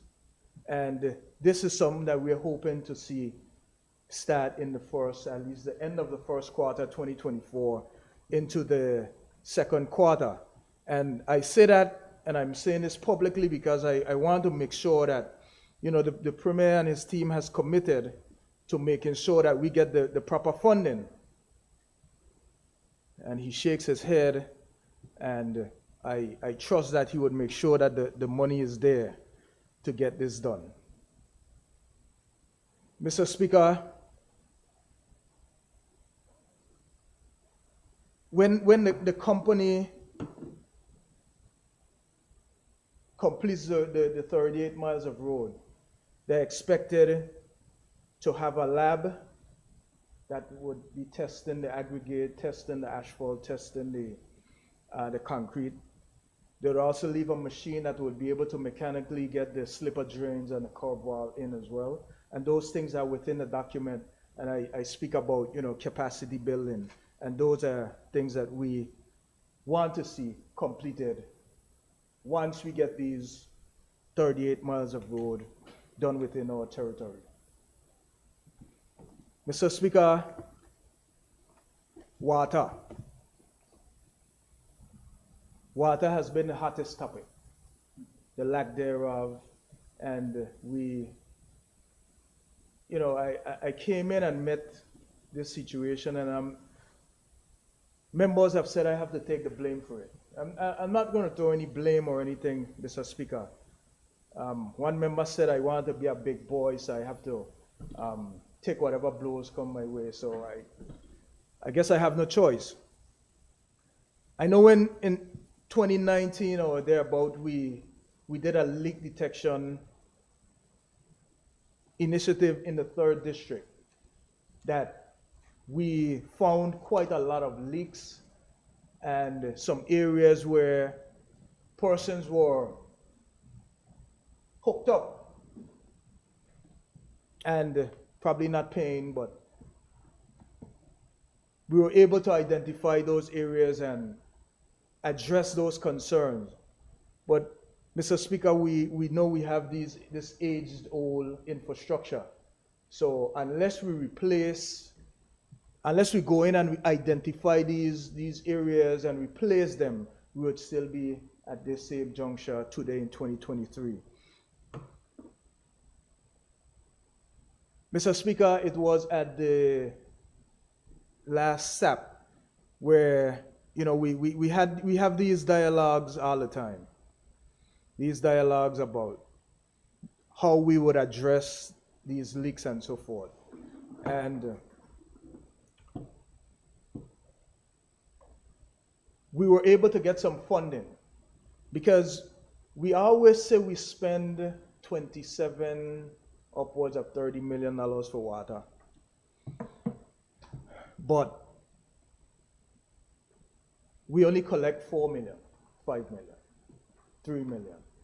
So we thought about just putting some money in there for meters, additional meters, so that we can be able to bill persons. But Mr. Speaker, based on the cries, persons are not getting water. So it makes no sense put meters to homes when people are not getting the water anyway. All you'll be collecting is a meter rental, $3, $6 a month. So we decided to use the money, repurpose $500,000, place it with the RDA, so that they would then do a leak detection initiatives throughout the territory. Go into various communities, understand where these leaks are, and identify them, and then know that we have to replace these leaks. We also would be addressing pressure management areas. Mr. Speaker, a perfect example. There are some areas where certain times you need pressures because you have the pump station down at the lower level to push the water up the hill. Our terrain is that treacherous. So the pressures push the water up the hill based on demand. And sometimes when there's no demand for water at midnight and those hours, then the pressure is still on the pipe, and then you would see regular burst pipes. So we need to do a pressure management initiative where we can find out where we need to put PRVs, pressure relief valves, and so forth, so that these are mechanical devices that would help to regulate the pressures based on our terrain. So, Mr. Speaker, those are some of the initiatives that should be done within this money that we had sent over to RDA. And then members spoke about not knowing how much water we are collecting. So we will be adding meters, bulk meters, to our reservoirs, and initially put bulk meters into various communities so that we know what water is coming from the reservoir that would be going into Bargos Bay. And you'll have an area where it goes into the community, and we would then be able to quickly detect if there is excess water leaks, excess leaks or whatever in these communities. So those are some of the initiatives that we expect to carry out within the first quarter of 2024. And as well as in the budget, we expect to add some of our staff. At one point, there were four teams to do repairs at water and sewage. Now we have one team, and still members from that team retiring and so forth. So we hope to build back a few teams so that we can be a bit more responsive. And within the budget, Mr. Speaker, you would see that there are some funds there where we intend to do some upgrades at some of the pump stations, Upland Trends pump station at the BVI High School, and various areas. Well, Mr. Speaker, based on what the member for the third said about the water, the 2.3 million gallon, I don't know if it was ingenious, I don't know if it was genius, I don't know if whatever it was, but we have to pay for this 2.3 million gallons of water, the capacity to provide this water.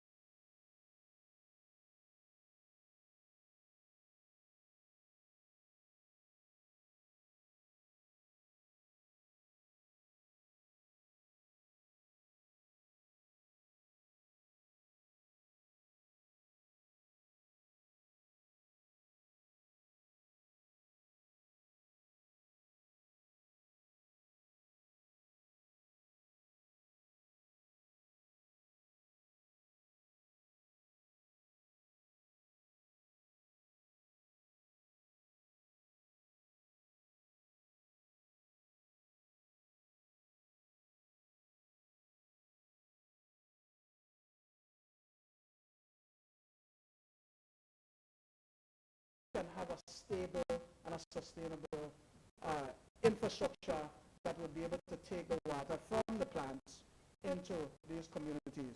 So, Mr. Speaker, that would be my suggestion, and the Premier is aware of this conversation, and we would hope to see that the finance would be amenable to using some of these funds, placing it into the works and the water and sewage so that we can get our water infrastructure repaired once and for all.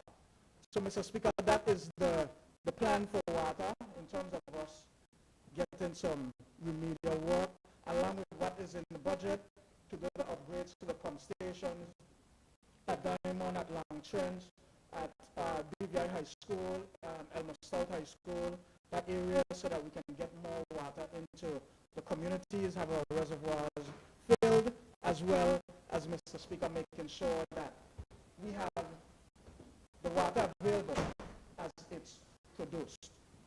Mr. Speaker, sewage. We've done some work in various communities. I know the member for the 8 said nothing was done in his community over the past years, but Mr. Speaker, tenders were out. We were able to purchase wet wells and various things so that we have all the equipment ready so that when the tender goes out for the new year, we will be able to address Paramtown coming down into Long Swamp, where we should be also starting the pump station there, as well as being able to connect into Paraquita Bay, where we also sign a contract there to be able to rehabilitate.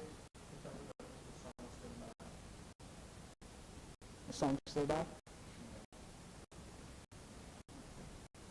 Mr. Speaker, I said the song is still bad, so.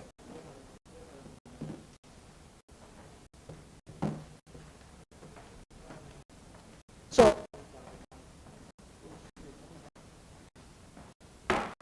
We will take a 5-minute recess to figure this out.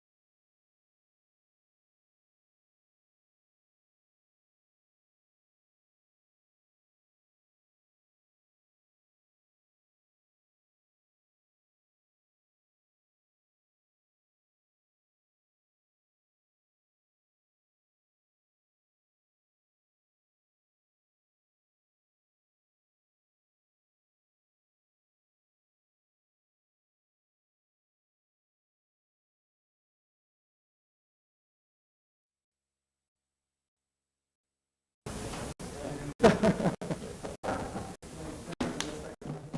don't remember what went on, for real.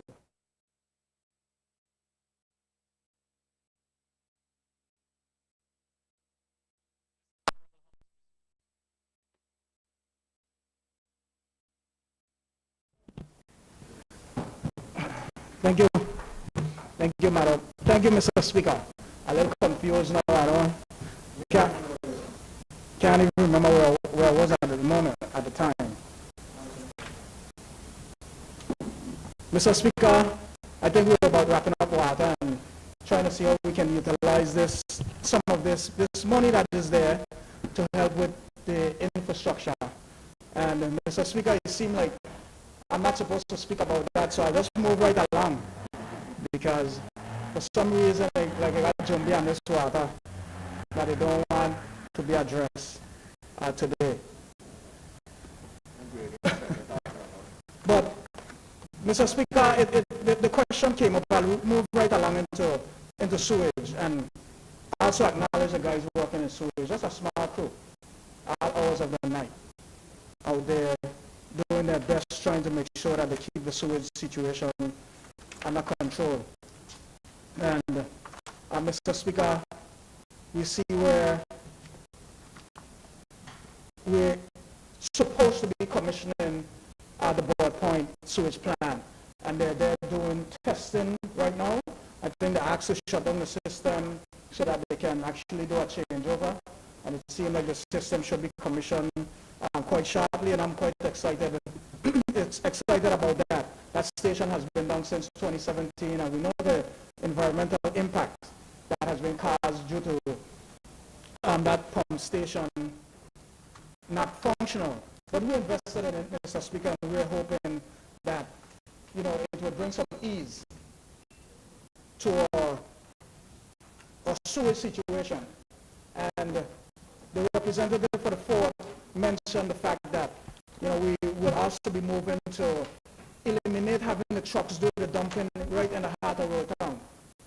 So the sewage plant at Broad Point would be able to take the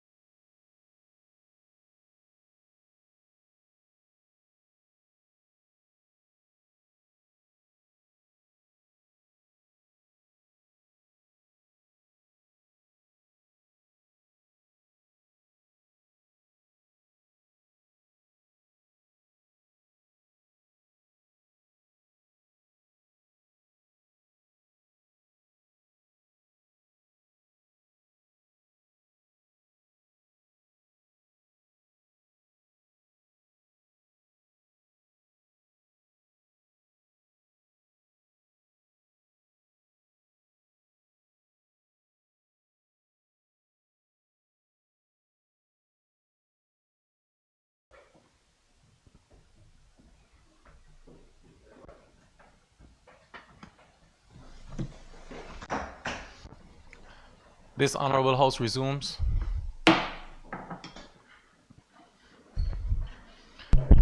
The Minister of Communications and Works, and we pray now we will have better audio, sir. Go ahead, please. Thank you, Mr. Speaker. Testing.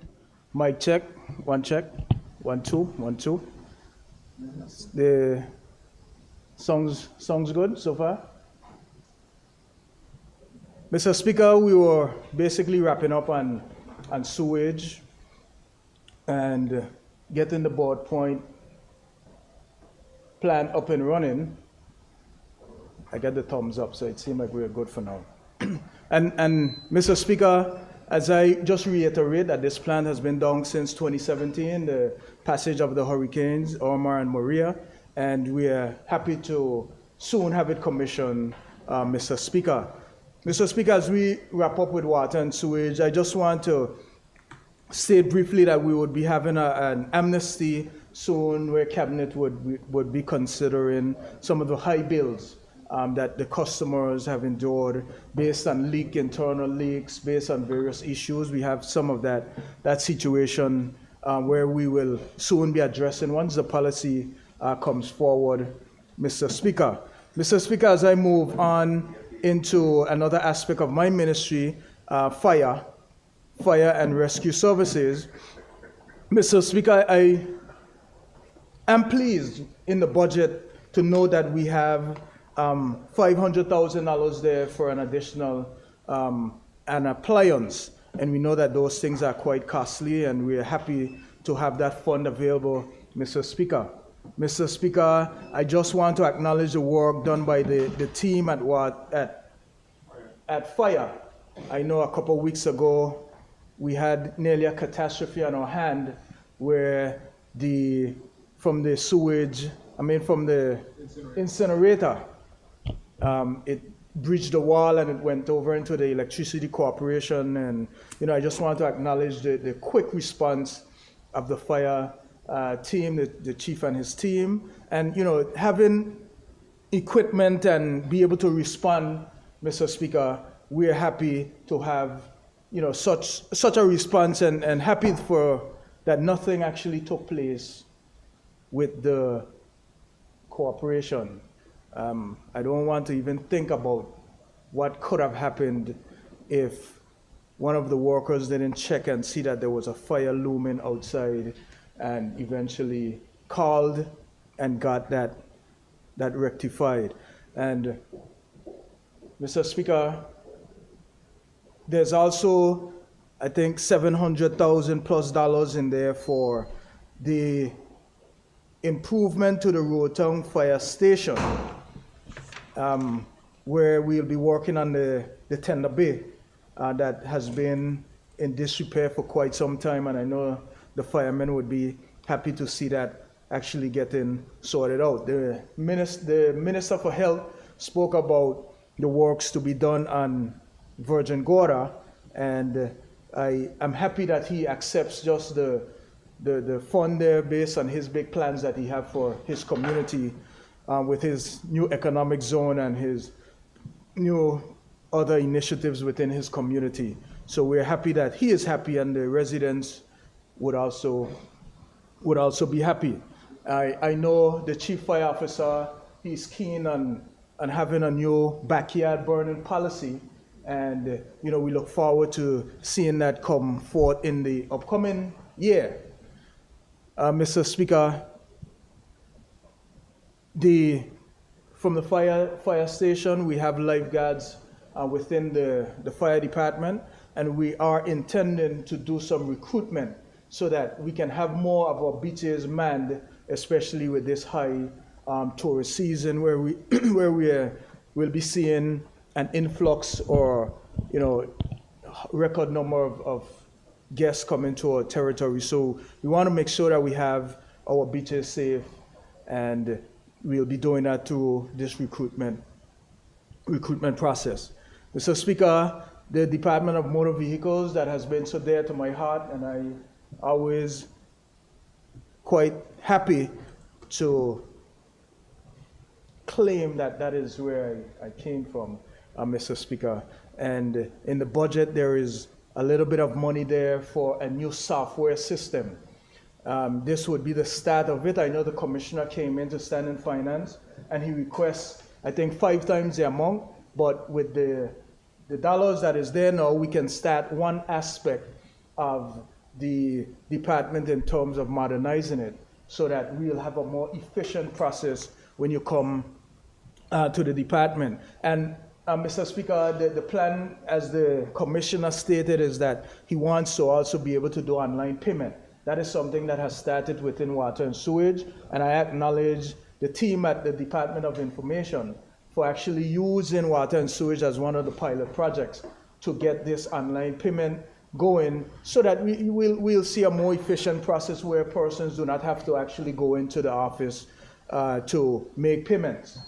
I look forward to seeing that at the Department of Motor Vehicles. I know before I left, we were in discussion with some of the insurance agencies, some of the garages, to see how we can streamline the process and make it a bit more efficient for persons who are coming to get their vehicles licensed, and they wouldn't actually need to come to the department to get their vehicles licensed, but most things would be done outside.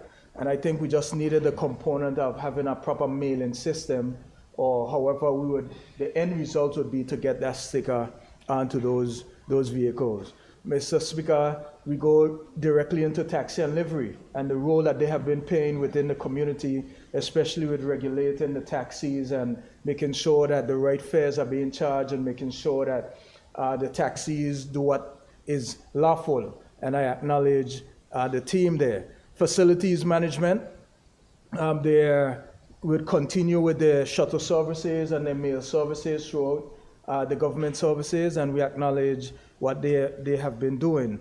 Mr. Speaker, civil aviation, and I'm speaking a little fast because I don't want the time run out and you're calling on me, Mr. Speaker, with all the issues with the time. But civil aviation, Mr. Speaker, we're in the process of recruiting a director. And we're hoping to, based on information that I've received, I think civil aviation can be a great revenue generator for the territory, because we can use some of these companies that actually have aircraft registered. And once we have a registry here in the territory, we would be able to generate some funds from that. I think we only had one aircraft that was registered recently, that would be VI Airlink, and we know that they're trying to get back up and running. But Mr. Speaker, we have draft legislation where we are trying to bring the civil aviation into an authority. And the revenue that I spoke about would be, to charge some fees for whether you have a pilot license, engineer license, you have aerodrome approval, air operator license, various things like that, what can generate revenue for this territory. I had the opportunity to see what was happening in another territory, and on their books, in their banks, they had in excess of $500 million just based on fees coming from civil aviation. So that is something that I am keen on seeing come to fruition. As I mentioned, the draft legislation has been forwarded, and we know that it falls under the remit of the governor, so discussion would have to be had so that he would share in the same vision and have a seamless transition onto a civil aviation authority. Mr. Speaker, meteorological services. Next year, we are hoping we agree to host the conference, the Met conference, and we see where it's necessary for the BVI to actually have an agency for meteorology. It plays a critical role in safeguarding lives. I spoke recently about the Tropical Storm Felipe, and though we had some local, weather persons, meteorologists, we usually rely on the Antigua Met Office for their information pertaining to any weather that is happening. And I was in a conversation and we spoke about what took place with Hurricane Irma. It was only a few hours out that we actually know where the location for Hurricane Irma was actually going to hit. But if we have our office here, we would be able to have this information real time with accuracy. And I think it's necessary for us to have this office where we'll do some weather forecasting, disaster preparedness, and actually it helps even with aviation safety. So those are aspects within the meteorology services that we intend to provide and hoping to get this office up and running. Mr. Speaker, while we spoke about the aircraft, I just want to go into BVI, the Airport Authority. And members had quite a lot to say in terms of the $3 million that is in the budget for the airport expansion. And Mr. Speaker, that money was requested for us to do some upgrades to the arrival area and the departure lounge and so forth. But Mr. Speaker, I'm hoping that some of that funds could be used in terms of what needs to be done with the business case that is expected to come, that is due on the 29th of December.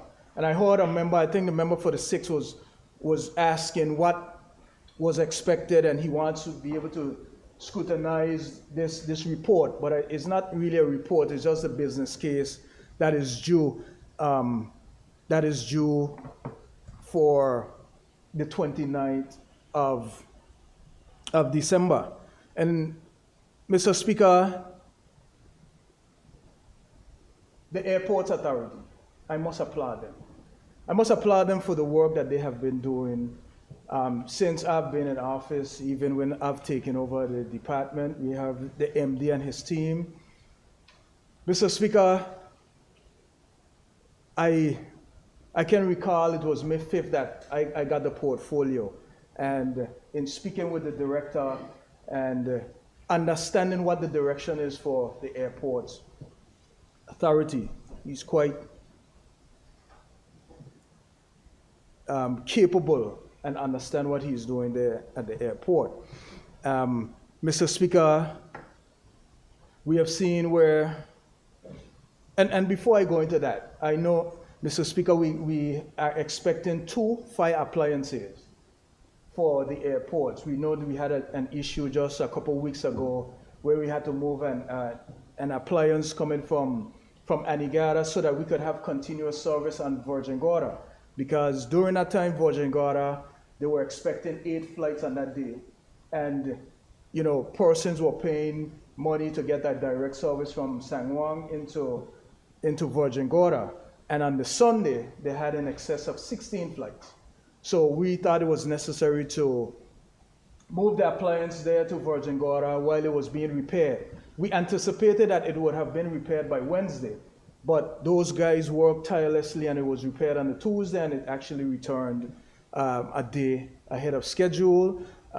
We also put mitigation, we put various things in place so that we can mitigate against any accident or anything with the population at Anegada. And I apologize to them for actually moving the appliance, but we're happy to have had continuous service for Virgin Gorda. That is something that we fought hard for, to get service over onto Virgin Gorda, and we was happy to get that.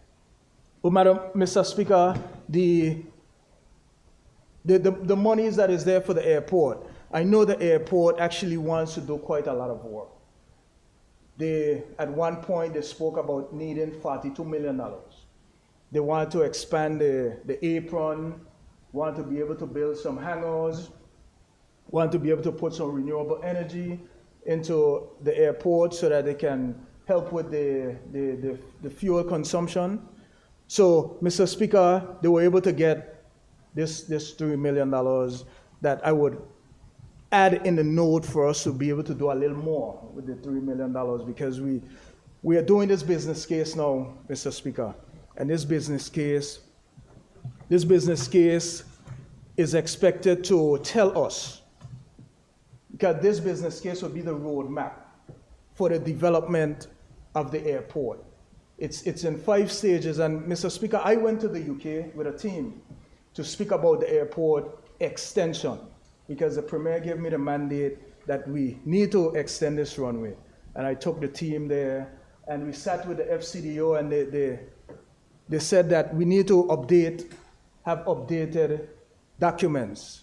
And they suggested a green book, 5-case model. So within that business case, there's a strategic case, an economic case, a commercial case, financial case, and a management case. So all that is encompasses this business case that is due on the 29th. And when we had the meeting the other day, we had quite a lot of interest in terms of person wanting to be able to provide and bid on this business case. So that is what is expected, Mr. Speaker, for the business case that the member inquired about. The member said a lot of things also.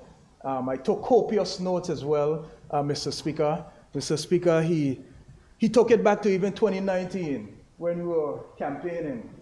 And he mentioned that the Virgin Islands Party said nothing about the airport. And Mr. Speaker, I was new into politics at that time, and I was so focused on hoping that the people of the 5th District would give me the opportunity to represent them.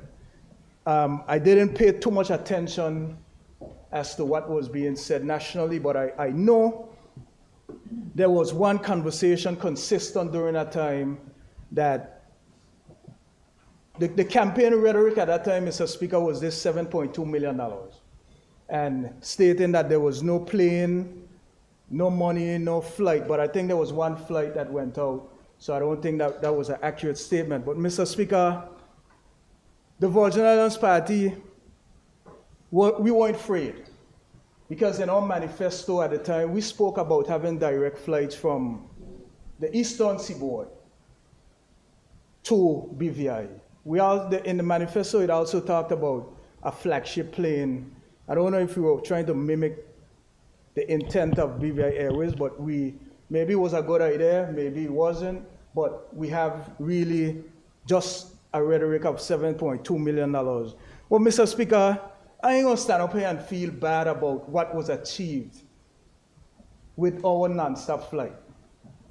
Mr. Speaker, we were able to achieve a plane coming from Miami to the BVI that has never been done. And we shouldn't feel bad about it.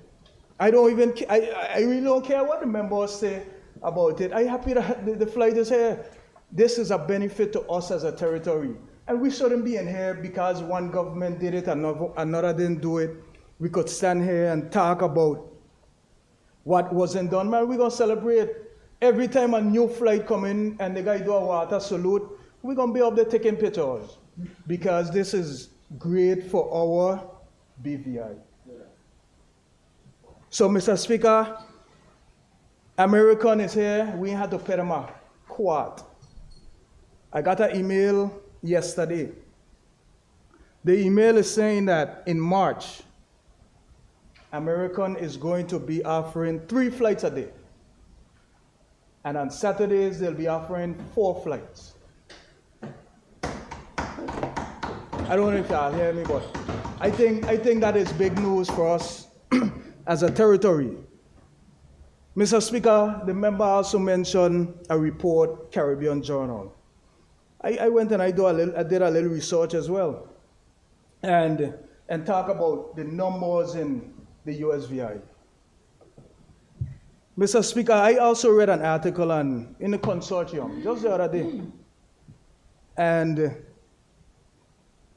the director was stating that he's optimistic about air lifting to the USVI. He was presenting before the Senate committee. Optimistic take on airlift and passenger traffic. Mr. Speaker, what stood out to me is he spoke about the numbers. He mentioned something that I haven't done or we haven't done as a government. He said, Mr. Dow mentioned that a previously utilized airline incentive is currently in place. Mr. Speaker, we don't know about an airline incentive. American want to come here. American is here. the demand is there for people to come to the territory. And we applaud that. We don't have to give them $1 to come here. We just want, and we're happy that they're coming here. We'll provide a facility so that when they come, they would be able to come to our territory and enjoy our beautiful Virgin Islands. It stated, they questioned him. They said, your passengers numbers in 2019 stood at close to 1 million. But that has since dropped to 830,000.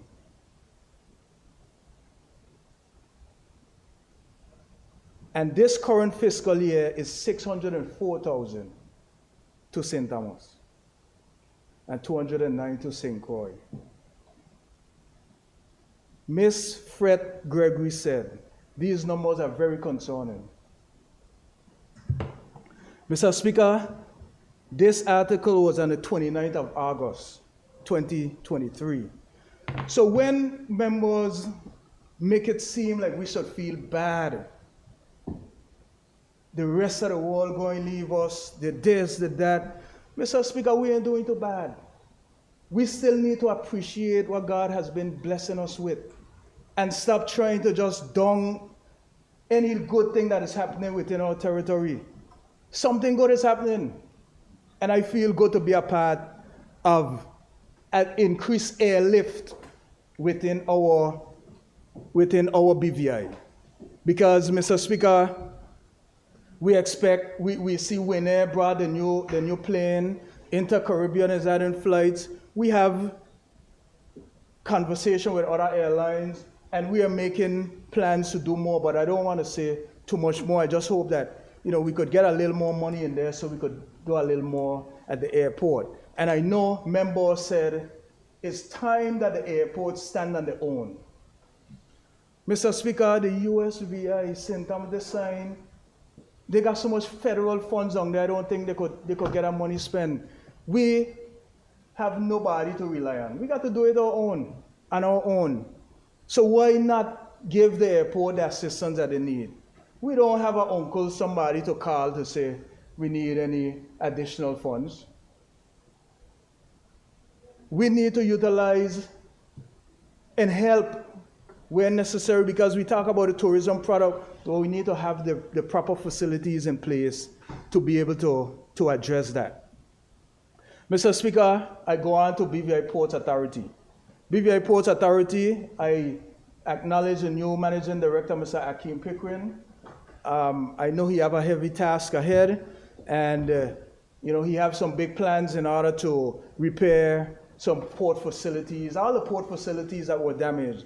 And Mr. Speaker, I added Western Ferry Terminal in there. As a member of the Forest rightfully said, we are at that point where we'll soon be signing on and hopefully breaking grounds quite soon.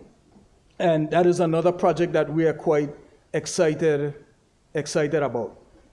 Mr. Speaker, Tatola Pier Park. Tatola Pier Park, they're holding their own, Mr. Speaker. They're doing new initiatives. They'll have one of the first charging ports within our territory where you can go and charge your electric vehicle. That is something that they're working on. And Mr. Speaker, we have quite a lot. Since the cruise season started, we have had multiple inaugural calls. The taximan, they asked about Norwegian. Why Norwegian going at 1 o'clock? Why this, why that? Mr. Speaker, we just had an inaugural call for a Norwegian ship where they'll be staying all day.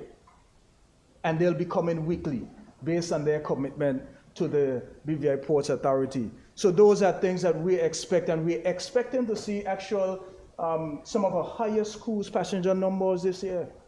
I think it was 2016, we saw 699,000. And I think this year we are slated to see at least 50 to 100,000 more passengers. I can't confirm the number right now, but I know based on the projected numbers, we intend to see some of our highest numbers at the Pier Park. So, Mr. Speaker, I'm excited for cruise tourism. I'm excited for it. We had Michelle Page in. She's the CEO of FCCA. She has been in the industry for 55 plus years, and she was in on the inaugural call. Mr. Speaker, I think it's the 14th of January, we would see another inaugural call. Well, I think I have one tomorrow. But on the 14th, we'll see Virgin Cruise. I think that would be an inaugural call for that Virgin Cruise line as well. Valiant Lady, I think is the name of it. So we look forward to seeing that come to our shores as well. Mr. Speaker, as I move along, I go to telecommunications. Mr. Speaker, there's a survey out now for satellite technology. I'm sure many of us have satellites in our homes. We have, what do I mean? Dish and all kind of different stuff, but we can't collect any revenue from it here because we have to use a US ID or US credit card to be able to get the service. And we have a survey out now to see how we can integrate satellite, and satellite technology is one of the latest things out there now. You use your phone, you have various, you can watch TV and so forth through satellite technology. So I encourage persons to go on TRC website and do a quick survey. I did it. It will be asking if you think this is a necessary service for the territory, if you're a residential customer and so forth. So I encourage persons to go out there and do that survey. IXP, Internet Exchange Point, that is something where we have spoken up for quite some time. And after speaking with the chairman and the CEO, that is something we'll see integrated within the upcoming year. And the benefit would be to increase where you make a phone call now, it goes through a router. I think it goes through Miami to come back to the BVI. So we'll have it now locally. We also want to have universal service where if you're on Anegada, if you're on Virgin Gorda, wherever you are, the service remains the same. And those are things that the board is aware of, and the board have assured me that they will be doing work on these initiatives. Another thing that they are going to be doing a feasibility study on, Mr. Speaker, is something I've heard a member for the third speak about for quite some time. Local number portability, where you own your number. So if you want to change carriers, your number remains the same. So they are going to do a feasibility study on that to see if it's some beneficial, so that we can also be able to get that done here in the territory. And if I want to use my number to go to any carrier, that will be the benefit of that. You'll be the one owning your number. Mr. Speaker, BVI EC. As a premier, the Minister from Health came back from COP, we understand the damage that fossil fuel does to our environment. So the BVI Electricity Corporation, they want to reduce their reliance on fossil fuel. They have a policy in place where they want to do renewable energy to homes, and you'll be selling back your energy to the grid. And I think that is something where the policy would allow for anybody, whether you want a 2 kilowatt system or 1 kilowatt system, whatever you'll be able to afford, whatever the load is for your home, they will be able to provide it, and they would work out the payment based on your electricity bill, but they would speak a bit more on that in the upcoming year. And Mr. Speaker, I can't leave BVIEC without thanking the Minister for Finance and his agreement for us to be able to pay 50% of fuel surcharge for this month of December. Mr. Speaker, we have where persons are crying out the fuel surcharge is so high. But in all fairness, BVIEC hasn't really added anything to their tariff in years. So that surcharge is what you pay for the fuel coming into the territory, and it is passed on to the customer. So the government would be taking that responsibility of paying half of that fuel surcharge, and that surcharge is what helps to generate the energy so that we can be able to provide electricity to the homes and businesses. But Mr. Speaker, in a realistic world, we can't get everything that we want. And this budget, Mr. Speaker, though I myself asked for quite a few things to be added, I am understanding that there's a budget ceiling and there the different parameters in place where you have to work to prioritize. Well, Mr. Speaker, I'm grateful to the team. They put forward this document, and the member for the 6th spoke about the MTFP, the medium-term fiscal plan, that accompanies this document, and quite a lot of work and effort has gone into these documents, Mr. Speaker, and I acknowledge them for what they have been doing. But Mr. Speaker, there are some projects that I want to get done. I came in quite ambitious, wanted to get a lot of things achieved. Mr. Speaker, in that first year, 2019, we were on the heels of dealing with the remnants of the hurricanes. Mr. Speaker, we came in, and yes, we found the CDB loan there, $65 million. That was approved, I think, from December 2017. But we were able to achieve quite a lot with that CDB loan when we came in 2019 and onwards. There's still a couple projects left on that loan to be done. I know I heard members talk about the Premier wanting to go back in and ask for this loan guarantee. Well, Mr. Speaker, that loan guarantee was also available to the previous administration, and for some reason they did not find it feasible to get it spent it at that time. But now we are forced, or we are being told that this is what we need to do to spend that $400 million loan guarantee. But for some reason, and it carried on, that the loan is off the table, but we need some fresh new money into the territory, and that is what the Premier has alluded to getting done. And Madam Speaker, I just wanted to speak about a little succession after being elected the first time. Because I know members like to say, oh, you're in here long enough now, you got to take the blows, you got to take this. But Mr. Speaker, it has been a tough past 4 years. Because we, after being elected in 2019, we went directly into the pandemic. That took us a whole year of trying to find out if we're going to live or we're going to die, and we saw a lot of our own people pass during that time. And those were some tough times, Mr. Speaker. Mr. Speaker, even my mom was on a ventilator at some point, scared that she would not be here. And many other families encountered that situation during COVID-19 pandemic. And that is what we went through for that whole year of dealing with that. We had so many cabinet meetings and different things trying to make sure that we are doing the right thing. Mr. Speaker, then right after that, 2021, the previous governor left us with a gift. COI. Another thing we had to deal with for the next year. Mr.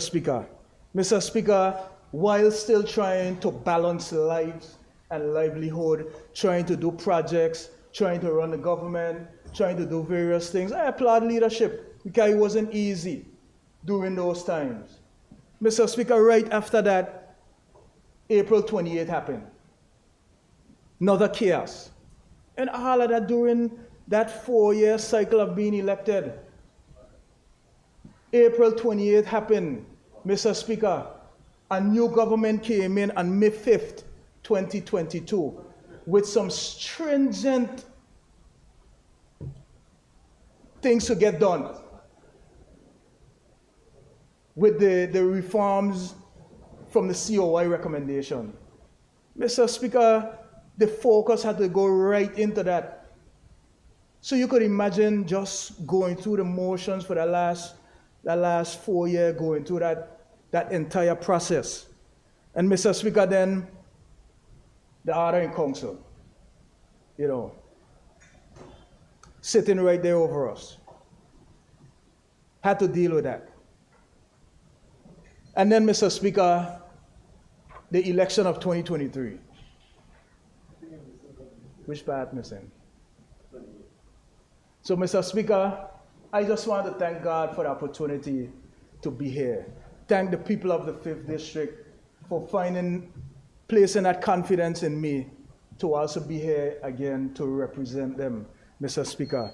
Mr. Speaker, this budget, I'm optimistic.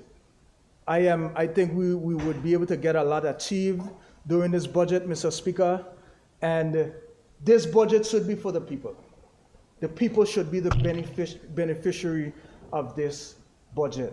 And it's written basically in the document, Mr. Speaker. Mr. Speaker, I just want to touch on one little thing that the member, the territorial leader, the Deputy Speaker spoke about Althea Scatliff Primary School. Mr. Speaker, I can't touch on it, I can't say too much about it, but expect some good news. I know the Minister for Education will be the one to come and relay the information for that. So within a few months, you should be proud of what should be happening within our beloved 5th District with the Althea Scatliff Primary School. And I just want to acknowledge, I think it was said earlier about differently abled students and so forth, but we have the development for the Eslyn Henley Richer Learning Center that has started, and that is progressing nicely within the district. And Mr. Speaker, as the Deputy Premier mentioned, the Israel and Palestinian war. Mr. Speaker, I just want to lend my little voice, as small as it is, to hoping to see a ceasefire come out of that. Mr. Speaker, I know that has been a long going conflict there. But when I sit and I speak with some of my neighbors and the trial, the family, the children, and what is happening over there is disheartening. So, Mr. Speaker, I lend my voice so hoping that there would be a ceasefire out there with what is happening out there in the Middle East. And Mr. Speaker, all other conflicts. Happy to see what took place with Venezuela and Guyana with the declaration that they signed, I think, late last week through their mediation. Mr. Speaker, we need more of that.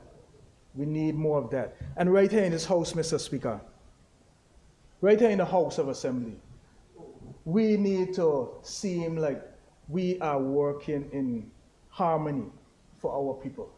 Mr. Speaker, we got 36 months to go. Let us work together for the next 36 months. And then we could start to fight after that, when we get on the podium. But Mr. Speaker, it's the people hurting. We coming in here, you have the opposition, you have the government, but we all got elected to represent people, but we need to be a collaborative voice.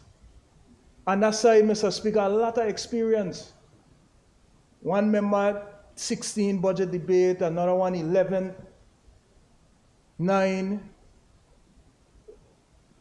Wealth and knowledge over there. Let's work together, Mr. Speaker, for the benefit of our beautiful version. It sounds good when you get up and I remember Honorable, a past member would say, when we get up in front of the camera, we perform. Well, Mr. Speaker, you shouldn't be performing. We have a bigger fight.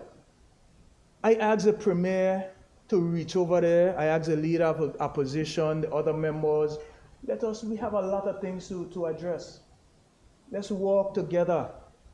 More informal meetings where we could get things addressed for this territory. We need new monies into the country. You got ideas, we got ideas. Let's help each other, because when it's all said and done, it's for, oh, this is where we're from. Or we have bigger fight. And we seem like we're so divided when we're in here going on bad. They're laughing at us. But look at them, no? Look at them in this, after each other. No, we need to speak one voice. Mr. Speaker, I don't know how much time I have. And, Mr. Speaker, I thank you for your indulgence. My time is drawing nigh, but I just want to say happy holidays to my constituents, my family, my neighbors. Mr. Speaker, we'll be out doing our usual caroling on Friday night.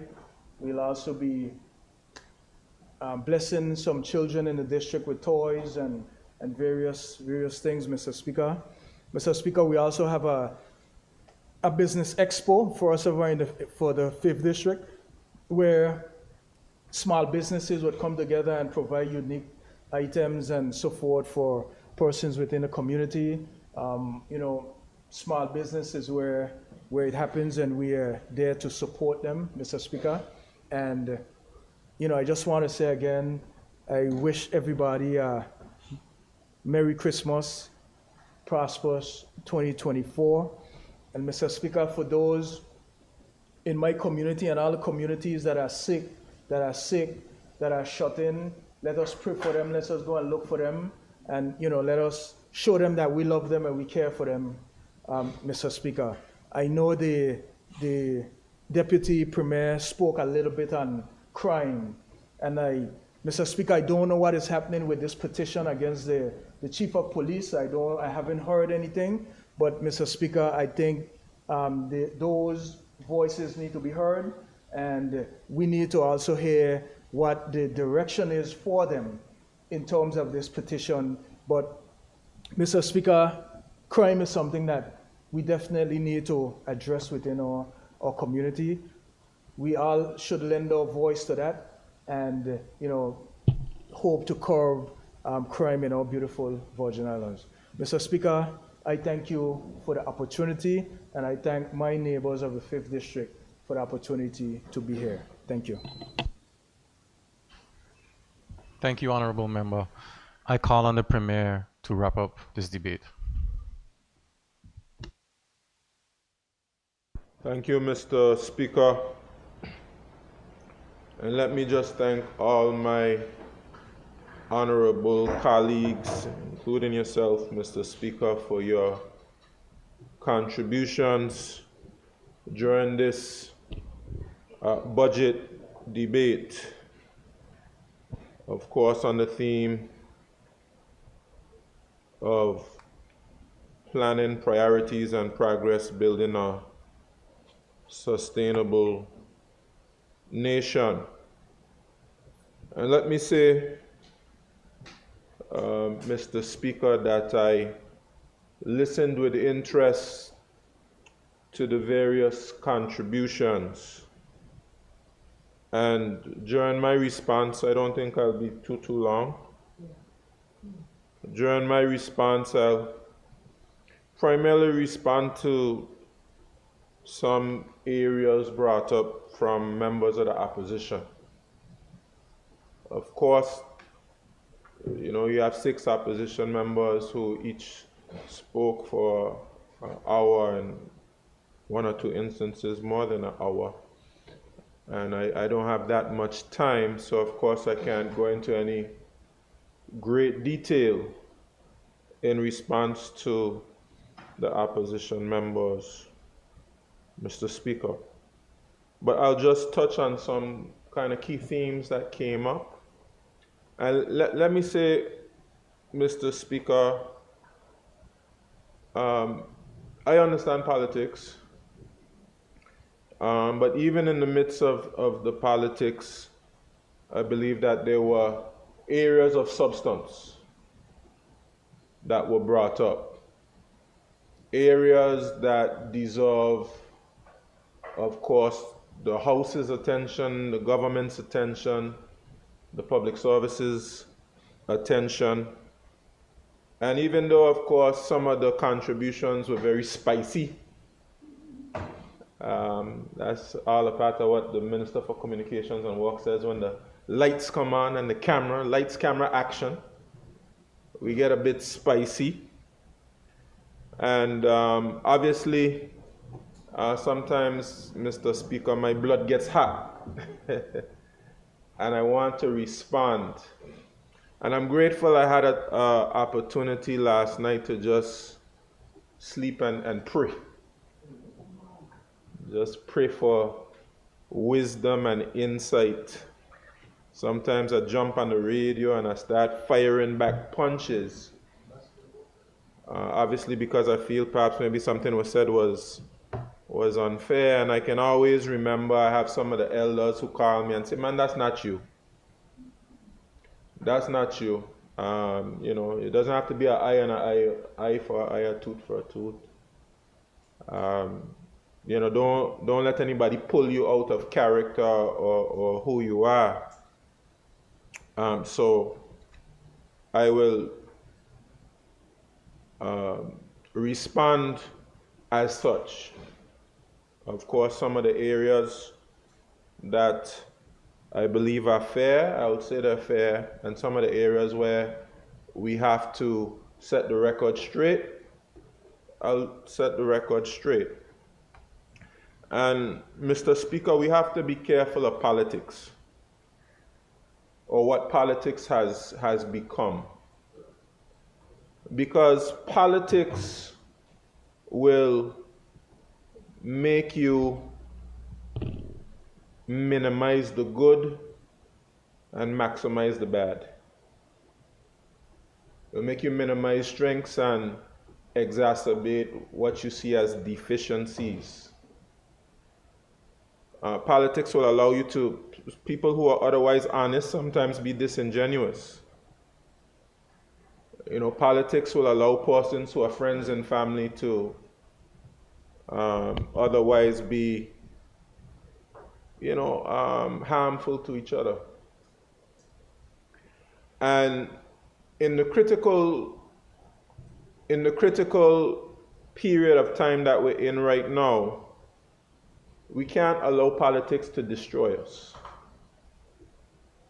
And we cannot allow politics to make us even more fragile and vulnerable than we already are, especially at a critical juncture in the history of our Virgin Islands. And I'm going to basically start where my honorable colleague left off, Honorable Kai Reimer, in speaking about the battle that Virgin Islanders have to fight at this present time. We have a huge battle on our hands. And to be successful in this battle, we need unity. We need unity, and it doesn't mean that we will not have disagreements among ourselves. But let us be constructive in how we deal with those disagreements. And some areas of principle, we must join hands and hearts and efforts, and we must fight to preserve these Virgin Islands.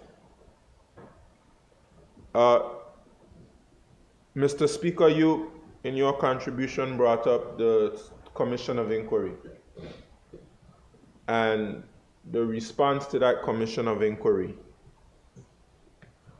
And one member said that we accepted the Commission of Inquiry report wholesale. And Mr. Speaker,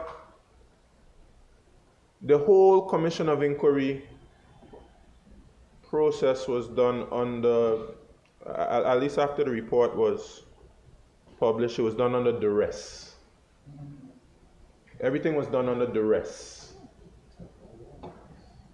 And we have a order in council hanging over our heads, which is a tool of force. It is a tool of coercion.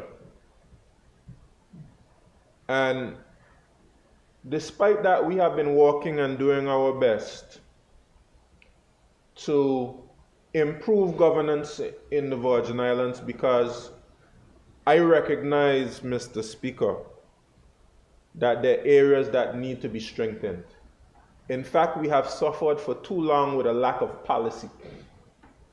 That's one of our primary challenges, a lack of policy. So we do things ad hoc. And we do things in one instance one way and in another way a different way.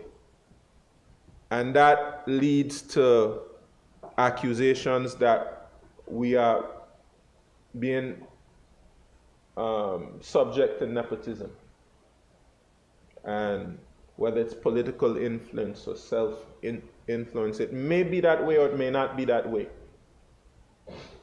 But because we have a lack of policy, it has hurt us, and I'm grateful that in 2024 we will be hiring a director of policy. It should have been done already in this year's budget, but unfortunately, you know, what we have come to term as bureaucracy has led to that position not being filled in 2023. So, but it will surely happen in 2024. But we have been doing excellent work to improve governance, primarily through policy, and in some instances, amendments to legislation. But in May, it is said if we make enough progress, the Ordering Council can be removed. But I would like to say to you, Mr. Speaker, that regardless of how much progress we have deemed to have been made in May, that Ordering Council should be removed. And of course, we make good faith efforts to continue an improvement, but the improvement is not going to stop on any particular day. It's an ongoing process. The growth of our people and our governance has to be an ongoing process. It's no start date or no end date. It's something that will continue, and we'll continue to refine ourselves and make ourselves better. And the primary stakeholder in that is the people of the Virgin Islands, who have to hold us accountable to being better. And that has to be done through the democratic process. It is no solution to take away democracy to improve democracy. That is not something that can happen. And that's one area that we as a House have to be united on. We have to be united on, and we have to join our voice together and say that it's not right, and we have to fight against it. And that, Mr. Speaker, also brings me to financial services. Mr. Speaker,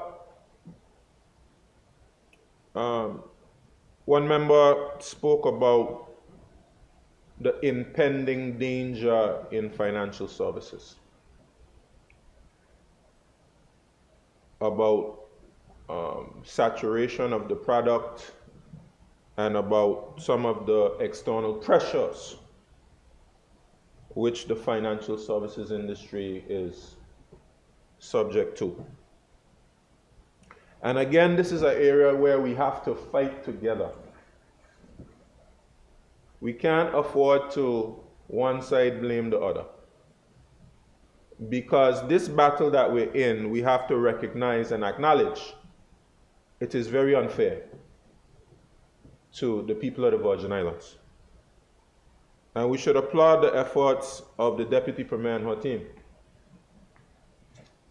The Deputy Premier spoke, but she didn't make as much of it as she should have.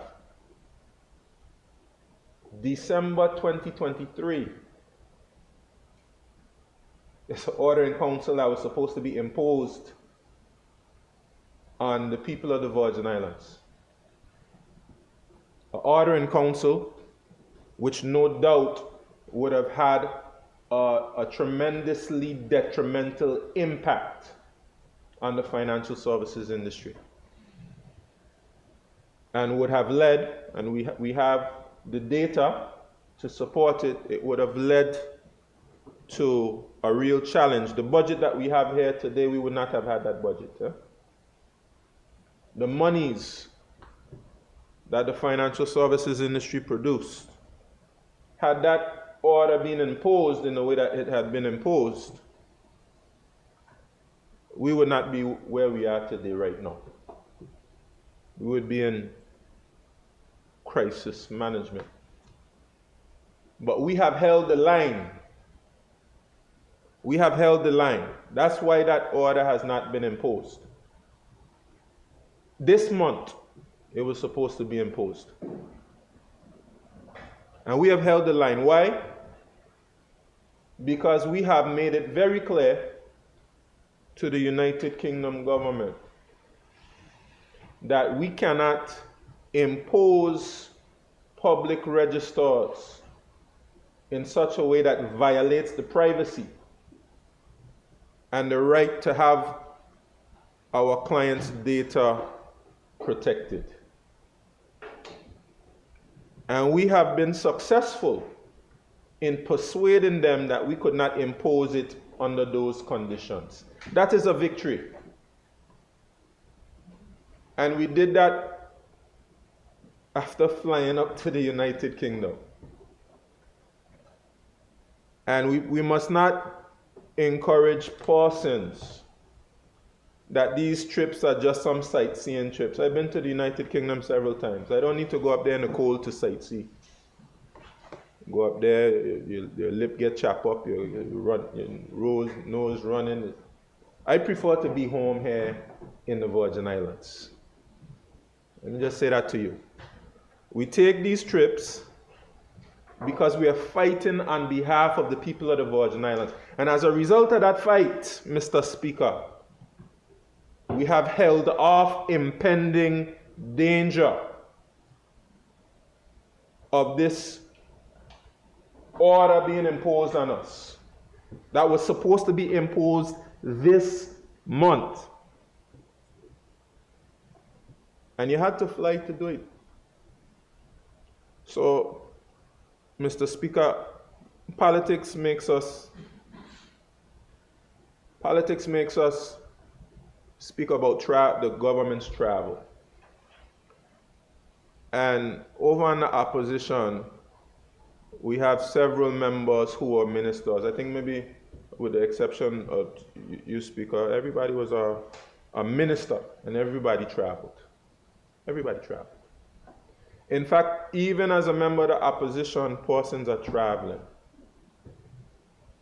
And to go to Ghana and to go to the United Kingdom and to go to Turks and Caicos, you have to get on a plane. Nobody swam. Nobody swam up there. You had to get on a plane. And you had to go there. So I just say that to say, Mr. Speaker, that it's a result of persons like the Deputy Premier and myself and the rest of the team that go and have to fight with the United Kingdom on these issues. And we see the fruit of that fight. And the territory is the beneficiary. And we will have to continue to fight because the goalpost continues to shift. And you have to be nimble and you have to be agile and you have to be willing sometimes, if you have to go and fly to Paris and meet with the OECD, you have to do that sometimes. Just like when the Deputy Premier went to Aruba, you have to go to Aruba and defend the jurisdiction, you have to do that sometimes. And we must encourage persons to be mature enough to understand when you have to travel, why you have to travel, and how it's in the best interest of the people, as opposed to allowing politics to allow us to feed our people this narrative that is going to hurt everybody. You know, the opposition of today could be the government tomorrow. It just hurts you. You have to travel, you have to worry about it because of this narrative which is being created. And I think it's irresponsible, Mr. Speaker. Mr. Speaker, let me just say before I leave financial services, we're under a great deal of pressure, and I'm grateful that we provided the Deputy Premier with the money she requested for the public relations. Because it's going to be a little bumpy road moving forward. And we have to invest the resources to send the message to the people of what is taking place in the Virgin Islands, that we are a reputable, well-regulated jurisdiction with a legitimate business model. And we have abided and always abided by global standards. We'll have to emphasize that. So I want to applaud the work of the Deputy Premier. And let me just say this as well, Mr. Speaker. Some persons speak about the creation of these ministries. The creation of a Ministry of Financial Services was a wise move. And it could not have been done at a more opportune time than right now. Because the challenges the financial services industry face require specific and almost unilateral focus, which the Deputy Premier, and she couldn't be in our corner in a better time than now. She's much more useful over here based on what it is we're faced with than sitting over there talking about travel and whatever else. She's more useful over here. She's more useful to the country. Let's just admit it. All y'all happy about it as well, I know. Deep down, outside of the politics. Because you know she's capable of leading in this area at this particular time. We are the beneficiary of that. Mr. Speaker, let me move on to tourism. I would say that 10 times, 20 times, 100 times. Let me move on to tourism, Mr. Speaker. It was said, well, we don't have a plan in terms of financial services if it suffers any losses. But of course, the financial services is holding firm, thanks be to God, because of, the key decisions, proper management, all our registered agents and the work of everybody. Everybody needs to be commended that it holds firm. But we all acknowledge, Mr. Speaker, we all acknowledge that financial services has an unfair burden as it pertains to supporting government's activities. And we need to be able to spread that burden across various industries. And I've been on record in saying, whenever I have the opportunity, that we must invest more in tourism. And that is what we're doing, Mr. Speaker. Now we speak about a plan, Mr. Speaker, we speak about a plan. We speak about a plan. And we're going to develop a plan. We will. But Mr. Speaker, I don't want anybody to think that this thing is rocket science. It's not rocket science, Mr. Speaker. The Virgin Islands is a beautiful place that people want to come to. You don't have to work hard to persuade them why they should come here. Everybody who comes here, they speak about the beauty of the place. They're amazed by the Virgin Islands. Just some key simple things that we have to do, like providing access. These things are not rocket science. You need to provide access to the Virgin Islands. And, Mr. Speaker, we're on the right track. That's what I would like to say. We're on the right track, and the Minister for Communications and Works spoke about it, because this is an area that he has been key in progressing.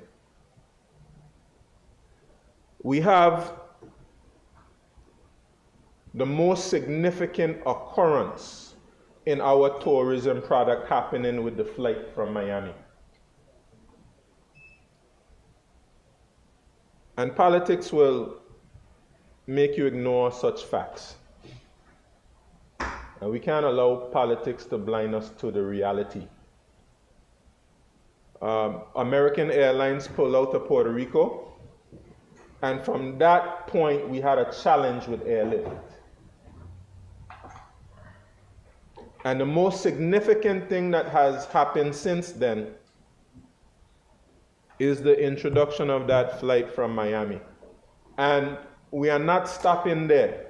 We're very grateful to hear that we've gone from 1 flight a day to 3 flights a day. That is amazing.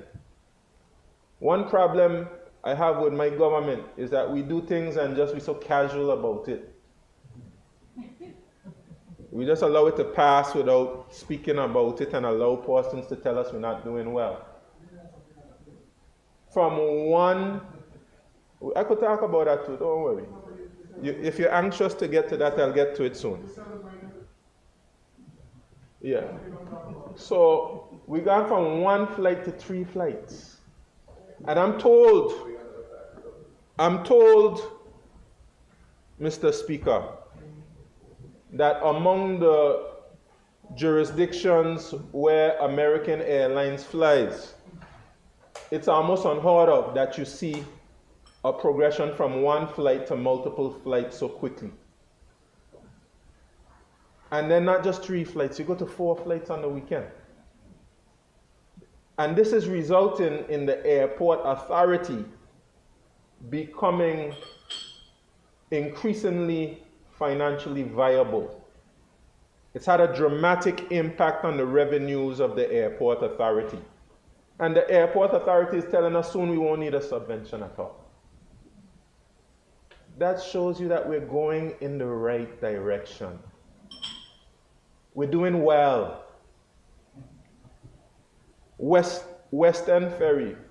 Minister, you mentioned West End Ferry? We're going to be doing West End Ferry because our marine traffic is, especially coming from the United States Virgin Islands, coming over here to BVI. The marine traffic is very heavy. It's heavy. And we need the facilities. We know the facility that was there before was blown away by the hurricanes. But for a long time, we've needed to invest in proper port facilities. And that is something that's going forward. And that's going to help to increase access. I haven't even mentioned the fact that we're going to be expanding. We're going to be expanding, and trust me when I say it, it will happen during this administration. It will happen during this administration. Because we have the will to get it done. We have the will to get it done. And even without the expansion, our numbers are trending in the right direction. Mr. Speaker, we can't be doing too badly when, by the conclusion of this year, we will have the second best year in terms of visitors ever. Ever in the history of the Virgin Islands. We had 2016, which was probably maybe 1.3 million. By the end of this year, I'm pretty sure we're going to hit 1 million passengers, which would be the only second time we hit 1 million passengers.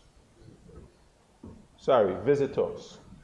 Visitors. There will be more passengers if you include all the belongers going back and forth. But we're going to hit 1 million visitors. And yes, our overnight arrivals are not where they were in 2016. But what was conveniently glossed over is that after 2016 you had 2 Category 5 hurricanes and a flood that damaged a lot of your properties And then you had a pandemic. And since that time, we have been trending back in the right direction. And I guarantee you, at some point during this administration, when we have some of these other properties come back on stream, we will either equal 2016 numbers or we'll surpass them. We are trending in the right direction. And that's nothing for me to take credit for, anybody else to take credit for. It's just the Virgin Islands is a fantastic place. So NDP don't have to take credit for the visitors wanting to come here, or the VIP doesn't have to take credit for it. People want to come because the place is beautiful. And once we do what we need to do, more of them will come. It's not rocket science, Mr. Speaker. We have to build hotels. We need places for persons to stay. And Mr. Speaker, one member spoke about some of the properties which were done. But between 2011 and 2019, I think maybe Quito's. Besides that, we dropped the ball on quite a number of properties. And this is, obviously, of course, I became the Minister of Tourism, after the Commission of Inquiry report was released and the Order in Council hanging over our heads. But this is the first opportunity that I'll have as Minister of Tourism in a new administration. And during this administration, we're going to have new properties. We've shown many investors have come and had direct conversations about their intentions of wanting to build properties. We have Norman Island, which, barring any unforeseen circumstances, will be moving forward. We have Blunder Bay, barring any unforeseen circumstances, will be moving forward. We have Nanny Key, which will be doing a fantastic expansion.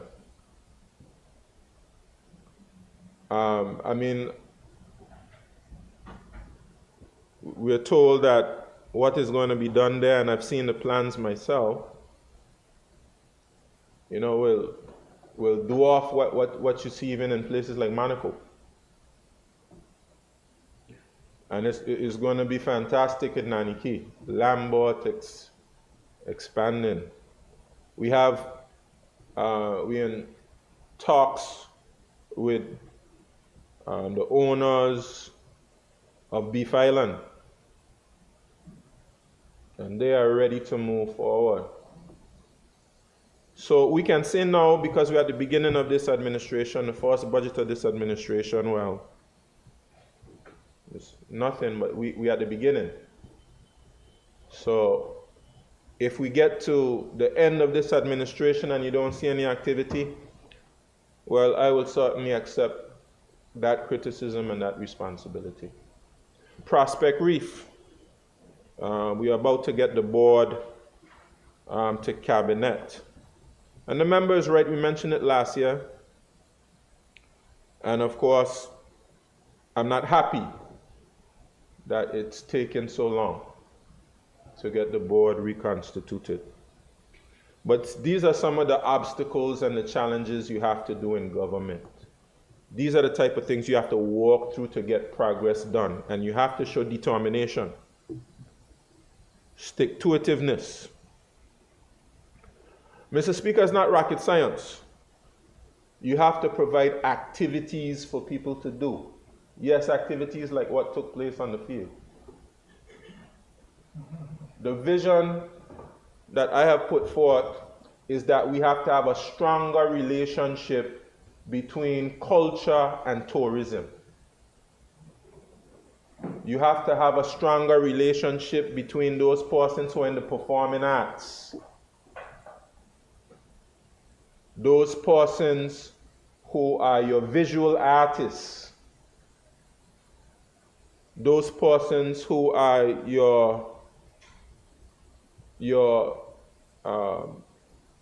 interested in historical sites, heritage sites, and museums. And I should say to you that we have funding in here to start designing our national museum, along with our national library.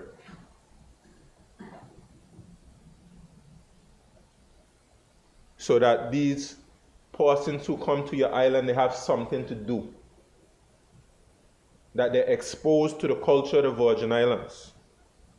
And we have a lot of work to do in the area, but we are putting some of the building blocks in place to make it a reality. How am I on time, man? How much time do I have? Let me see if I have about 30 minutes in. 30 minutes in. 30 minutes in. And we have to fix our infrastructure, we know that. We have to make sure we have good roads, and we have water that goes to the properties so the people can have water in their properties. We know that we have to have better hospitality. From the moment they arrive to these shores, we have to have better hospitality than we have now.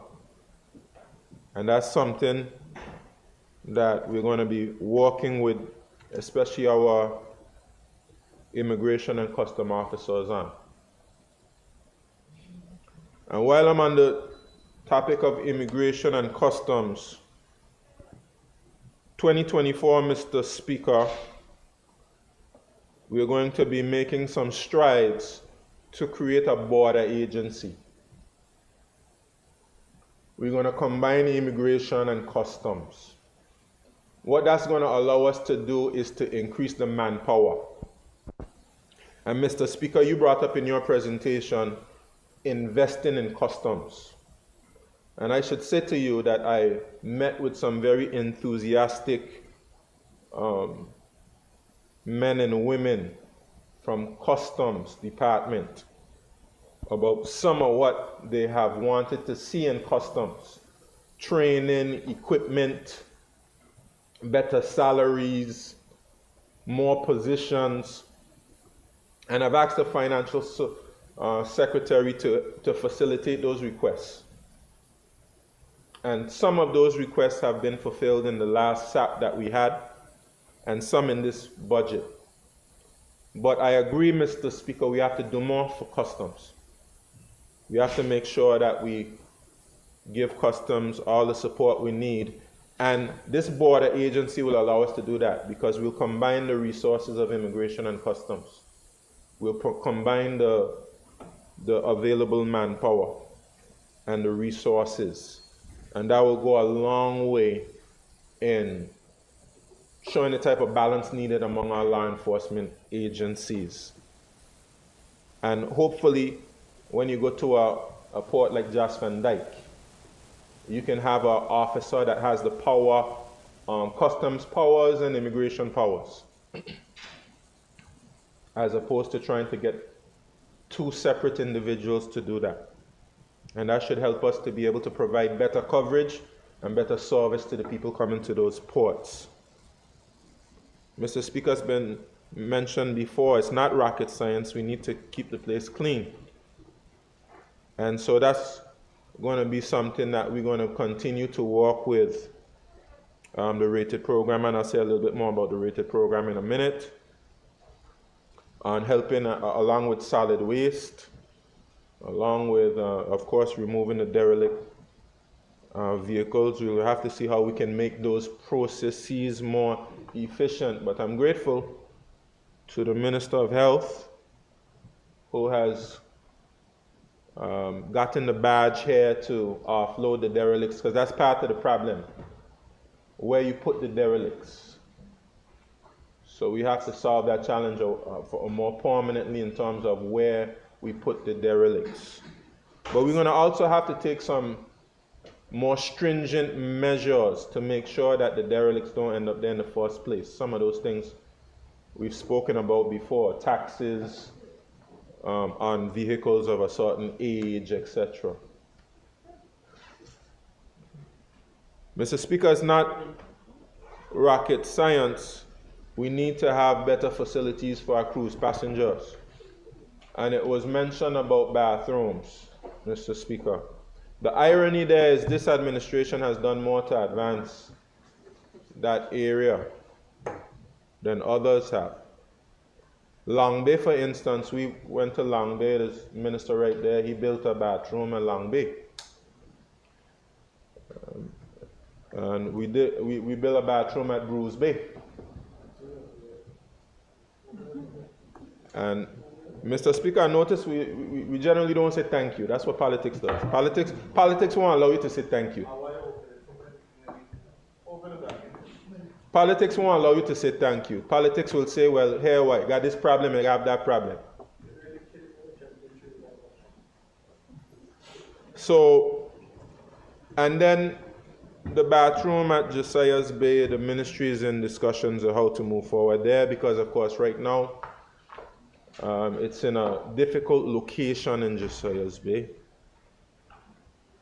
And, of course, it's being used to house the equipment for lifeguards.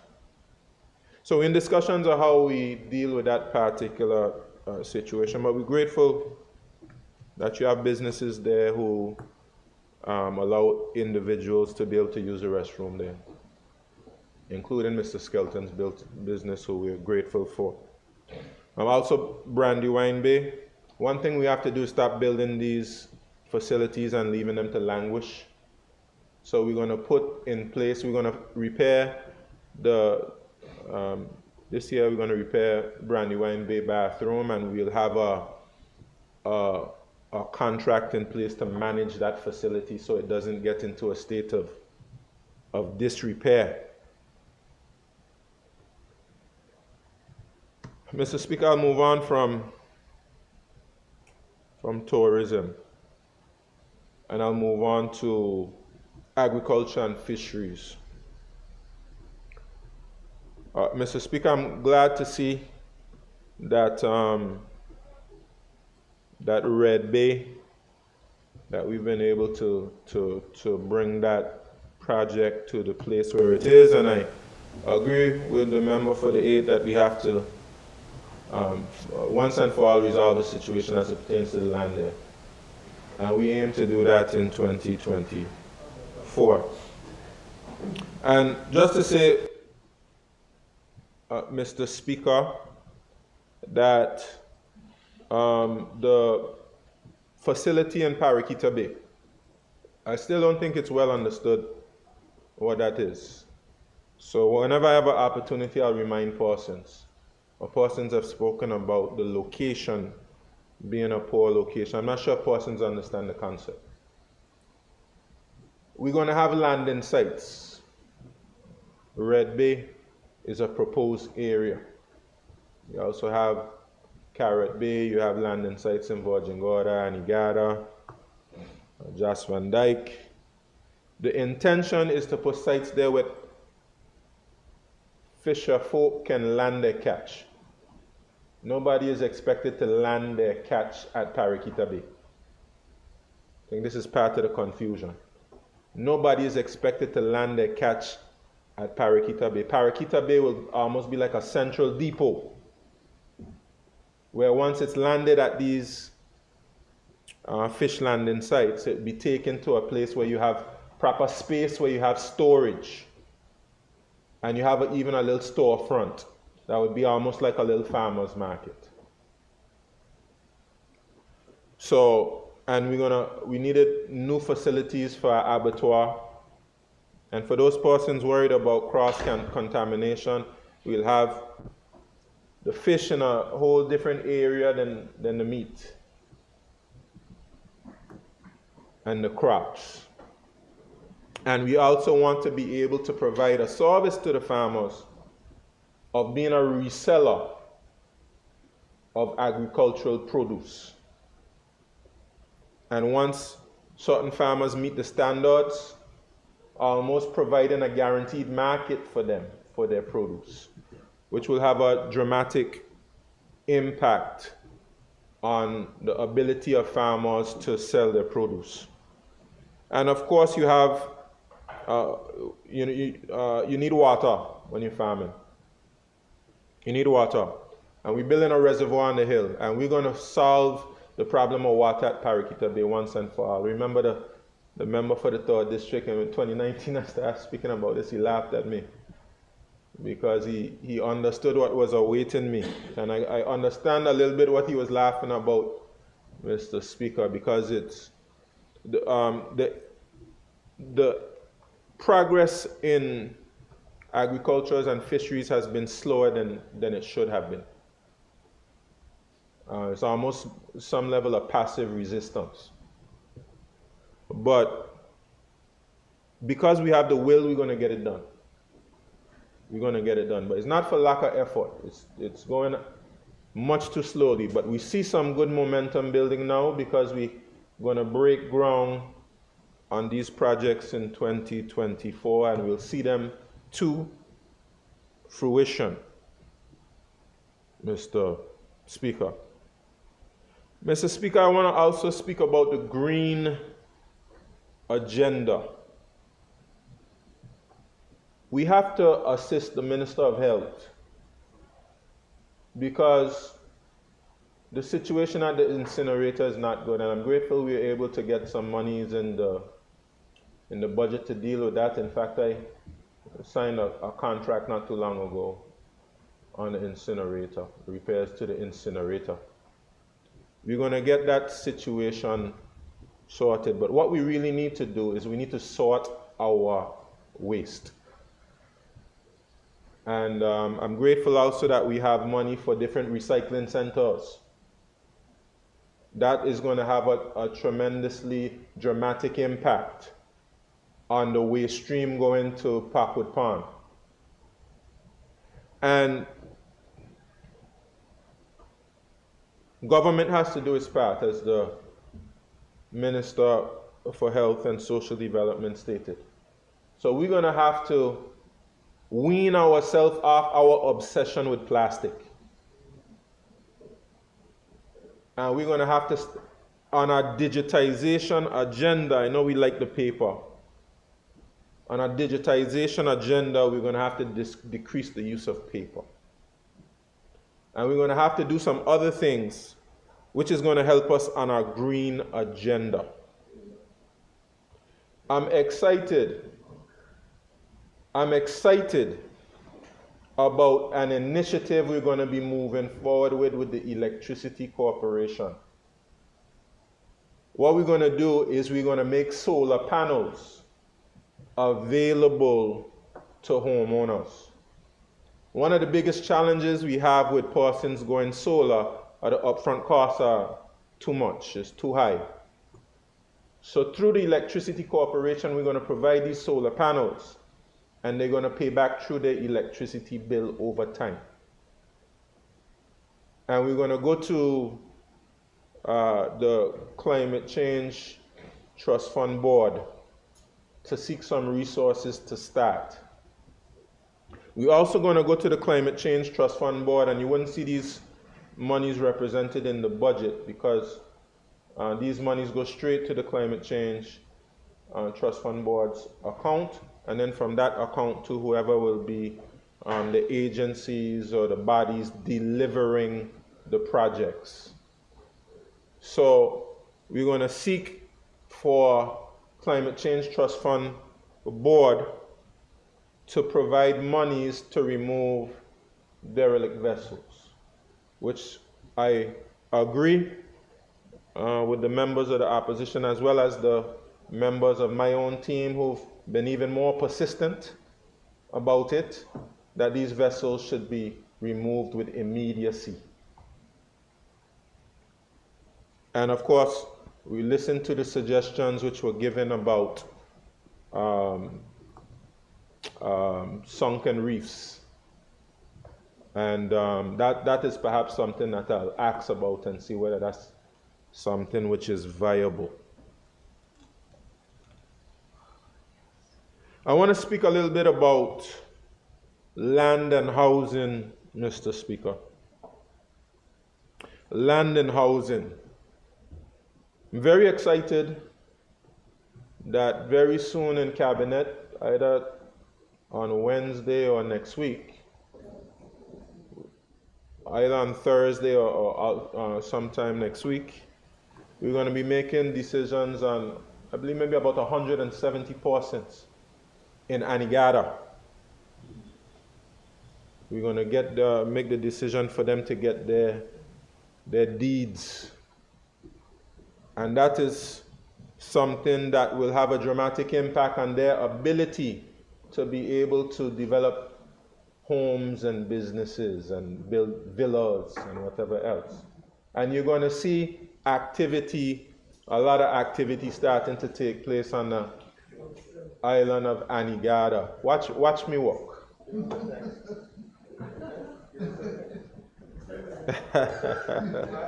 Watch me walk.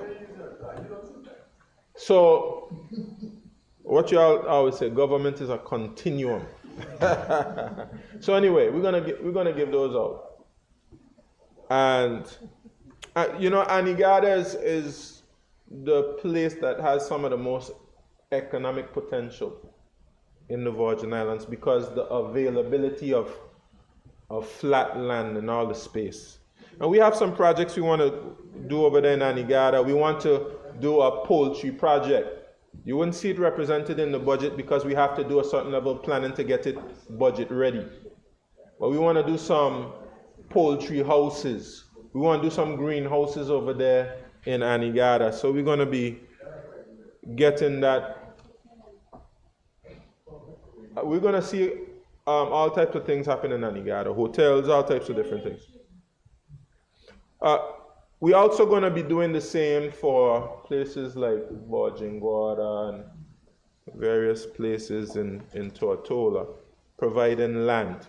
But one thing we notice is that, and I believe the member for the third may have brought this up in his debate.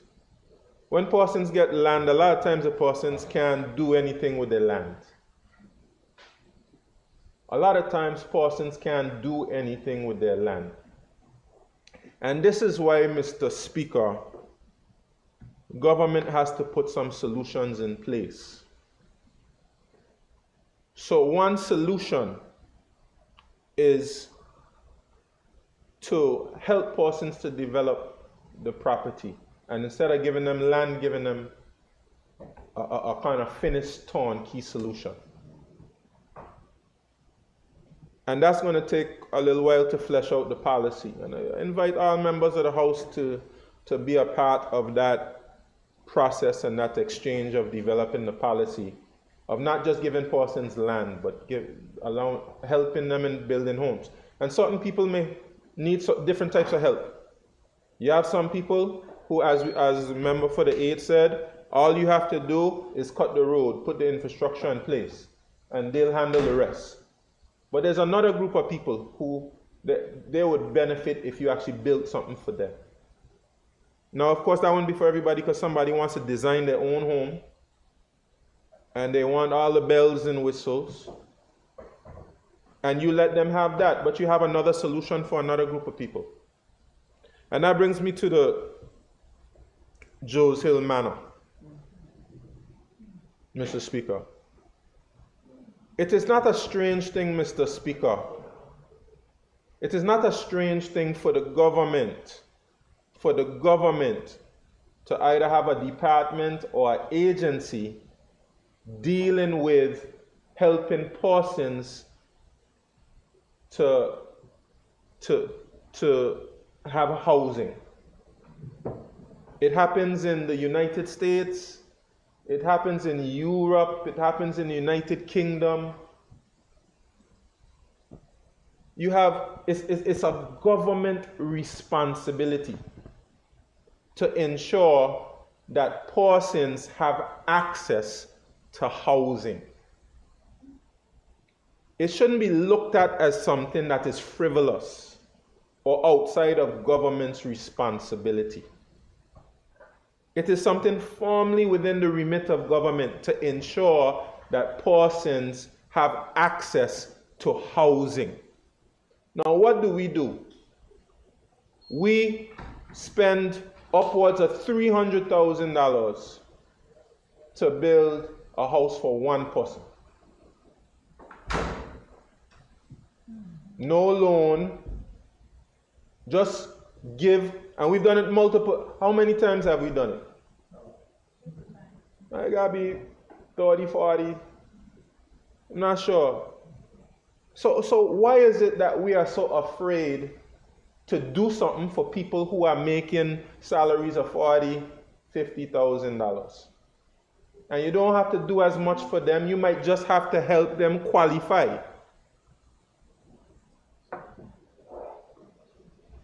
They need a little assistance, Mr. Speaker.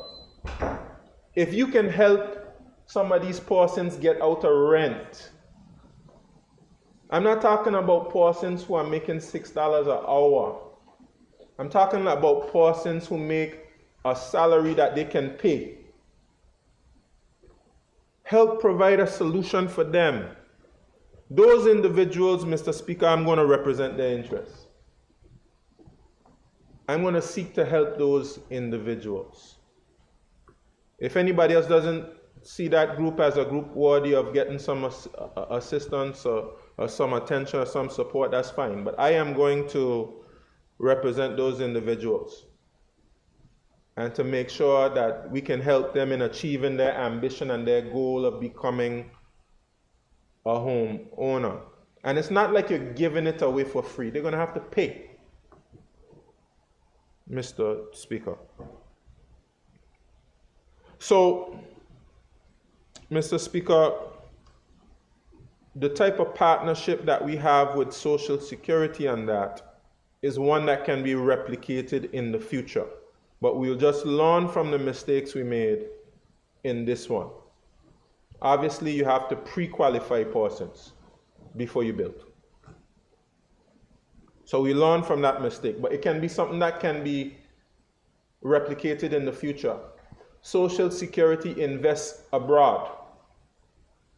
They invest in all kinds of other countries. I bet you a lot of those funds are used in real estate. Real estate is a good place to invest. Right. I bet you that money is being used, other people are using that money for their real estate projects and real estate deals. But the same can be done here. But Social Security is not the right agency to do it. They're just the agency to invest and get a return. They can't do it. It's either going to be a private sector or the public sector who's going to carry it out. And it can be a combination of both. It can be a partnership.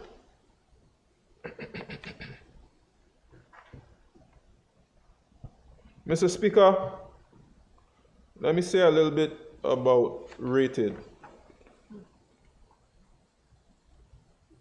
Mr. Speaker, I think that there's some reasonable things said about the rated program. And I think we can take on board some of the suggestions which have been made. For instance, Mr. Speaker, we can look at the age. We can look at the age. That was a proposal from public servants who felt as though we needed to provide opportunities for a certain group of persons. I have to say to you, Mr. Speaker, I find it ironic that the member who, when he was in government, had a youth employment service is berating me for discriminating against the elderly. But be that as it may, Mr. Speaker, the Youth Employment Service. Yes, but be that as it may, Mr. Speaker, be that as it may, we can look at the age. We could look at the 70-year, if we want older than 70 years. We have some individuals who are in very good shape, and if we want them to be a part of the project, we can look at that. I also have to address the purpose of the program, Mr. Speaker. A lot has been made about the bush cutting, but the bush cutting is not the only aspect of the program. We speak a lot about what RATED stands for, and the A in RATED stands for apprenticeship. And we were able to make some monies available in the 2024 budget for the very same apprenticeship, the very same concept that the member for the 6th spoke about, that can help individuals get employment in the private sector. So we have some money for apprenticeship in the budget. So that is there. And we have some money for training in the budget for RATED. And the goal, Madam Speaker, is to provide persons with opportunities that can help lead them to getting employment. And it requires a variety of agencies to work together, including the H. Labatista Community College, which they'll be taking, some of them will be taking courses up there. It requires the Workforce Training Division at the Labor Department. And we're going to make sure that that partnership is solidified and strengthened in 2024. It requires, of course, government who's provided some opportunities, and we speak about the bush cutting, but you have many individuals who have had opportunities working in the various government departments. And what that does is it provides them with something on their resume. And if they perform well, Madam Speaker, they can be recommended by their supervisor to say, well, this person has performed well. And as a result of that, some of them have been retained by government. But we are open, Madam Speaker, to the possibility of adding additional permanent spaces. Let's take, for instance, even in the quote-unquote bush cutting. I think it's a good idea to be explored, the whole concept of the primary roads and the secondary and tertiary roads. And perhaps exploring having crews who you can contract throughout the entire year who've performed well. But not forgetting about those persons who, at least maybe give them an opportunity on those tertiary, secondary and tertiary roads. And if they perform well, perhaps maybe you could contract them on a yearly basis. That is something that we could take forward. That's a good suggestion. Madam Speaker, I have what, 15 minutes or so? Just about 10. Okay. All right, let me see if I can make moves. But we're open to tweaks, Madam Speaker. Let me speak a little bit about national security. We have done our best to accommodate the requests of the police department. And the police, nobody can say that we have not provided the police department with resources. We have. And I agree with the Deputy Premier that we have to now demand some results for those resources.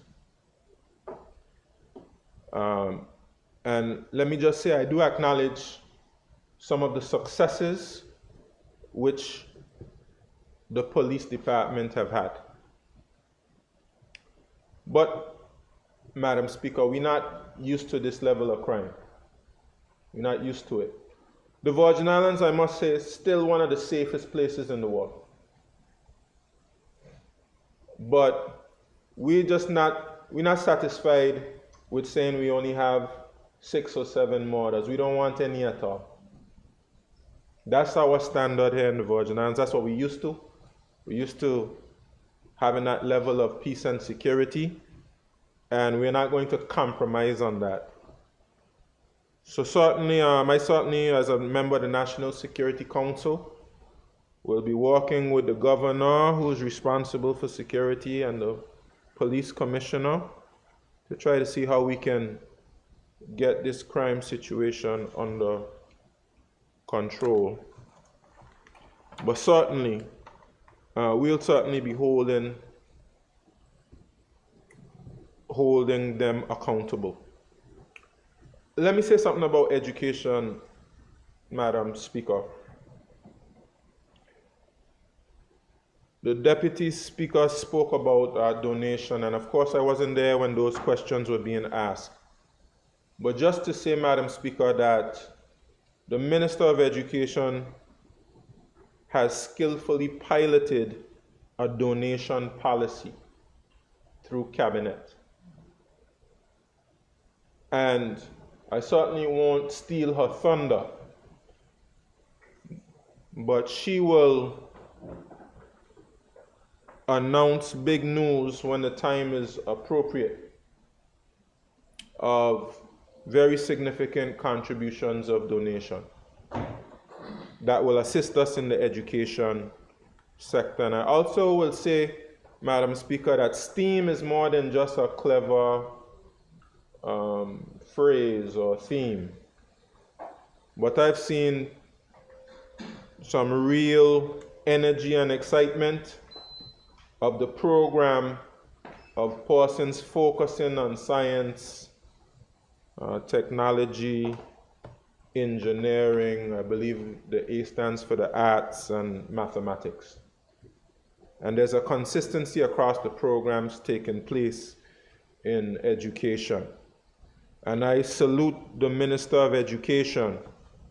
And we have done our best to support the programs which she has proposed for the budget. I'll have to say to you, Madam Speaker, nobody is as fierce an advocate for the needs of the education system as the Minister of Education. She's fierce, and sometimes she hard to deal with. Because, of course, she won't stop until she delivers for education. And that is something to be applauded.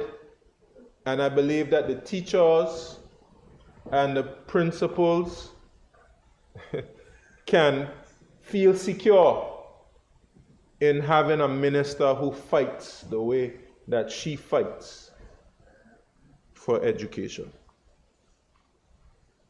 Let me move on to the salaries, Madam Speaker. Madam Speaker, I wasn't quite sure when I was listening to, perhaps maybe he can clarify, when I was listening to the member for the 6th District, whether he was in support of this increase in salary or not. I would be disappointed, Madam Speaker. I know you have to have some public servants who live in the 6th District. I would be disappointed if he wasn't supportive of the bold step of ensuring that no public officer should be living below the living wage. And of course it costs money, And of course, we have to raise revenue, Madam Speaker. But it's something that we have to do. We have an obligation to ensure that the government itself is not perpetuating really the inhumane practice of paying persons below what is required to live and survive in the society. So it's all our jobs to make sure that we're able to raise the revenue to make it a reality. And not just that, Madam Speaker. When we came to government, talking about the Virgin Islands Party in 2019, we were far behind on our obligations as it pertains to increments. And we have made the pledge that before the end of this administration, we will come current with our obligations to our public officers in terms of their increments and their salary progression. And that is important. But I must also say, Madam Speaker, in response to the Leader of the Opposition, who rightly raised the concern of our pension liability, that we have to, for the sustainability of the current system that we have, for the sustainability of being able to provide pensions to individuals for years to come, we have to start contributing to our pension. And in 2024, Madam Speaker, that's going to be rolled out. That is something which is under the responsibility of the governor, because it falls under terms and conditions of employment, which is a part of the governor's special responsibility under Section 60 of the Virgin Islands Constitution, Order 2007. But of course, the Minister of Finance and the House of Assembly has to agree on the allocation of monies to pay the pension. So we also have a responsibility to ensure that we have a sustainable system to pay pensions. And we're going to be taking a look at revenue raising measures to ensure that we are able to meet our financial obligations as it pertains to public officers' salaries and all the other obligations that government has. But we're going to make sure that we introduce revenue-raising initiatives which are least painful for our people. Least painful. Try our best not to hurt our people. And there's some areas that you can look at raising revenue which won't be as hurtful to our people. And so those will be rolled out. The Leader of the Opposition made mention of an area we had I think he said an 8,000% increase in terms of licenses. The reason why it's an 8,000% increase is because there's an error in the 2023 numbers. The 2023 numbers were not so low. But still, in 2024, we're looking at increasing fees for commercial recreational vessel licenses. These are the licenses for persons who are chartering. And those fees had not been adjusted since they were first enacted in 1992. So persons who are chartering, who are charging tens of thousands of dollars for a charter, was only paying for a license of $200 or $400. Yes. commercial recreational vessel licenses. We're going to have to get some, pay just a bit more for the license.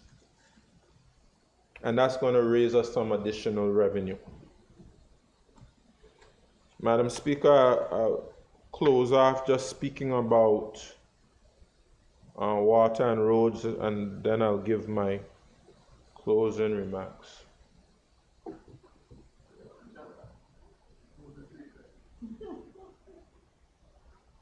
Madam Speaker, I just want to applaud the work of the Minister of Communications and Works. We know that our roads and our water infrastructure are in a poor state, but he inherited a difficult situation because we had roads which for many years were not built with drainage. And we also had a lack of equipment. And we also then had floods and hurricanes, whatnot, that destroyed the infrastructure at a time when we didn't have much money to commit to capital resources outside of loan funds. But he has skillfully accessed the equipment necessary. And of course, he's put out his request for proposal. And I have pledged to him, looking for that request for proposal, for those proposals to come in. I've pledged to him that we're going to make the resources available to get the roads done. That is my pledge. So while we inherited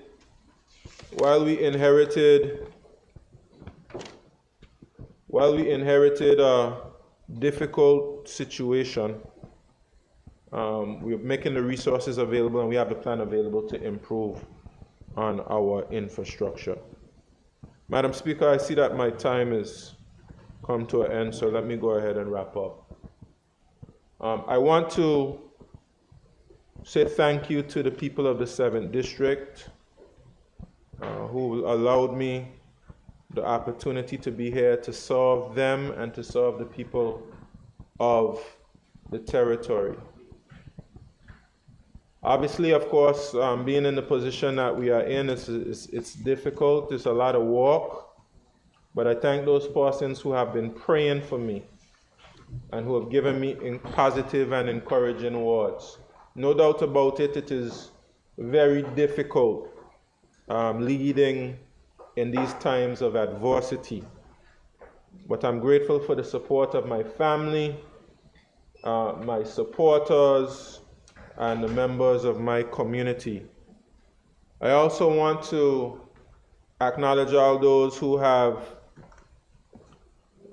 kindly given their condolences on the passing of my uncle, Corbett Wheatley. One of the kindest men you'd have ever had the pleasure of meeting. I never remember one time in knowing him my entire life seeing him angry. Not even once do I remember seeing him angry. And certainly, we honored him not too long ago for his service as a teacher. He also was in the aviation industry, and of course, for a very long time, provided transportation to school children, making sure they got to and from home safely and securely. And he had a very long partnership, decades upon decades, with another former educator, Juliet Wheatley, who, of course, is certainly saddened by the passing of her husband of so many years. And the family, of course, is grateful for all the support which has been given to them. And we'll soon be having the home going. I also want to take this opportunity to wish the people of the Virgin Islands a very Merry Christmas and a Happy New Year, and to encourage all of us to do all we can to help those who are less fortunate at this particular time. I had the opportunity, of course, to give gifts this past weekend to a number of little children, which was so gratifying to me, and I'm going to be giving more gifts in the coming weeks. But I salute like the Rotary Club and the Lions Club and all of the different associations and persons who are doing things, private businesses for persons who are less fortunate at this time. Madam Speaker, with that, I'm looking forward to us going through committee so that we can make whatever tweaks possible. And Madam Speaker, I'm looking forward to producing a budget which will be able to address some of the pressing needs we have in this territory. Thank you, Madam Speaker. Thank you, Premier. Honorable members, a motion has been moved and seconded. Those in favor? Aye. Those against? The ayes have it. The motion is passed. I call on the Premier.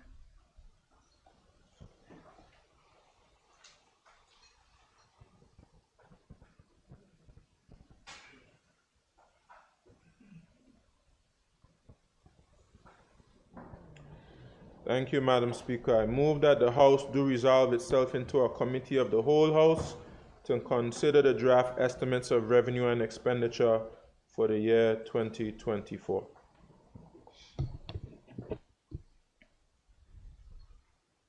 Madam Speaker, I rise to second the motion.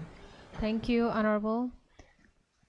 Honorable members, a motion has been moved and seconded that this House resolves itself into a committee of the whole House to consider the draft estimates of revenue and expenditure for the year 2024.